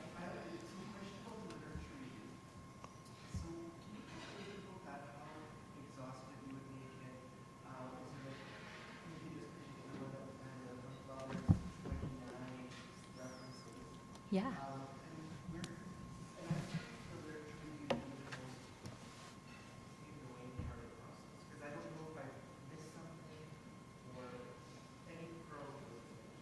Yeah, absolutely. So in terms of a literature review, so there's different types of literature review. And the example you have on your table is one that RNAO completed as part of the the vascular access guideline development. And so it's a systematic review. So that's really the top of the top when it comes to the review process. I will say that there's other types of reviews. There's an integrative review where you match the concepts against perhaps a theoretical framework or conceptual framework. There's also scoping reviews where you're just looking at, what's out there. What's most important when doing a review, irrespective of the nature of the review, is having a clear timeline for the search and having clear criteria so that you can, in your write-up, list all the limitations that stem from the work that you've done. Because realistically, you can't boil the whole ocean. And so at some point you have to say, I'm going as far as 2000 in the literature, or I'm going as far as 2005, for example, because I would arguably say, some literature that occurred before the pandemic is almost in a different time period for us in terms of its relevance. And so those are important aspects. I'm happy to also share some literature with you on how to best write a manuscript of those nature. But generally speaking, when you're starting to embark on a research process, you might come up with an idea. And so it's important to see, has anyone already contributed to that idea? Has anyone already explored it? And then from there, doing somewhat of a literature review so you have a lay of the land. Because again, when you think of it from a publishing academic perspective, you're always wanting to add to the body of literature. So you don't want to just reiterate what's been done, but really what's new about your idea that somebody else hasn't spoken to, and really adding to that discourse. I hope that helps to answer the question. Yeah. And then just in terms of the mesh terms, I will just say it's really important, and we'll draw from the example you have on your table, because if you can imagine going to Google, and I'm sure all of us have gone there, there's a lot of outcomes and outputs when you type in certain words. And so the mesh terms help to narrow down your focus. So for example, if I'm interested in long-term care, well then that would be one of the mesh terms and keywords that I might use. So anybody who's interested in long-term care, that article would naturally pop up when they're searching, for example, versus hospital. And then there's words that are synonymous with one another. So for example, long-term care and nursing home. Well, they are quite similar. Sometimes they're called nursing homes, sometimes they're called long-term care homes, but it's the same sort of setting. So that's the contribution of those keywords. I think. Oh. Yeah. Excuse me. How many of you have written an article? How many of you have published a peer review article? Hands up if you have. Okay. How many of you are interested in it? Okay. So all those of you that are interested, please Google, that's number one, as you said, Google. Special issue, IJNSS, special issue. The title of the special issue is Bridging the Gap from Evidence-Based Guidelines to Clinical Excellence in Nursing. Put it there. Yeah. Oh. The guest editor for that issue is me, and you're too late now, because the deadline is September 30th. That's number one. Some of you actually submitted articles. I can see some of you here. Second, every single year, I want to be very practical, because people need to be practical and need to be then helped if they haven't. Every single year, I am the editor of some issue or another, at least 2 in different journals. When you want to write, because you will be writing something about BPSO or BPG or evidence-based practice or whatever of that sort, let Julia or let any of us know, and we will tell you when it's coming, because not a week before, right? But we know usually. So yesterday I was talking with Shanoya, because she has an idea, and I said, okay, give it 6 months, because in 6 months We will be again with UNAP. MetUNAP is another very good journal. These are all peer-reviewed journals, high-level peer-reviewed journals. So if you are interested, and there is nothing magical about writing an article. Nothing magical. Zero magical.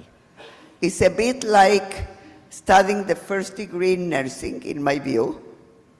It's way more difficult than doing the PhD because you have no choice. You need to study this, and that, and whether you like it or not, and if not, at least that's the way it was in my life. Thank you very much. As you move along, you have a lot of choices of courses to choose, etc. Journals is the same. Whatever you will publish, Maxine, right? She will not publish necessarily in the same journal that you will publish or that Jennifer will publish or whatever, right? So look at when you are interested in writing, simply, remember, it's part of the agreement, To write an article in 3 years is part of the agreement of BPSOs. And the more articles, the better. Like if your organization has 5, fantastic, right? So if you are interested, drop us a note and we will help you. We will say to you, let's do an outline together. We will say to you where are journals that are coming up with topics that are similar, so you don't need at least to struggle with that. And then you will need to do the heavy lifting of writing it, because we don't know what you want to write. But we still can review it for you. As a guest editor, I review all the issues, and then still goes to 2 external reviewers. So the fact that I reviewed doesn't, yes, it means I think it's good, or I think it's not, and I send it back to you already. But once it goes to peer review, which is 2 external or 3 external people, it's up to them. If they don't understand what you wrote, or if they think more needs to happen, so that's what you said in terms of, they may, first of all, hopefully, like, how many of you are doing a master's or a PhD? Any of you? Yes, okay. So the other day, a colleague of mine that I respect immensely said to me, I was the external reviewer for a student in another country, and it failed. And I said, well, actually so-and-so, the student didn't fail. You and all your committee failed too, because the student should have never gotten to the fence if the thing was not good enough. The articles are the same. You're not failing, you're learning. So we will not let you fail. We will do the best we can. Maybe we didn't do good enough after we review, but the first thing you need to do is what you heard before. Make sure that you are sending to a journal that the topic at least is of interest. Yeah. Because if not, from the beginning, you are sending to someone that will reject, not because it's good, not good, or it's simply, we don't do that thing. We are not interested in that thing, right? So that's the first thing, and then get going. Is no magic. You write 2 articles and then you can write any other article. There is methodology, no different than implementing BPGs. There is methodology to writing. It's the same. It's nothing out of this world. Demystify that. And get going with one.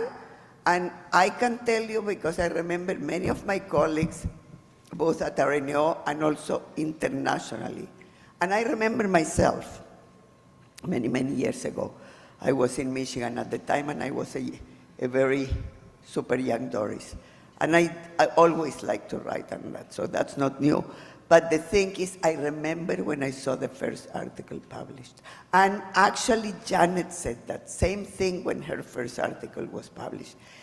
It's like if you are a parent or if you have pets, it's like when you got your first pet or when you had your first child or when you have your first grandchild. You really feel, wow, wow. Because picture this, here, you're influencing 100. Maybe with the Global Summit, we are influencing 15,000. With an article, you are influencing millions that are reading it, right? That are interested on the topic, as you said. They read the abstract, they read the title, oh, that's interesting. They read the abstract, oh, I need to read this. And so you are influencing lots of people and you are helping lots of people. So get going. That's the first message I want to tell you, get going. and never say, I couldn't do it. I am as busy, if not more than many of you, and I do it. And don't think, that's the other thing, and I don't hear that at RNO, but you will hear colleagues in places say, well, it needs to be within the hours of work that I have. Ain't going to happen. Ain't going to happen. Somebody was saying time earlier. So please, get going, do one at least, and then you will see if you like that type of thing, and you can do more, and then you can help others. So back to you. But we always have journals that we are actually being the guest editor, so we can always help with that, and we can help with other journals that you like. We just helped Julia and I mentor a PhD student. It was fun. She worked like hell, but she did, and she's fantastic. Her name is Sarah Anderson, and she not only passed the course, she will have a publication, which likely very few have a publication after they finish, but I don't just take students, you work hard. So, and the same for Julia, and I wanted her to see that this is, we work hard, because that's the way it is. If you want to make a dent in life and in the professional life, the 7 hours of work or the 8 will not do it. Will not do it, it's the reality.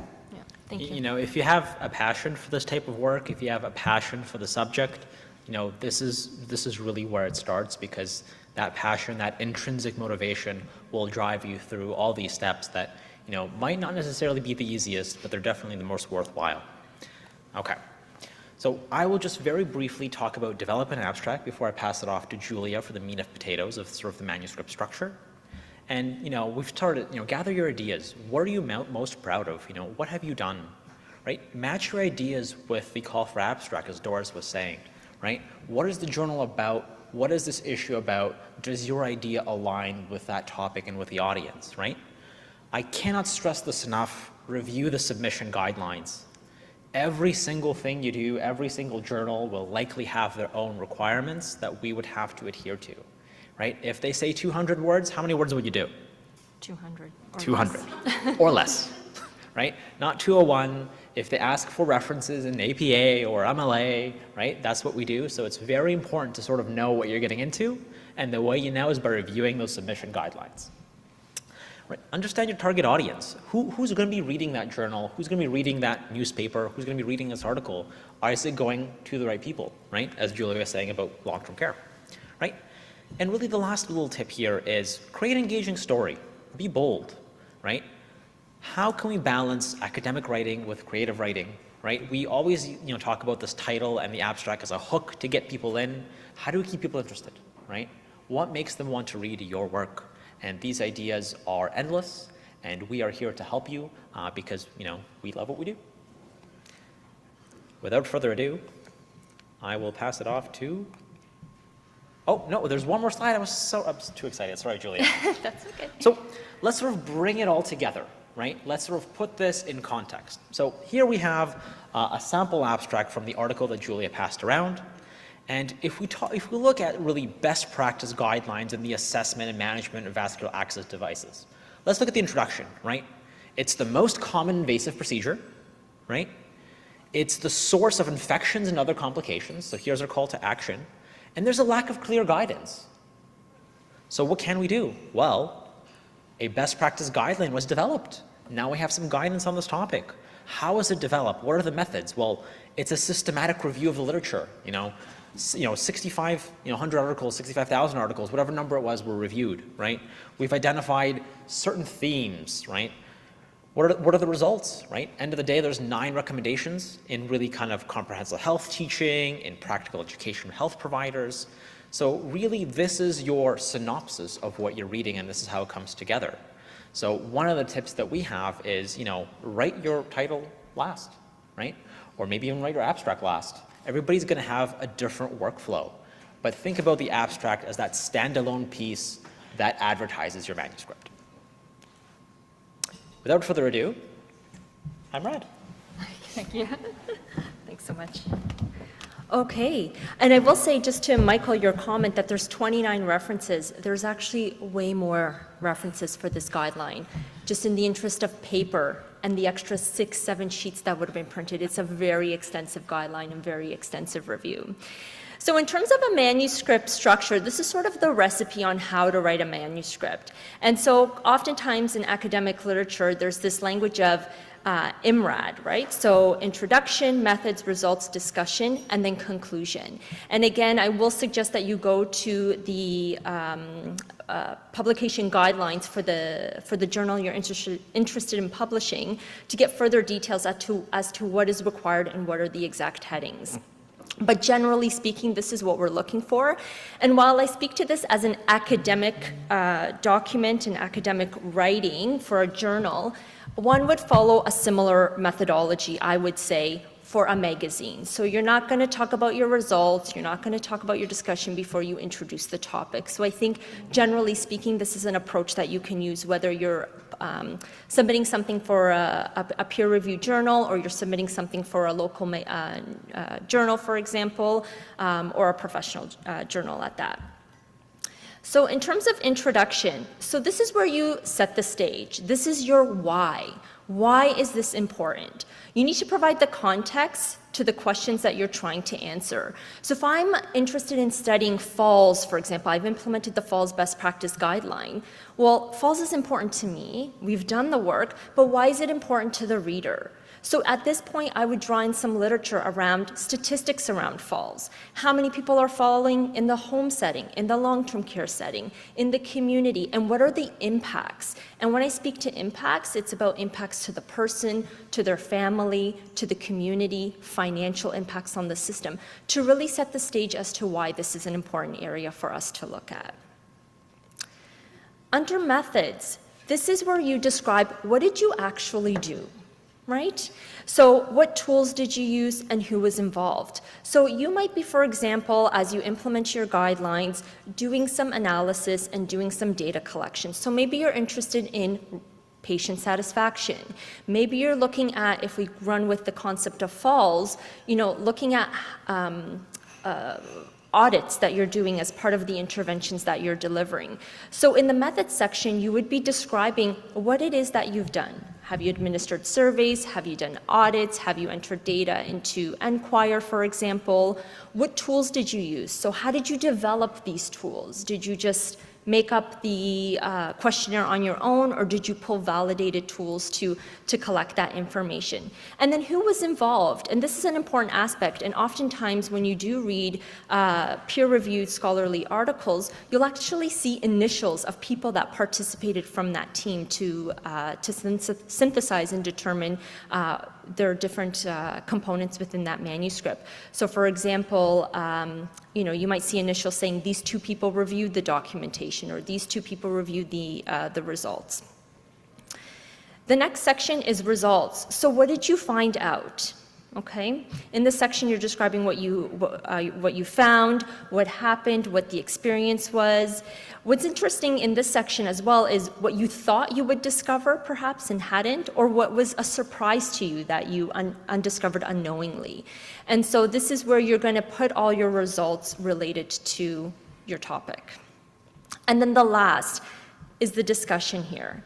So this is about interpreting the results. So this is the so what. Okay, that's great. Falls are important, you've done this study, you have these results, but so what? What are the implications to other individuals, to the readers that are reading your publication? What does this mean to me when I am a director of care in a long-term care home, or when I'm a CEO in the hospital? What is the relevance of your document, of your work, of your research study in relation to what I'm doing in my organization? And so oftentimes you'll see implications in a couple areas. Implications for practice. What does this mean at a practical level? Am I changing processes? Are there any recommendations? What does it mean from a policy perspective? And what does it mean also from an academic perspective? Where can further research be done in this topic area? And so this is where much of the discussion occurs, and where you would actually pull in some references along the way of others that might have suggested something similar, or might have found something parallel or comparable to what your results are. And then the last section here is around the conclusion. So again, here you're going to reiterate your key takeaways, you're going to highlight how your results add to new knowledge, and then how others can use your work, and again, reiterating that future research. Other components of manuscripts that are important would be who contributed to the work, any conflicts of interest or funding, for example, and then keeping in mind throughout that manuscript structure the formatting and style. So as Danny alluded to, sometimes they'll ask for a particular referencing style. Other times they'll ask for something different. So you need to align with what the journal is asking you.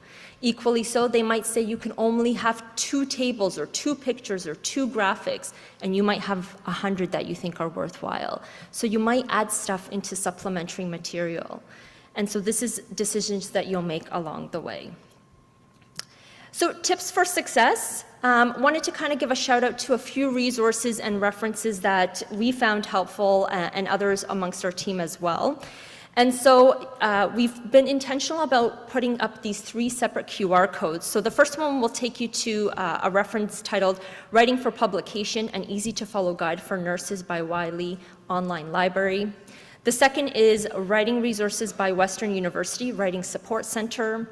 And the third is Getting Published in Health Sciences, Writing the Manuscript, Tips by University of Toronto. So again, you could scan each one of them and kind of save it as an open window on your phones to navigate to at a later time. Yes, Danny? And the thought with those links is really to help you start this journey. You may find better, more relevant resources, so it's not an endorsement. These are not the only options. It's really just that first step. Yeah. Thank you so much, Annie. So here is also Bloom's taxonomy. Has anyone ever heard of this? Have you ever seen this? I love it. I have to be honest, and when Danny thought, you know what, we need to include this in the presentation, I thought you're right on. And so the Bloom's taxonomy was actually developed by Benjamin Bloom in 1956. And really, it's a framework that articulates a hierarchy of categories of educational objectives. And it's been revised more recently and really had the language of verbs added in throughout. And so if you think about it from a learning process, in order for you to apply and analyze and understand, you have to first remember basic concepts. So if I think about this in the context of nursing, you have to first memorize the lab values, right? We all remember doing that in the first year of nursing school. We might have not known the relevance of it all, we might have not known the applicability, but I still know what the value is of sodium, right? And so from there, it's understanding, well, what does that value mean? How does it change? And then applying it. So again, escalating that knowledge to the next level. So thinking of it in the context of disease and illness, and then further on moving along that continuum. But what I very much like about it, and what I think is very helpful to you in your writing, and again, there's a QR code, is that there's language, verb type language, that really helps you to refine how you write. So for me, for someone who English is a second language, sometimes I'm at a loss of words. So when I think of this concept of applying, well, it's to execute, it's to implement, to solve, to use, to demonstrate. There's other terms alongside of it that can help you in your writing process. So again, encourage you to look at the QR code here, and there's several versions of this Bloom's taxonomy and resources available online. The next sort of tip we want to give is around maximizing workflows. So again, I won't go into the details of each of these items. I do encourage you to take a photo of the PowerPoint slide, but really important that when you think of writing a manuscript, it's like doing a project. It's time limited, there's a start, there's an end to it. And so thinking about how do I involve the right people in that writing process? It will be very hard for you to write it from beginning to end, to do the analysis, to do the data collection, to do all of those aspects. And so to Danny's point, like, who are the champions on your team that are good writers, that can help collect the data, can help interpret it, and having open communications with that. Along that journey, being clear on who is going to be authors included in that manuscript. The next is delegating of responsibilities. So again, aligning with that whole collaboration piece, and collaborating across disciplines. So having open and transparent conversations. The last is maximizing technology. And so our focus here is really on reference guides that are available online. Many of them are free of charge that you can use. So EndNotes, for example, that can help you insert references as you're writing. There's other tools available as well to help you look through the literature, and I'm happy to have some conversation with you all following this. But again, introducing the idea of technology. And I will say more and more, researchers, writers are integrating AI, and it's a known fact. And if you go onto journal websites, there will be disclaimers, there will be conversation, there will be language to indicate how do you identify, how do you confirm, how do you include language that AI was used to help in the writing process, in the analysis process, and so forth. Sitlali's trying to cut me off here. Okay, so the other kind of component here is around academic networking. So again, here we are at a conference, we have the opportunity to connect with one another, build ideas. There's also ResearchGate, there's also Google Scholar that you can utilize to come up with some ideas. And then here, gaining experience. So I like this quote, and Danny had brought it forward. So in conversation, however, even experienced researchers confess that learning how to peer review is part of a hidden curriculum in academia, a skill outlined by no formal means, but rather learned in mimicry. As such, as they learn the process, novices may pick up bad habits. In the case of peer review, learning is the result of reading large numbers of academic papers, occasional conversations with mentors, or commonly trial by fire.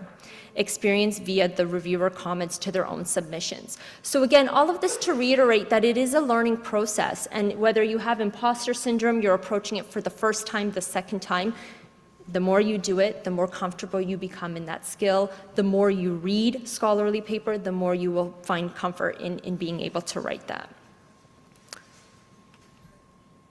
So again, here's a few examples to get you started on your journey. So we have the Registered Nurses Journal that is offered by the RNAO, so that being a means of publication for you. Shinoja this morning spoke about our evidence boosters, which are beautifully written documents, very succinct, because that's another skill, not only to be a clear writer, but succinct where needed. And again, a few examples are available on our RNAO website, and it's a collaboration or a collection of both qualitative data and quantitative data, so lots of information and resources available for you there. You mind if I jump in? Yeah, go ahead. I just sort of want to jump in really quick for my long-term care audience. I don't know how many of you know, but the Long-Term Care Best Practice Program does actually have our own very small newsletter that I am on the team of. So if you're in long-term care and you have a story you'd love to share, here I am. Not too far. Please come and let's have a chat. Perfect. So we'll script the group activity, but again, you have a copy of that article ahead of you. And then I think we'll conclude on this point. Danny and I are available.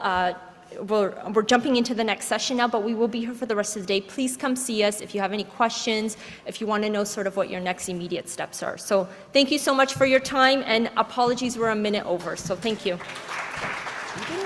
Is this yours? Thank you.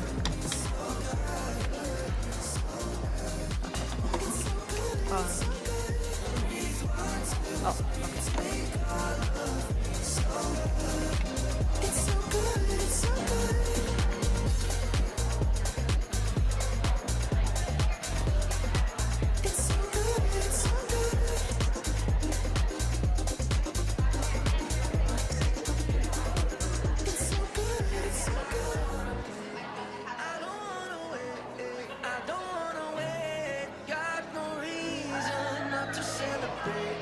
Baby,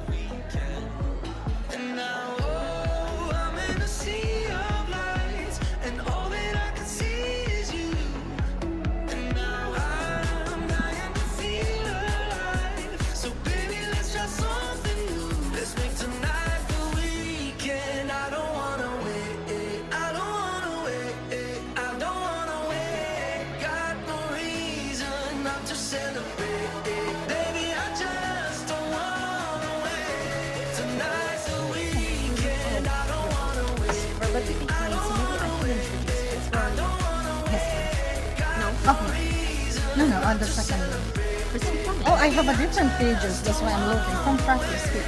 Okay. Where's Christine? Christine. So we're going to get started on the next session in maybe 1 minute because we'll see if others will come into the room if that's okay. Yeah. Okay, come on up.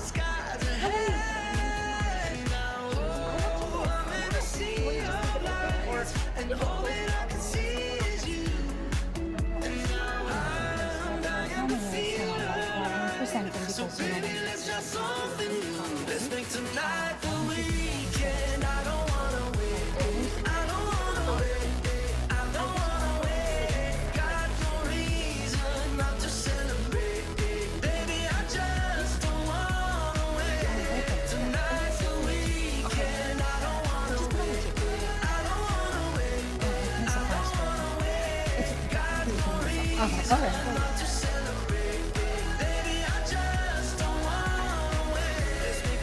I got it. Look at Janet. You're good. Okay, good afternoon. We're a few minutes behind time, but I'm going to get started on the next session, if that's all right with everybody. So it's my absolute privilege to introduce Christine Fleming, who is an RPN and Quality Lead and Clinical Placement Coordinator at Chester Village, alongside with Joy Lauro, who is an RI Coordinator, BPSO Lead at Chester Village as well. And they're going to speak to us from practice to impact, evaluating the outcomes of BPG implementation in a BPSO organization. And I've met them many times, and these women are powerhouses. So I'm super excited to hear their presentation, and please join me in a round of applause. So you can see it there, and then you can move it here. Yeah. Okay. Good afternoon. My name is Joy Lauro. I'm the BPSO lead at Chester Village Long-Term Care Home. I am pleased to be joined by Christine Fleming, our BPSO co-lead, who is also be co-presenting today. Our presentation will focus on the outcomes of best practice guideline, implementation within a pre-designated BPSO organization. We will evaluate the impact on clinical practice, staff engagement, and resident care. By examining early outcomes and challenges, this evaluation aims to highlight the transformative potential of structured guideline adoption, while also identifying the key enablers and barriers that influence successful implementation in long-term care settings.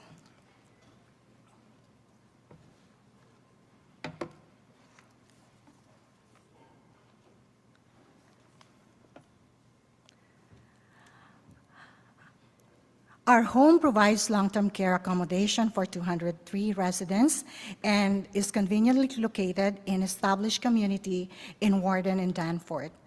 We are not-for-profit charitable organization operated by volunteer board of directors, the Broadview Foundation. Chester Village was built and opened its door in 1972 at the Broadview Avenue location. In 2006, we moved to this new facility designed to create a warm, relaxing, home-like environment where life has meaning.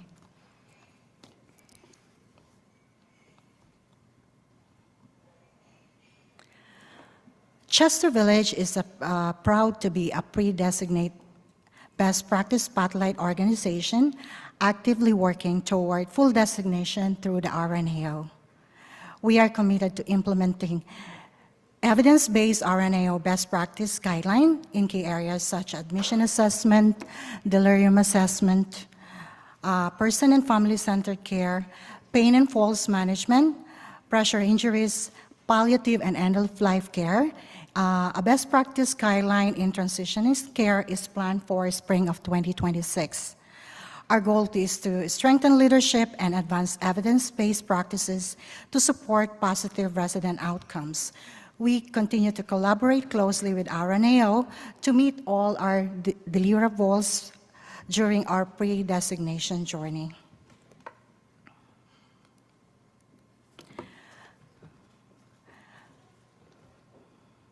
The journey to becoming a best practice spotlight organization is powered by strong collaborative teamwork, Leadership at both the strategic and clinical levels play a vital role in translating best practices into real-world outcomes. Nursing administration and our charge RN mentor staff, monitor compliance, and promote clinical excellence. Our BPG champions, there are specifically trained frontline staff, serve as educators and advocates embedding best practices into daily care. These initiatives extends beyond nursing, involving interdisciplinary collaboration. Our administrative staff support policies, documentation, and resources. Our support staff, like dietary and like the environmental person or housekeeping, help create a safe, person-centered environment. Our experience shows how early-stage BPSO can leverage leadership and frontline roles to overcome barriers, build capacity, and drive sustainable evidence-based care.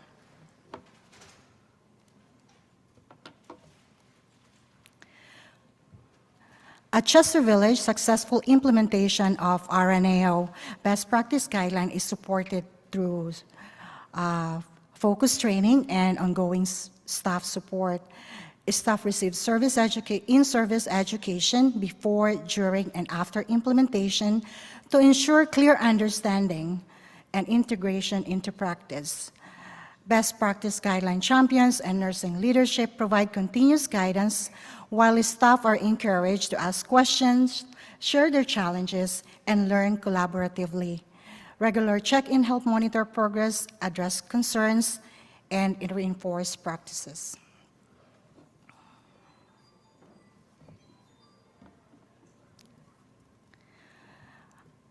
What we have learned so far, implementing best practice guideline comes with challenges, but Chester Village is actively addressing them to support success. Staff shortages and time constraints are managed efficiently using our resources, like hiring 2 full-time documentation nurses and integrating training into our daily routine. Strong leadership keeps the team motivated, while celebrating small wins help build momentum and boost morale. By focusing on leadership, teamwork, and positive reinforcement, Chester Village is creating a strong foundation for sustainable evidence-based care.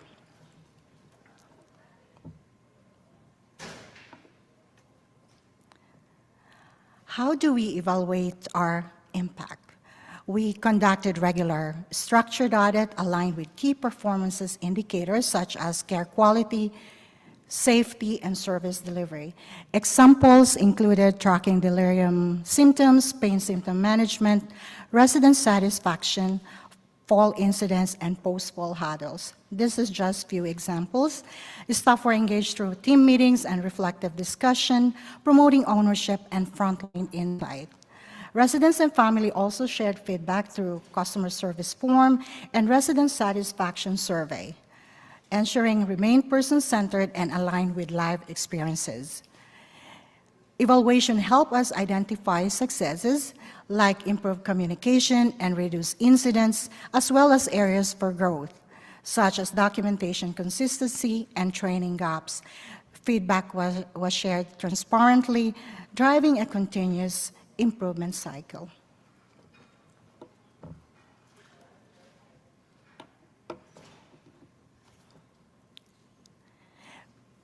I chose one of our indicator, which is pain, and identifying pain in long-term care residents, especially those with cognitive impairments, can be challenging. Pain management remains a critical issue across long-term care homes, with clear opportunities for better assessment and treatment. At Chester Village, our pain screening aligns with the provincial average for identification. As you can see, we're kind of high on pain, but shows a decline in worsened pain, as we can see on those consecutive quarters, and it suggests effective recognition and intervention. The implementation of RNAO best practice guideline has been key in improving the accuracy and consistency of our pain management efforts.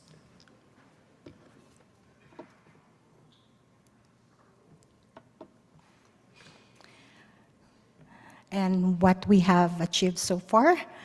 Integrating resident-focused care has amplified resident voices in care planning. Staff confidence in applying for best practices has grown, leading to more standardized, effective care. Improved interdisciplinary communication has enhanced coordination and continuity across our team. Let me hand now to Christine to continue our presentation. Thank you.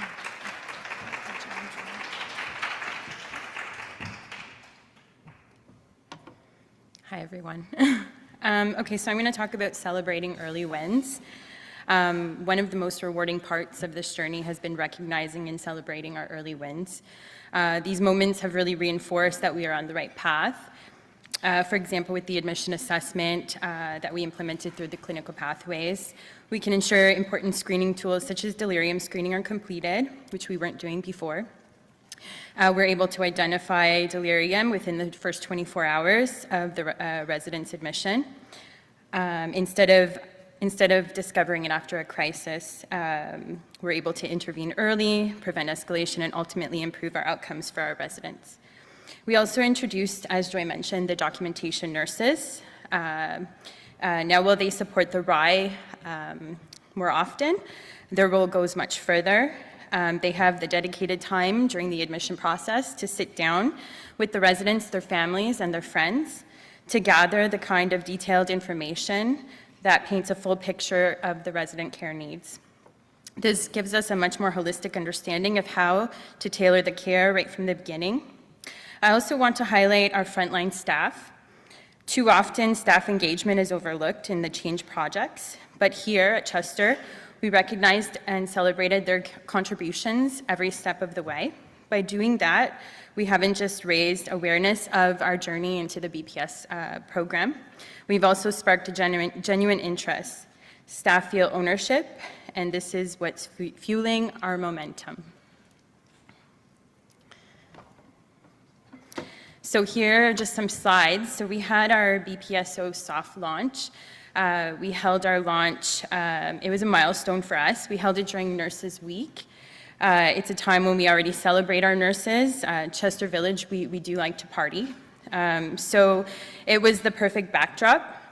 We created boards, presentation boards that outlined our goals for our pre-designate BPSO journey. And we showcased the best practice guidelines through the clinical pathways that had already been implemented.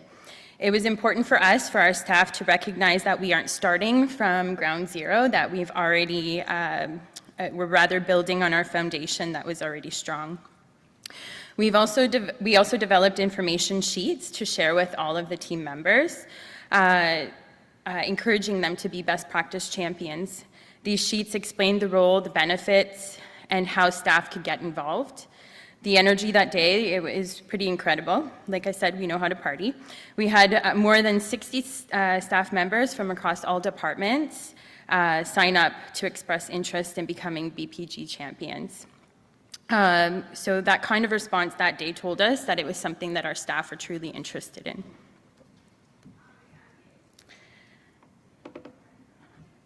I skipped a slide, sorry. So we didn't stop at the information board at our soft launch. We wanted to, have games and music and fun things as well to draw people in, right? I also want to mention that since we had our BPSO soft launch, we also had our big launch party, so it got even crazier. But we officially held our BPSO launch. It included honorable guests such as Dr. Julia Finesco and our BPSO coach, Julia, and other partners from ETHP. The event included stations on all of our BPGs through clinical pathways that we've already implemented, and it also included learning and fun games at each station. And we had a DJ with great music, and there was a lot of dancing. And food. These activities weren't just for entertainment. They kept our staff engaged, created the team spirit, and gave people a chance to connect the content with practice in a memorable way. The laughter and interaction that day reminded us that culture change can also be fun and exciting. So sustaining the momentum. So the real work now is to sustain the momentum, although we're in the early stages. But train the trainers always include our documentation nurses that we're really proud to have, charge RNs, nursing admins, and nurse managers across all day, evening, and night shifts.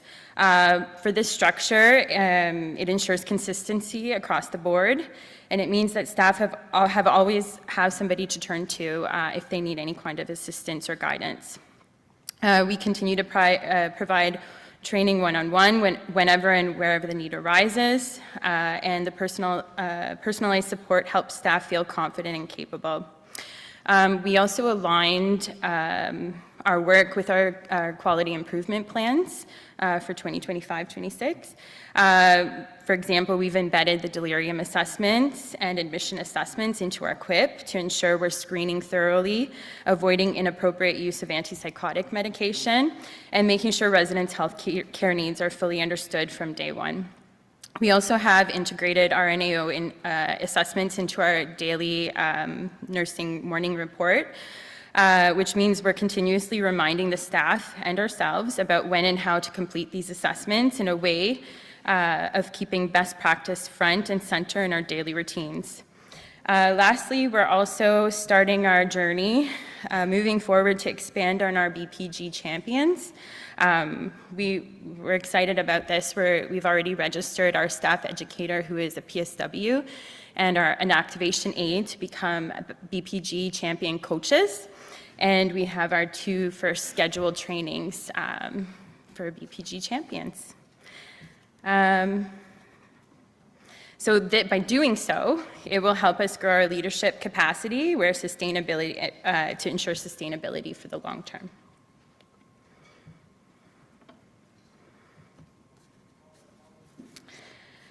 So all this together, it's building something bigger than individual wins. It's building a culture at Chester Village. Continuous evaluation means that the staff take ownership. Best practice guidelines through the clinical pathways are encouraging collaboration and creating a shared vision of high quality care. And importantly, we are seeking a culture shift. We're moving from reactive approaches to proactive, evidence-informed practice. At Chester, we are not looking at it as a project that sits on the side, but a way of working that becomes embedded into our daily practice.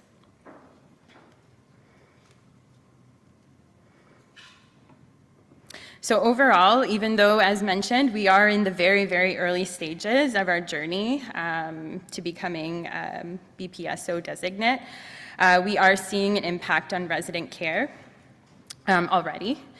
Because of the changes, health issues are being addressed and identified earlier and acted upon more quickly. Our care teams are collaborating more closely than ever before. And through it all, our residents remain at the heart of our approach. The journey isn't just about the processes, it's about the people, and it's ensuring that the care we provide reflects what matters most to the individuals who call Chester their home, their families, and of course the staff that support them. So, yes. So to close, I want to share some of the voices of those who matter the most. Our residents and their families, their testimonials really bring our journey to life. They've spoken about the difference they felt, the timeliness of care, the attentiveness of the staff, and the sense that they are truly seen and heard.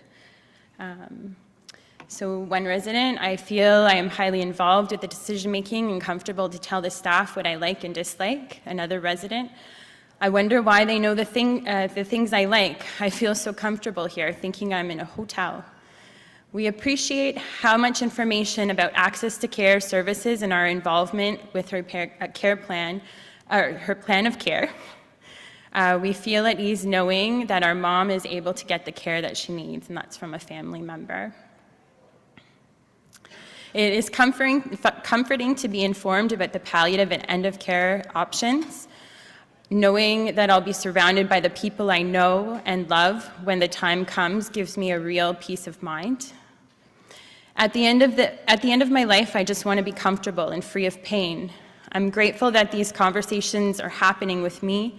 It means a lot to be included in the planning. And lastly, It's reassuring to know that palliative care resources are available for us to use at the end of life. Having that support makes a big difference. So hearing directly from the residents and the family reminds us why this work matters. It's not just about the meeting of benchmarks or completing the assessments. It's about creating meaningful change in people's lives. Thank you.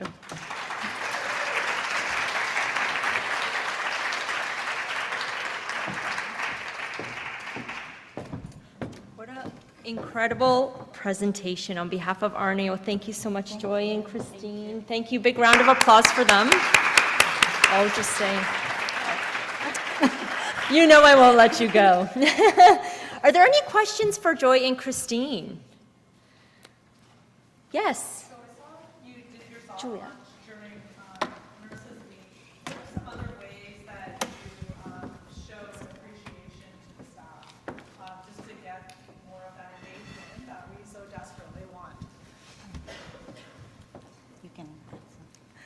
Aside from Nurses Week, we don't only celebrate for nurses, it's for everyone in our home.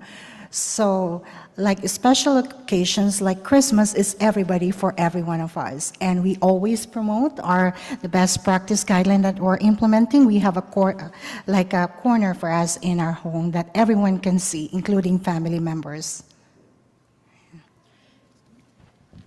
And we also have like mini celebrations throughout the year. We're a home that really truly celebrates the staff. So at any point in time when, it could be we went to a baseball game, we're always promoting our BPSO journey, so. Yeah. Hi, Naomi from Humber Meadows. You said that you have a PSW that does your education. Can you explain more about that? Who are they educating? How are they educated? Yeah. Christine is in charge for our education for our staff, so she can answer that. Well, previously I was the staff educator. So our staff educator right now, she has been a PSW for, probably around 30 years. 20 years? Okay. But she started as a PSW, she went into the BSO lead, and then the staff education. And she trains all staff, and it's very Fixing Long-Term Care Act education, mandatory education. So she kind of oversees our online learning, and she might do one-to-one trainings on the floor, whether it's like lift and transfer or pleasurable dining, like things like that. I myself continue to do a lot of the training as the BPSO co-lead for a lot of our clinical pathway assessments for the nurses, but that's her role is more geared to everyday training at our home. Yeah, I just want to add in terms of our nurses training in our implementation of clinical pathways, our 2 documentation nurses were well trained in all this documentation and following up all the documentation and training on a daily routine. So when they're there, they're actually checking, doing all the audits and making sure all the documentations were correct.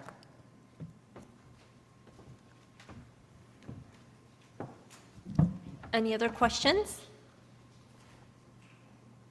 Okay, well, thank you once again, Joy. Christine, on your, okay, I'm so sorry. For your documentation nurses, do you normally use your RI coordinators to do it? I'm actually the inter-RI coordinator in our home, and our documentation nurses helps, of course, with the inter-RI documentation, and also at the same time, they're doing all the clinical pathways documentation. Of course, all the nurses on the floor were trained to do that as well. So it's just a continuity, but they're doing it on a quarterly basis. Any significant change of his status, we're documenting all the clinical pathways.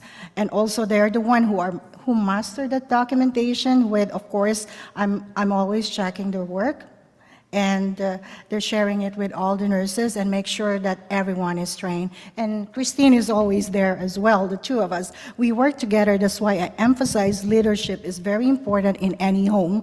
We work collaboratively all with the nurse managers, and including me and Christine, not only that, and our champions, and we're very particular in terms of collecting data. That's why I only presented one. It's just one of us that our efforts come to fruition, that we actually addressing the pain in our home. Go a couple times. Okay. Yeah, thank you. All right, thank you, Christine and Joy, for your presentation. Big round of applause for these ladies. Okay, so next we do have a break, and then after that there's one more breakout session taking place, so do check your agendas to see which one you're interested in attending. So how long's the break? Till 3:15, so you got 45 minutes to network, check out the posters, take photos, stretch, have something to eat. Thank you so much.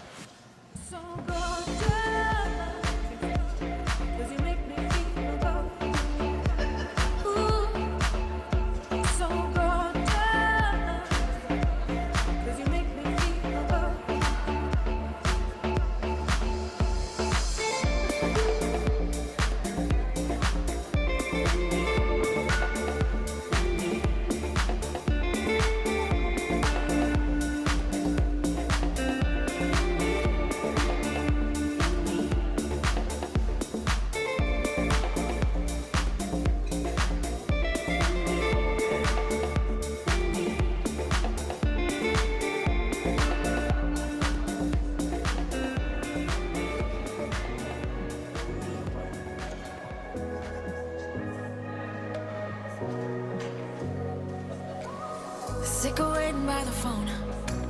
This is the moment that I own.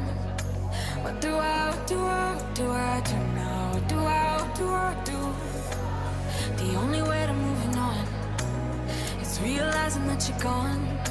What do I do now? What do I do? If you were here and this is what I say, I wish you well on your road, 'cause ours has nowhere left to go, and we may never meet again. In fact, I hope we never will. You put the good in goodbye. You put the good in goodbye. You put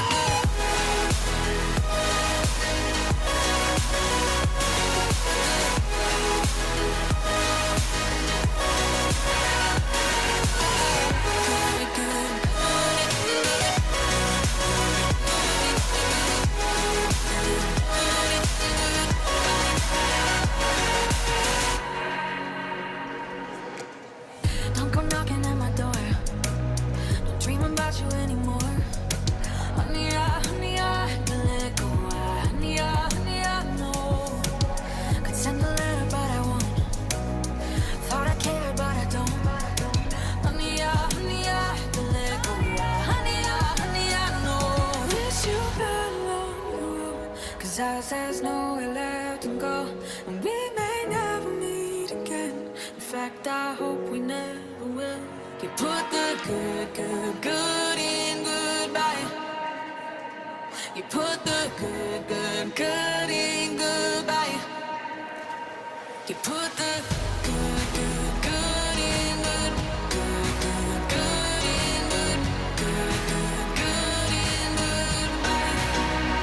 You put the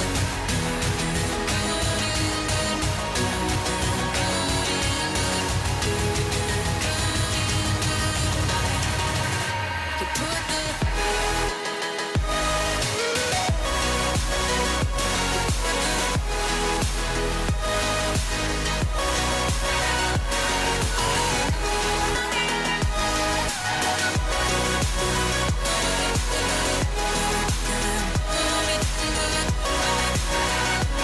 put the good in goodbye.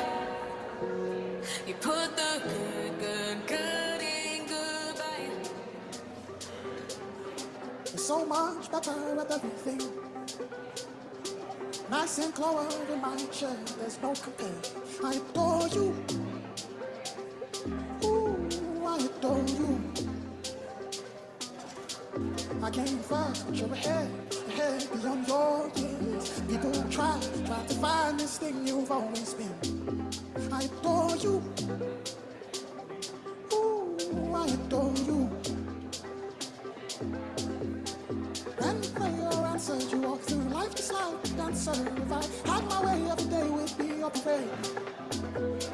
When prayer answered, you walk through life just like a dancer. If I had my way, every day would be your parade. Ooh, I adore you. Ooh, I adore you. And I pray you never lose your style. I'm so proud of all that you are. Ooh, I adore you. Ooh, I adore you. I adore you. Ooh, I adore you. When prayer answered, you walk through life just like a dancer. If I had my way, every day would be your parade. When prayer answered, you walk through life just like a dancer. If I had my way, every day would be your parade. Ooh, I adore you. Ooh, I adore you. Ooh, I adore you. Ooh, I adore you. And I pray you never lose your style. I'm so proud of all that you are. Ooh, I adore you. Ooh, I adore you. I adore you. Ooh, I adore you. I will not stop, 'cause I move it. I will not stop, 'cause I move it. I will not stop, 'cause I pull the weight with so much juice. I will not stop, 'cause I move it. I will not stop, 'cause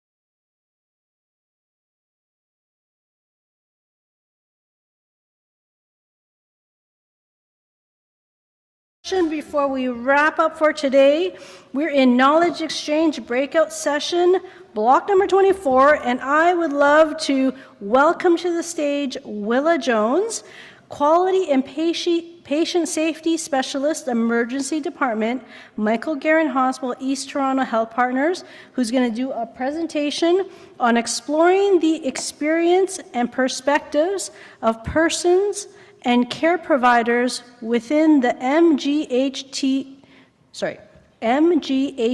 home program as clients transition through services. Let me get to the presentation. Here we go. Come on up, Willa.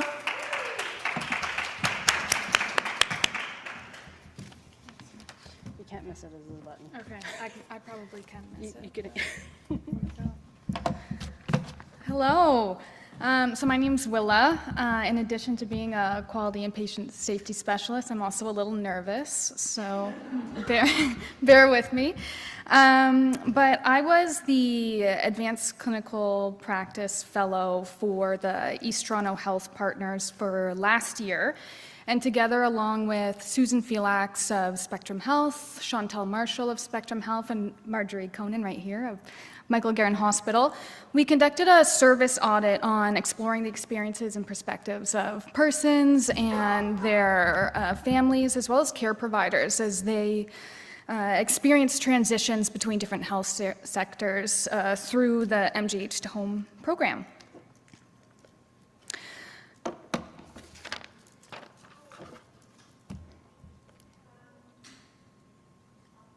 So in addition to the objective of exploring those experiences, the second objective was to identify any strengths, gaps, and alignment with RNAO transitions and care best practice guidelines with the current processes of the MGH to Home program.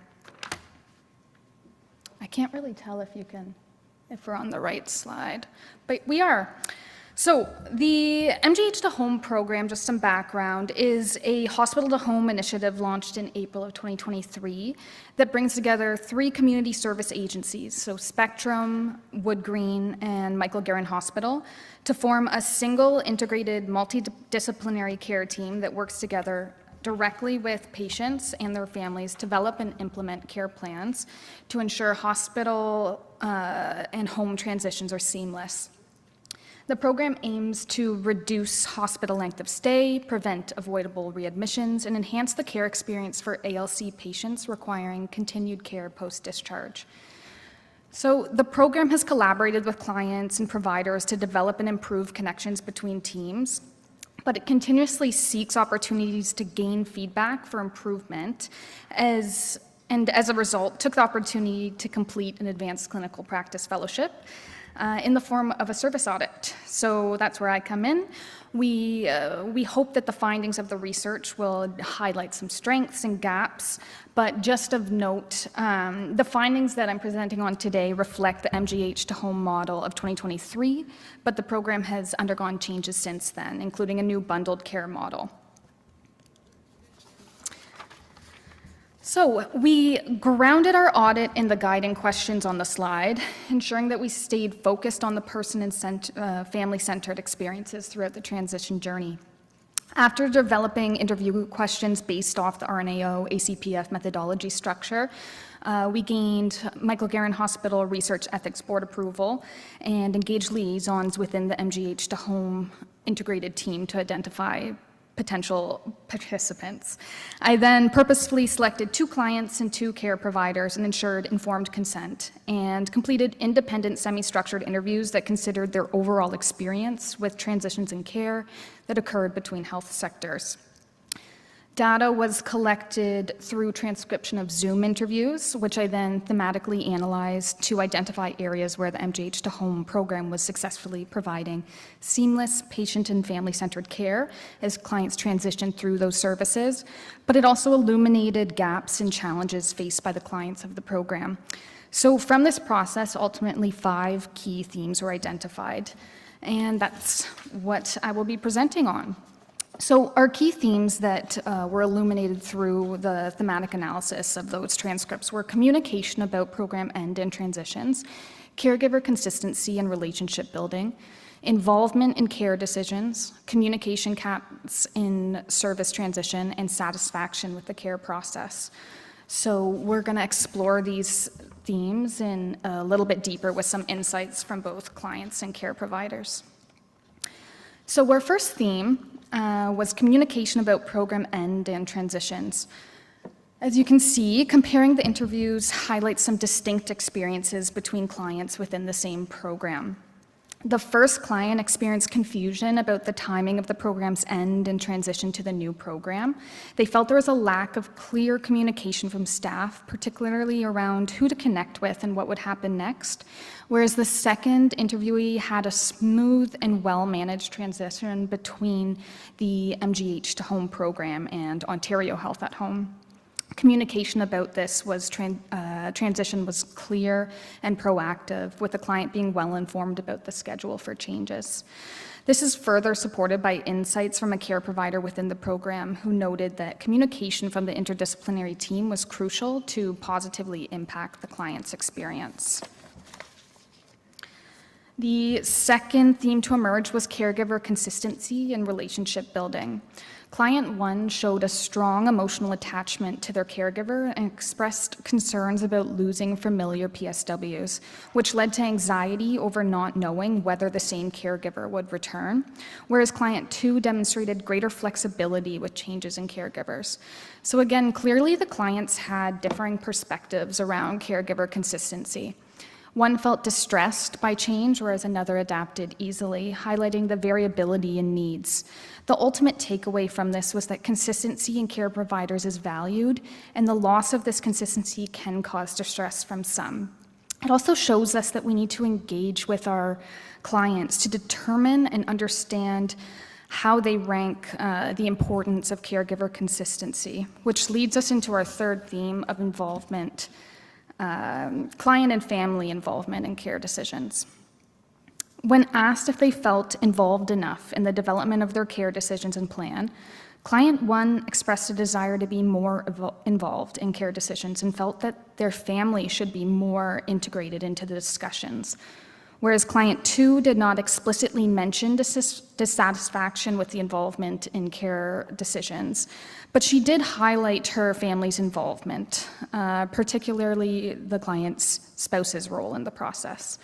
Interestingly, the care provider was aware that clients were included in care decisions, but the extent to which they were involved was unclear to the care provider. So again, there was a contrast in the client's perspectives regarding family involvement.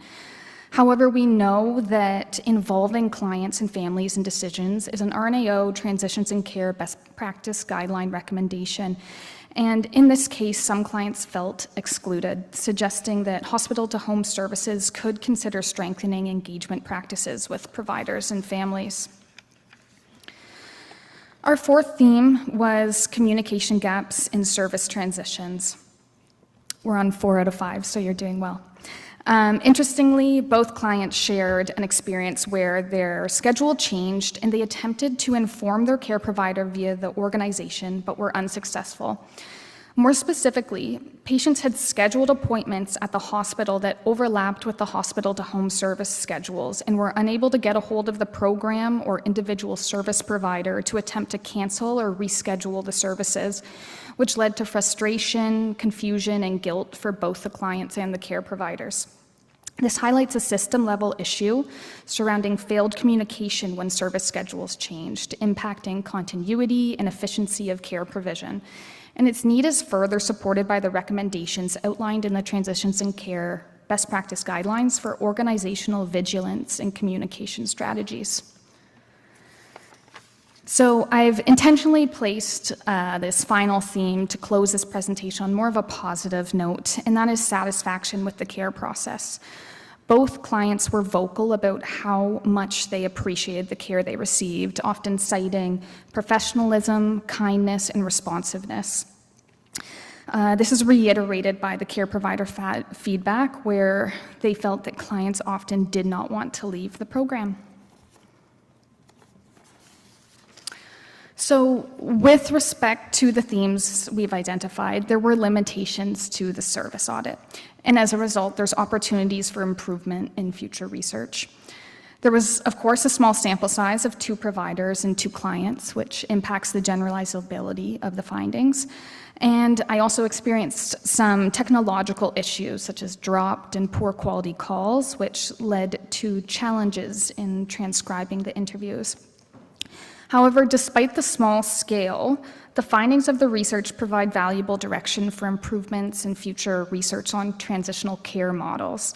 Future iterations of this audit or similar study design should aim to have larger participation of both clients and care providers to create a more robust foundation of data to support theme development and validation. So just to close this presentation off, I will say that despite the limitations I've identified, it was clear throughout the process that the participants were very satisfied with the care that they received. The service audit highlights that person and family-centered transitions in care require clear communication of transitions and may benefit from standardized communication tools or processes within, but more significantly, between service providers. Programs should consider consistent caregivers and operations planning as needed and identified by the family, as well as active client and family involvement, both at care plan development and throughout implementation and service transitions. So ultimately, this work may help inform some quality improvement or further research in similarly structured hospital-to-home programs. So thank you all for your attention. This was really exciting work for me to complete, and I learned a lot throughout the process. I'd like to thank my co-investigators, Chantel Marshall, Susan Felix, and Marjorie, who's sitting right in front of me, for their support and guidance throughout this work. Thanks so much.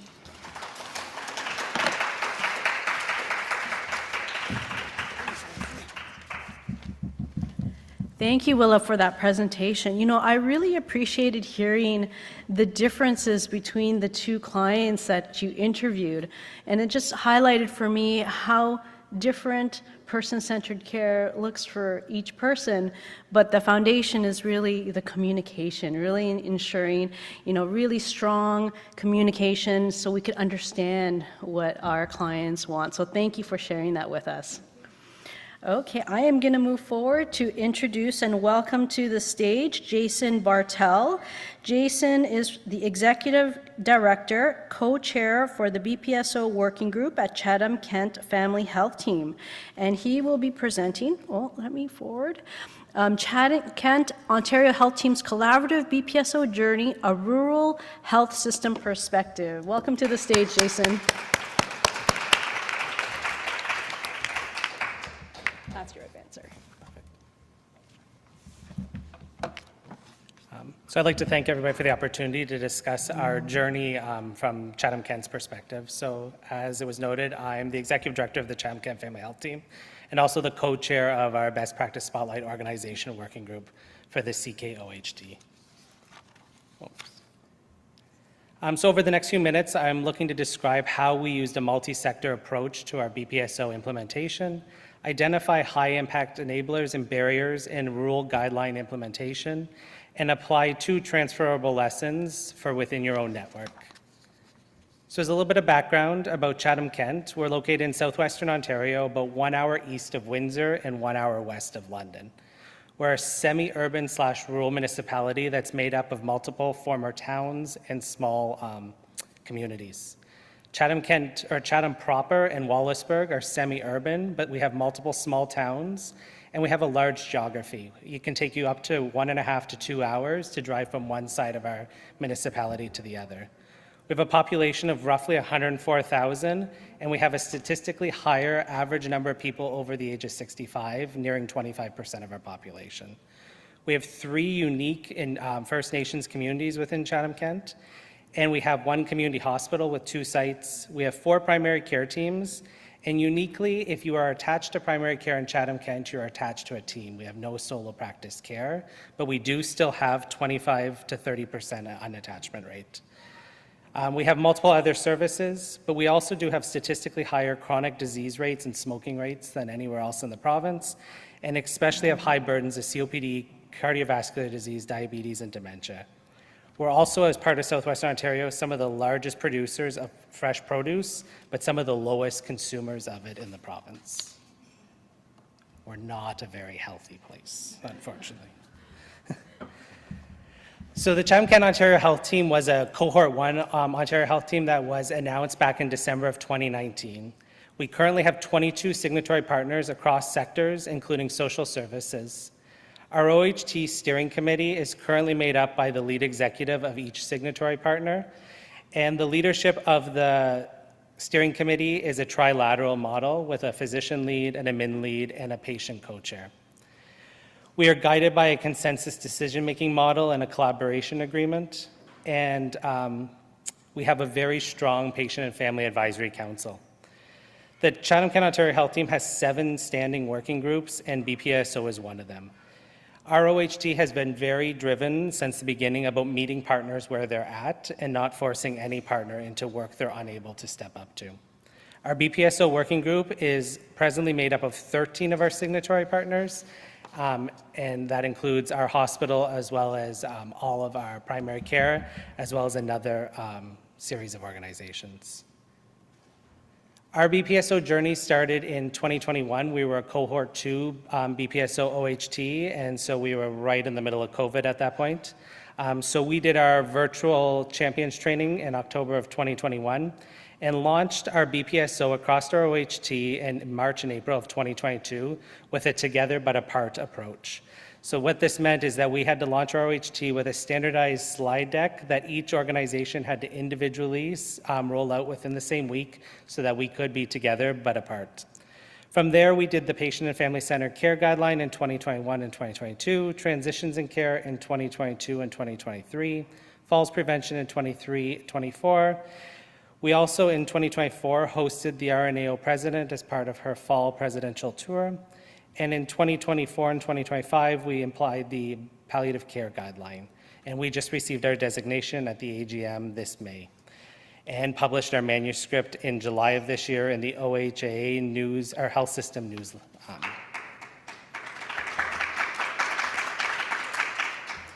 So early in our process, we needed to find a way to implement guidelines across multiple partners.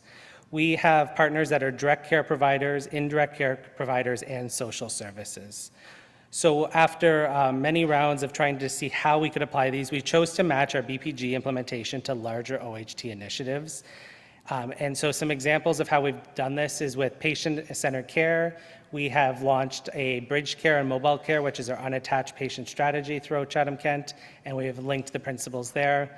Chatham-Kent has done what's called Let's Talk CK survey to assess population health and individuals' needs within that for the past 4 years, and those principles were worked in there. And we are also launching the Connect My Health, the provincial initiative for collective EMR records.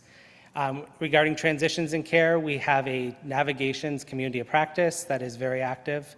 We've also launched a program called P2C, or Pathways to Care, which is a collective initiative between our local hospital, community EMS, and Rock Missions, which is a homeless community provider that has developed pathways for those experiencing houselessness when leaving the hospital to ensure they receive follow-up care and continuity of care without a fixed address. We've worked on our palliative care transitions through our leading project, and we've also, within our community, implemented a dementia resource in our ER through our Alzheimer's Society partner. We have, for falls prevention, we reinstituted a falls prevention network that existed prior to COVID and that had gone away.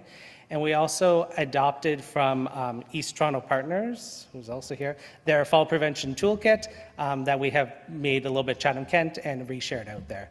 And then regarding palliative care, our OHT is one of 7 leading projects across the province, which was looking at home care modernization specific to palliative care. So along with the other guidelines we had to apply, we matched in the BPG into that application as we went. When we were looking to prepare for our manuscript, we did a formal evaluation of our BPSO project in December 2024 and 2025. We used a mixed method survey using both Likert scale and free text to understand engagement, implementation, enablers and barriers, and perceived impact. Results were analyzed for themes as well as for system factors to influence ongoing implementation to BPGs. Our results, though small, had 46 responses, and 40% of those came from working group members, 40% from organizational champions, 20% from senior leaders, all rounded up, and we did have one patient partner that did respond to the survey for us. What we did see is that 80% of those that responded had an awareness of the CKOHT's BPSO work, and that 80% had a positive impact. They felt there was a positive impact, especially towards patient safety, with the work that we did in applying BPGs. We also had noted a 65% improvement in change noted to care coordination through the application of the BPGs, and a 60% improvement in involving patients in care decisions. We had an 80% positive response rate to feeling that the OHT and organizational leadership were committed to the success of the project and implementing BPGs. And 70% felt organizations provided adequate resources, but free text themes displayed concerns regarding resources and especially HHR capacity. Smaller and non-clinical organizations noted larger challenges when it came to resources. Some challenges that we noted, well, only 50% of participants felt that patients are more involved or informed in care related to the BPSO work, and only 40% thought that families were more engaged. A lesson we learned is the need to work with organization partners and PFACs, both at organizations and across the OHT, on enhancing patient and family involvement in the process and ensuring that they are receiving the care as the result. All our working groups do have a PFAC member from the OHT, but not all our partners have individual PFACs. Overall, key benefits that were seen as part of doing a BPSO journey was an enhanced awareness of evidence-based practice across multiple sectors, streamlined access to care and navigation, and greater multi-sectorial alignment to patient priorities. Participants saw value in the work and were optimistic about the sustainability and further BPG implementation into the future. Overall conclusions are that the Chem-Can Ontario Health Team as a rural OHT found ways to meet partners across the sector to implement the BPG. Despite resource constraints, all partners saw value and commitment to the ongoing work. The BPSO showed the power of interdisciplinary collaboration as we had involvement of both direct and non-direct care providing organizations. And we noted that our co-design of initiatives remains vital in the future of any project. So 2 key lessons I think we would share with anybody looking to do a BPSO-OHT is to try and link your BPG work to greater OHT projects, especially if you have a large group of partners. And strong leadership buy-in enhances the work and helps you overcome the resource challenges that will exist. And so I just wanted to finally say, this was a major team. It takes a village. So I just want to note my co-chair, who is Meredith Whitehead, who was the former VP Transformation and C&E with CKHA, and Tiffany Gard-Duff, who is our OHT staff. So we were the core of this, but as well as all of our partners that are listed on the side. Without them, none of this work would have been done. Thank you.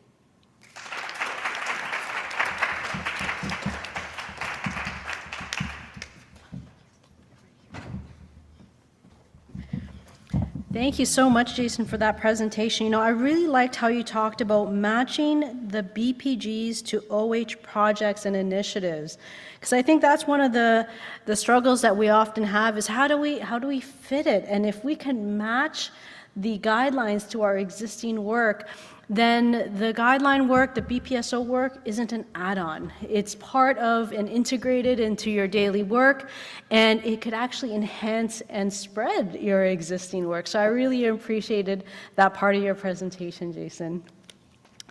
Now, I was wondering, we have some time, yay, for questions. Does anybody have any questions for Willa or for Jason? Sue Sweeney, we need to get Sue Sweeney a mic. She's usually the one giving everyone else a mic. I can talk about it. Okay, I will repeat okay.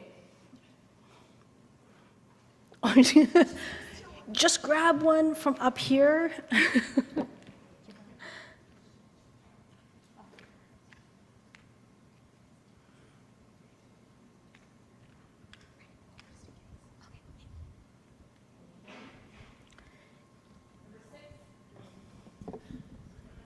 Can you hear me? There we go. I was just wondering with the Chatham Kent OHT, is there some consideration to get some long-term care homes affiliated with that OHT? What number are you? Okay. Number Number 3. Oh, okay. So yeah, we do have some, we do have long-term care partners and a retirement home that are signatories. So we have reached out to them now that we're through our 4 years about joining our BPSO work. I don't know if any of them have accepted yet, but we do have a number of local retirement and long-term care that are BPSO designates on their own. Yeah. Maybe Jason, we can help you with that. Over here, we have Julia Fineshko and Sue Sweeney, who are in charge of the long-term care program. So certainly, we can find opportunity to jointly get them on board. Maybe. What do you think, Jason? I think that'd be great. Okay. Are there any other questions? Oh, Marjorie has a question. Thank you. Great presentations. Both are awesome.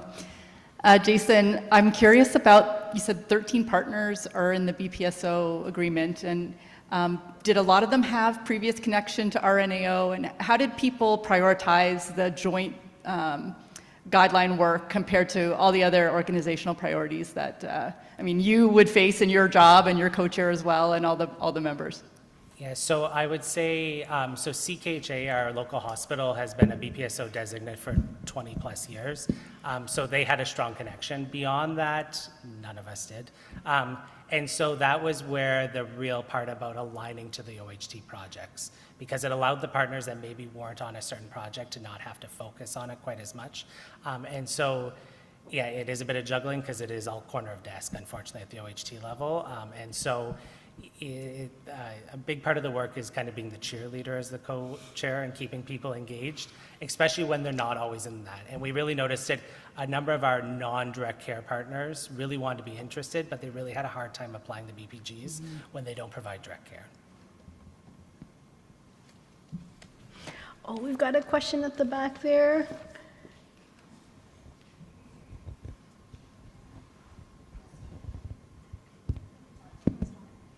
Oh, thank you. My name is Maria Chabel. I work for Universal Care, which is a management company, and I'm referring to the second presentation. I just wanted to say that as a management company, we do have long-term care homes under our management, but on behalf of Universal Care, as a clinician, I'm very involved with the Ontario Health for that hub. And I just wanted to provide some feedback because we ended up being involved not in just in the steering committee, but also different working groups. And we did that liaison with RNAO to making sure that whatever they put in place is best practice. And we provided updates at all the meetings where we are in our journey for the long-term care homes, specifically to the clinical pathway, and help them on reflecting, for example, with the palliative care program, the training modules that they created in addition to what's mandatory under our legislation, and embedded the best practice language. So just wanted to share that, just in case that provides some support to getting integrated with long-term care as people do pass back and forth, and helps with obviously not sending residents to hospital and care for them in their home. So I'm not sure if Yeah, that no, so I fits think we're with- definitely, yeah, you know, I think there's lots of room for integration as we continue to grow. Yes, yeah. And so, yeah, I think. Thank you. My partners will. Thanks, Maria. Are there any other questions? Well, I had a question for Willa.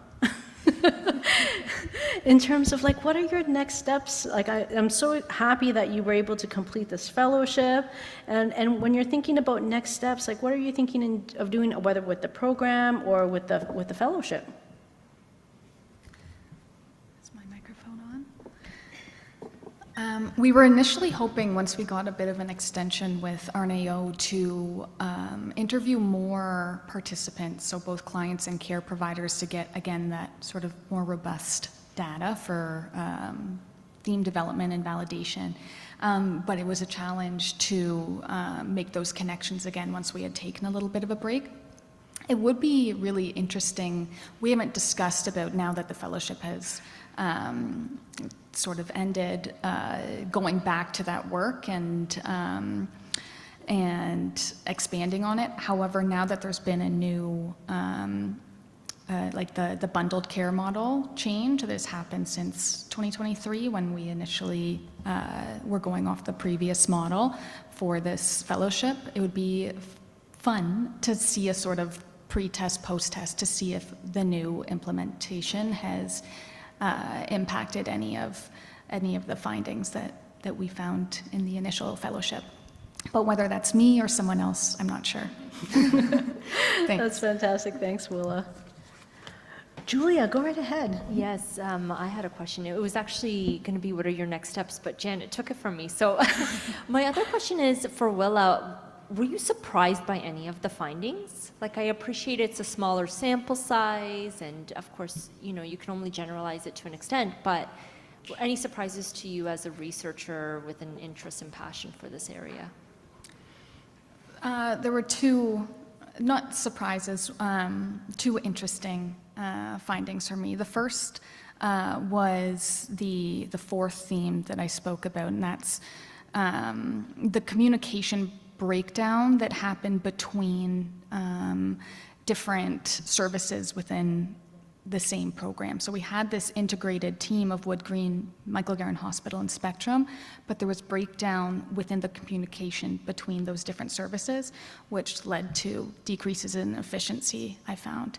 But then I was also really excited to see that speaking with the clients involved and getting their feedback and the opportunity for them to be heard. Of course, they had feedback on improvements that could be made with the programs, but throughout all that, what kind of came through was, despite their feedback, was their satisfaction with the services that they were being provided. Thanks. Thank you. Any other questions? Okay, well, I have things to give you. Hang on. Got a bag for each of you, and it has a mug and a water bottle in each one. So that's for you, Jason.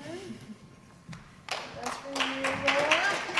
Thank you so much. Thank you, both of you.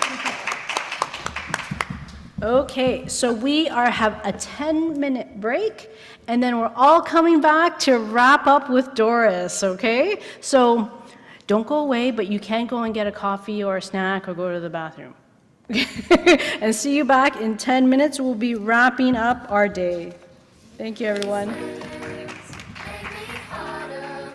Make me lose my breath, make me water, make me sweat, make me harder, make me lose my breath, make me water. Normally, I could keep my cool, but tonight I'm whining. I'ma be in a dangerous mood, can you match my timing? Telling me that you're really about it, what you're hiding. Talk is cheap, so show me that you understand, I like it. Can you blow my mind?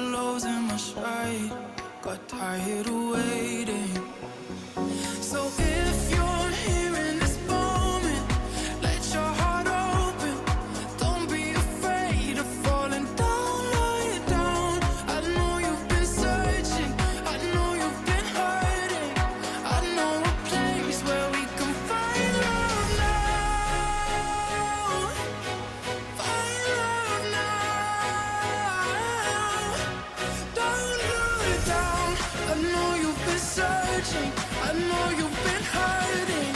I know a place where we can find love now.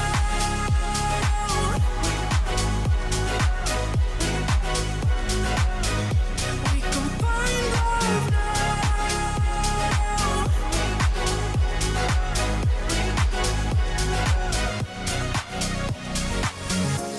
And we will keep climbing. We'll hit new highs, and the sky is the limit. Now I see diamonds, the stars aligning. You're not alone. So if you're here in this moment, let your heart open. Don't be afraid to fall and don't look down. I know you've been searching. I know you've been hurting. I know a place where we can find love now.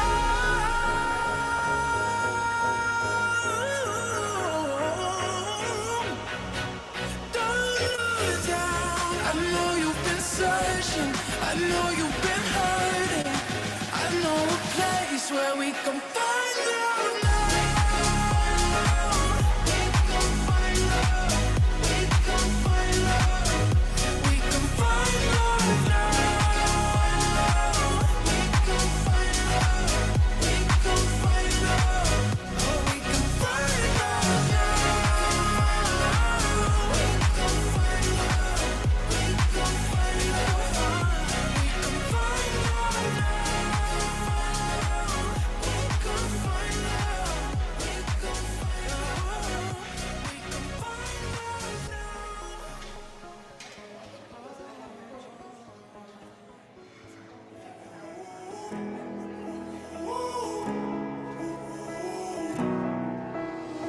Time stood still, just like a photograph. You made me feel like this will last forever. Looking in your eyes, I see my whole life. Oh, they say you know it, but you know it, and I know. Oh, promise that you hold me close, don't let me go. Take my heart, don't break it. Love me to my bones. All this time I wasted. You were right there all along. You and I stargazing, intertwining souls. We were never strangers. You were right there all along. I lose my mind when I'm around you. How I come alive when I'm without you. I can't help but feel so lost. I wanna give you all I've got. Oh, they say you know it, but you know it, and I know.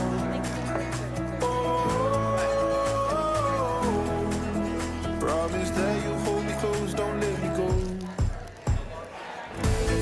Take my heart, don't break it. Love me to my bones. All this time I wasted. You were right there all along. You and I stargazing,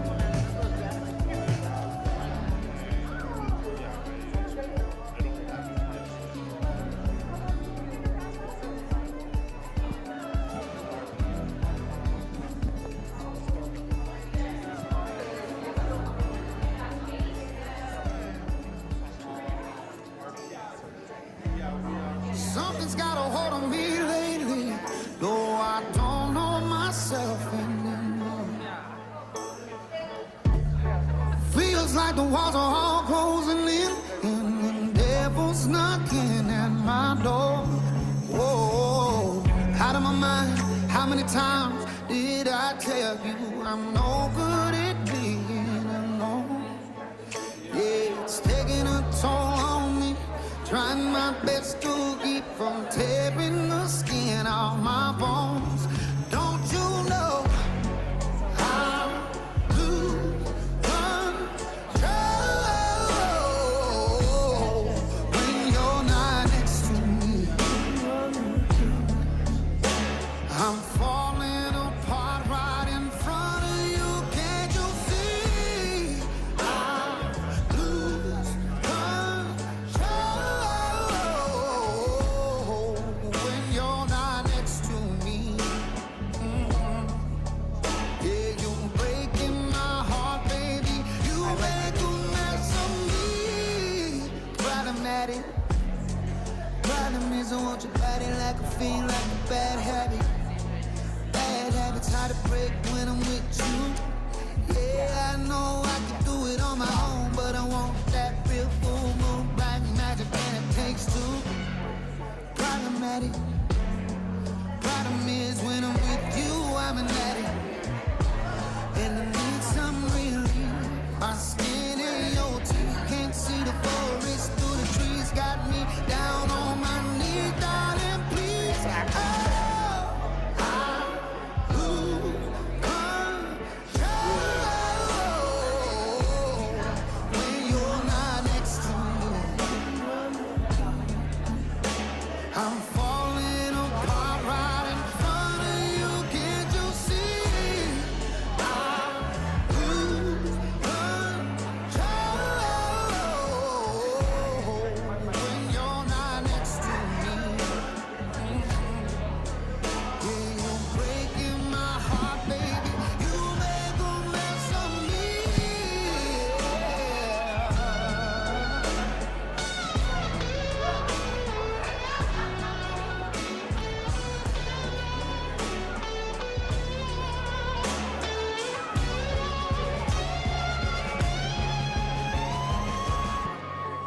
I lose control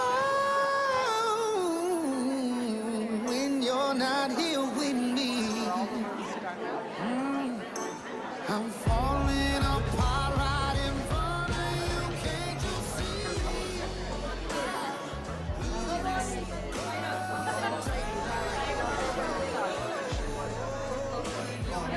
I love it. Get your flags ready. We're gonna do the final. I need to find, where's Mei Tao? Mei Tao, come right up on the stage next to me. One more that describes Yeah, bring everybody in.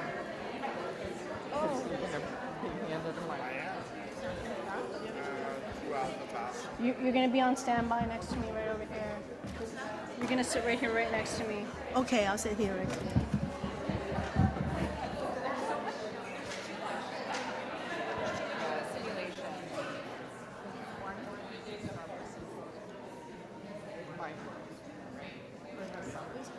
Are all the sessions done? Are all the groups done? Yeah, are all the sessions done? I believe so.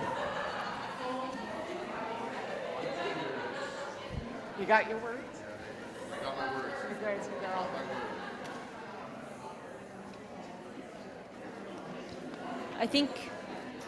I think we can get started on singing. All right. Okay, everyone. How's everybody feeling? Woo! Anybody want to come up here and do some karaoke or anything? We've got like the DJ. Apparently they do all kinds of events, including weddings. Anybody? No? Okay. Let's wrap this 3 days up. Now, can you believe that it's been 3 days of the BPSO extravaganza? You know, you've heard a lot from us up here on the stage. I'd love to hear from you. Now, I want everybody to think of one word that you would describe the last 3 days.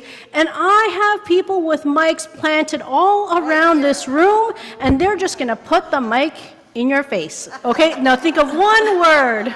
I got this table. Motivating. Motivating. Love it. Invigorating. Invigorating. Professional.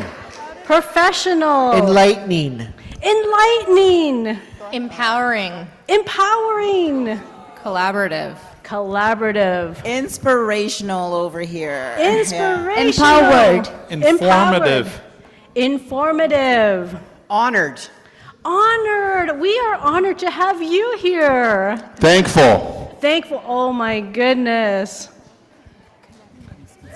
Enjoyable. Enjoyable. Oh, I have had so much fun with you It was guys. great. Thank you very much. Friendship. Friendship. Grateful. Grateful. Excellence. Excellence. I think we have seen so much excellence in our presentations and our collaborative approach these last 3 days. Inspiring. Inspiring. I love it. Educational. Educational. Knowledgeable. Hopeful. Connecting. Knowledgeable. Connected. Hopeful. Hopeful. United. I like that. Networking. United. United. Fulfilling. Fulfilling. Connected. Connected. I seem to be having a theme. You know what? I hope we're recording this because we could probably do some sort of analysis and then write a paper, and then Julia can help me publish it, you know, because she did the publication writing. A few more and we'll keep on going. Empowering. Empowering. Danny had a comment. Somebody to collaborative, so I Googled synergetic. Collaborative. Fantastic. Any more? A little bit tired. A little bit tired. You know, that is totally fair. Eye-opening. Eye-opening. International. International. Now, did you guys Fun. enjoy the international component of our conference? Fun. Fun. Fun. Fun. We had so much fun. Oh, I want to hear from Maria too. Same goal. Same goal. Yes. And you know, isn't it fascinating that across the globe, we were joined by 24 countries, 15,000 participants, 200 presentations, and we all have the same goal towards better quality of care for our patients, our families, and our communities. Isn't that fabulous? And here we have from Thunder Bay, a special performance. May, this is for you. BPSO. Let's do it. Let's do it. Okay. Sponsoring to you now. Come on. Come on, we lead. You lead. Who wants to come up on the stage with me and May? Okay, I'm going to get my What's flag. your name? And Cheryl. Come on. We go. I go get my flag. Oh, May needs to get her flag. Okay. Oh, thank you. Yeah, I got one for you. I got one for you. Here, you want to go here? This is an equal opportunity shout out. Anyone who would like to come onto the stage?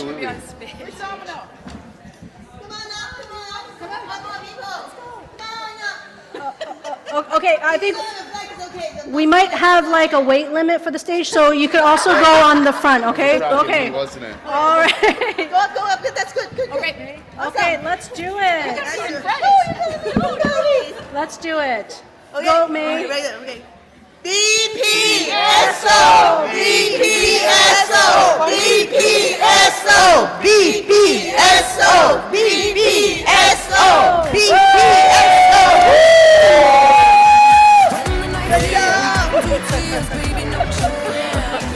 Oh my. So let's take this energy, let's take all of the collaboration, the friendship, the hopefulness, the networking, the inspiration, the motivation, and let's take that back with us to our organizations as we think about how to continue this work moving forward. And I have to say, I want to see all of you here in a bigger room in 2028. What do you think? So a big thank you to all of the individuals who have made this event possible. I want our back table over there that's chatting and have been hiding, I want you guys to come up. You know, it has been truly, truly. No, you guys have to come. We have had a tremendous number of people who have been part of making this event happen. And some of them are here, some of them are at home office, many are from our international. So I want to take a big shout out to our big planning group that have been here. We've got Angela, Sitlali, Kyle, Raul has been filming and taking pictures nonstop. We have our comms team. Our comms team need to come up too. Michelle, our director. You know, our comms teams are not moving. They just don't want to come up. They like to stay behind the camera, but we want them to come up front. And we also have Mike. Mike is behind that screen back there. Mike, I think you could leave your station. Woo! I think you could leave the station for like 30 seconds and come. You know, we have been working on this event for over a year. We've been engaging our 9 country partners, their organizations, their BPSOs to make this happen. And so I want to just say that, you know, this event is the work and passion of many people locally and globally, and it's for all of you. It's for our BPSOs, it's for our patients that we serve, our residents, our families, and our communities. And so thank you all to the Planning Committee, and thank you all, BPSOs. If we didn't have 1,500 BPSOs around the globe, we wouldn't have the Global Summit today. So big shout out and thank you to all of you.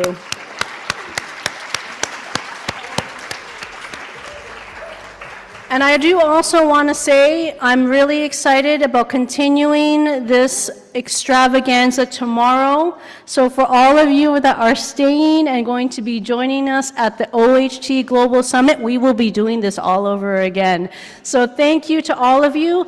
Safe journeys home for those of you that are going home, and thank you all for all that you've done.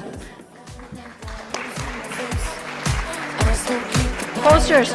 Okay, don't forget to take down your posters that are in the hallway. And of course, you could always see the e-posters online. So thank you, everyone.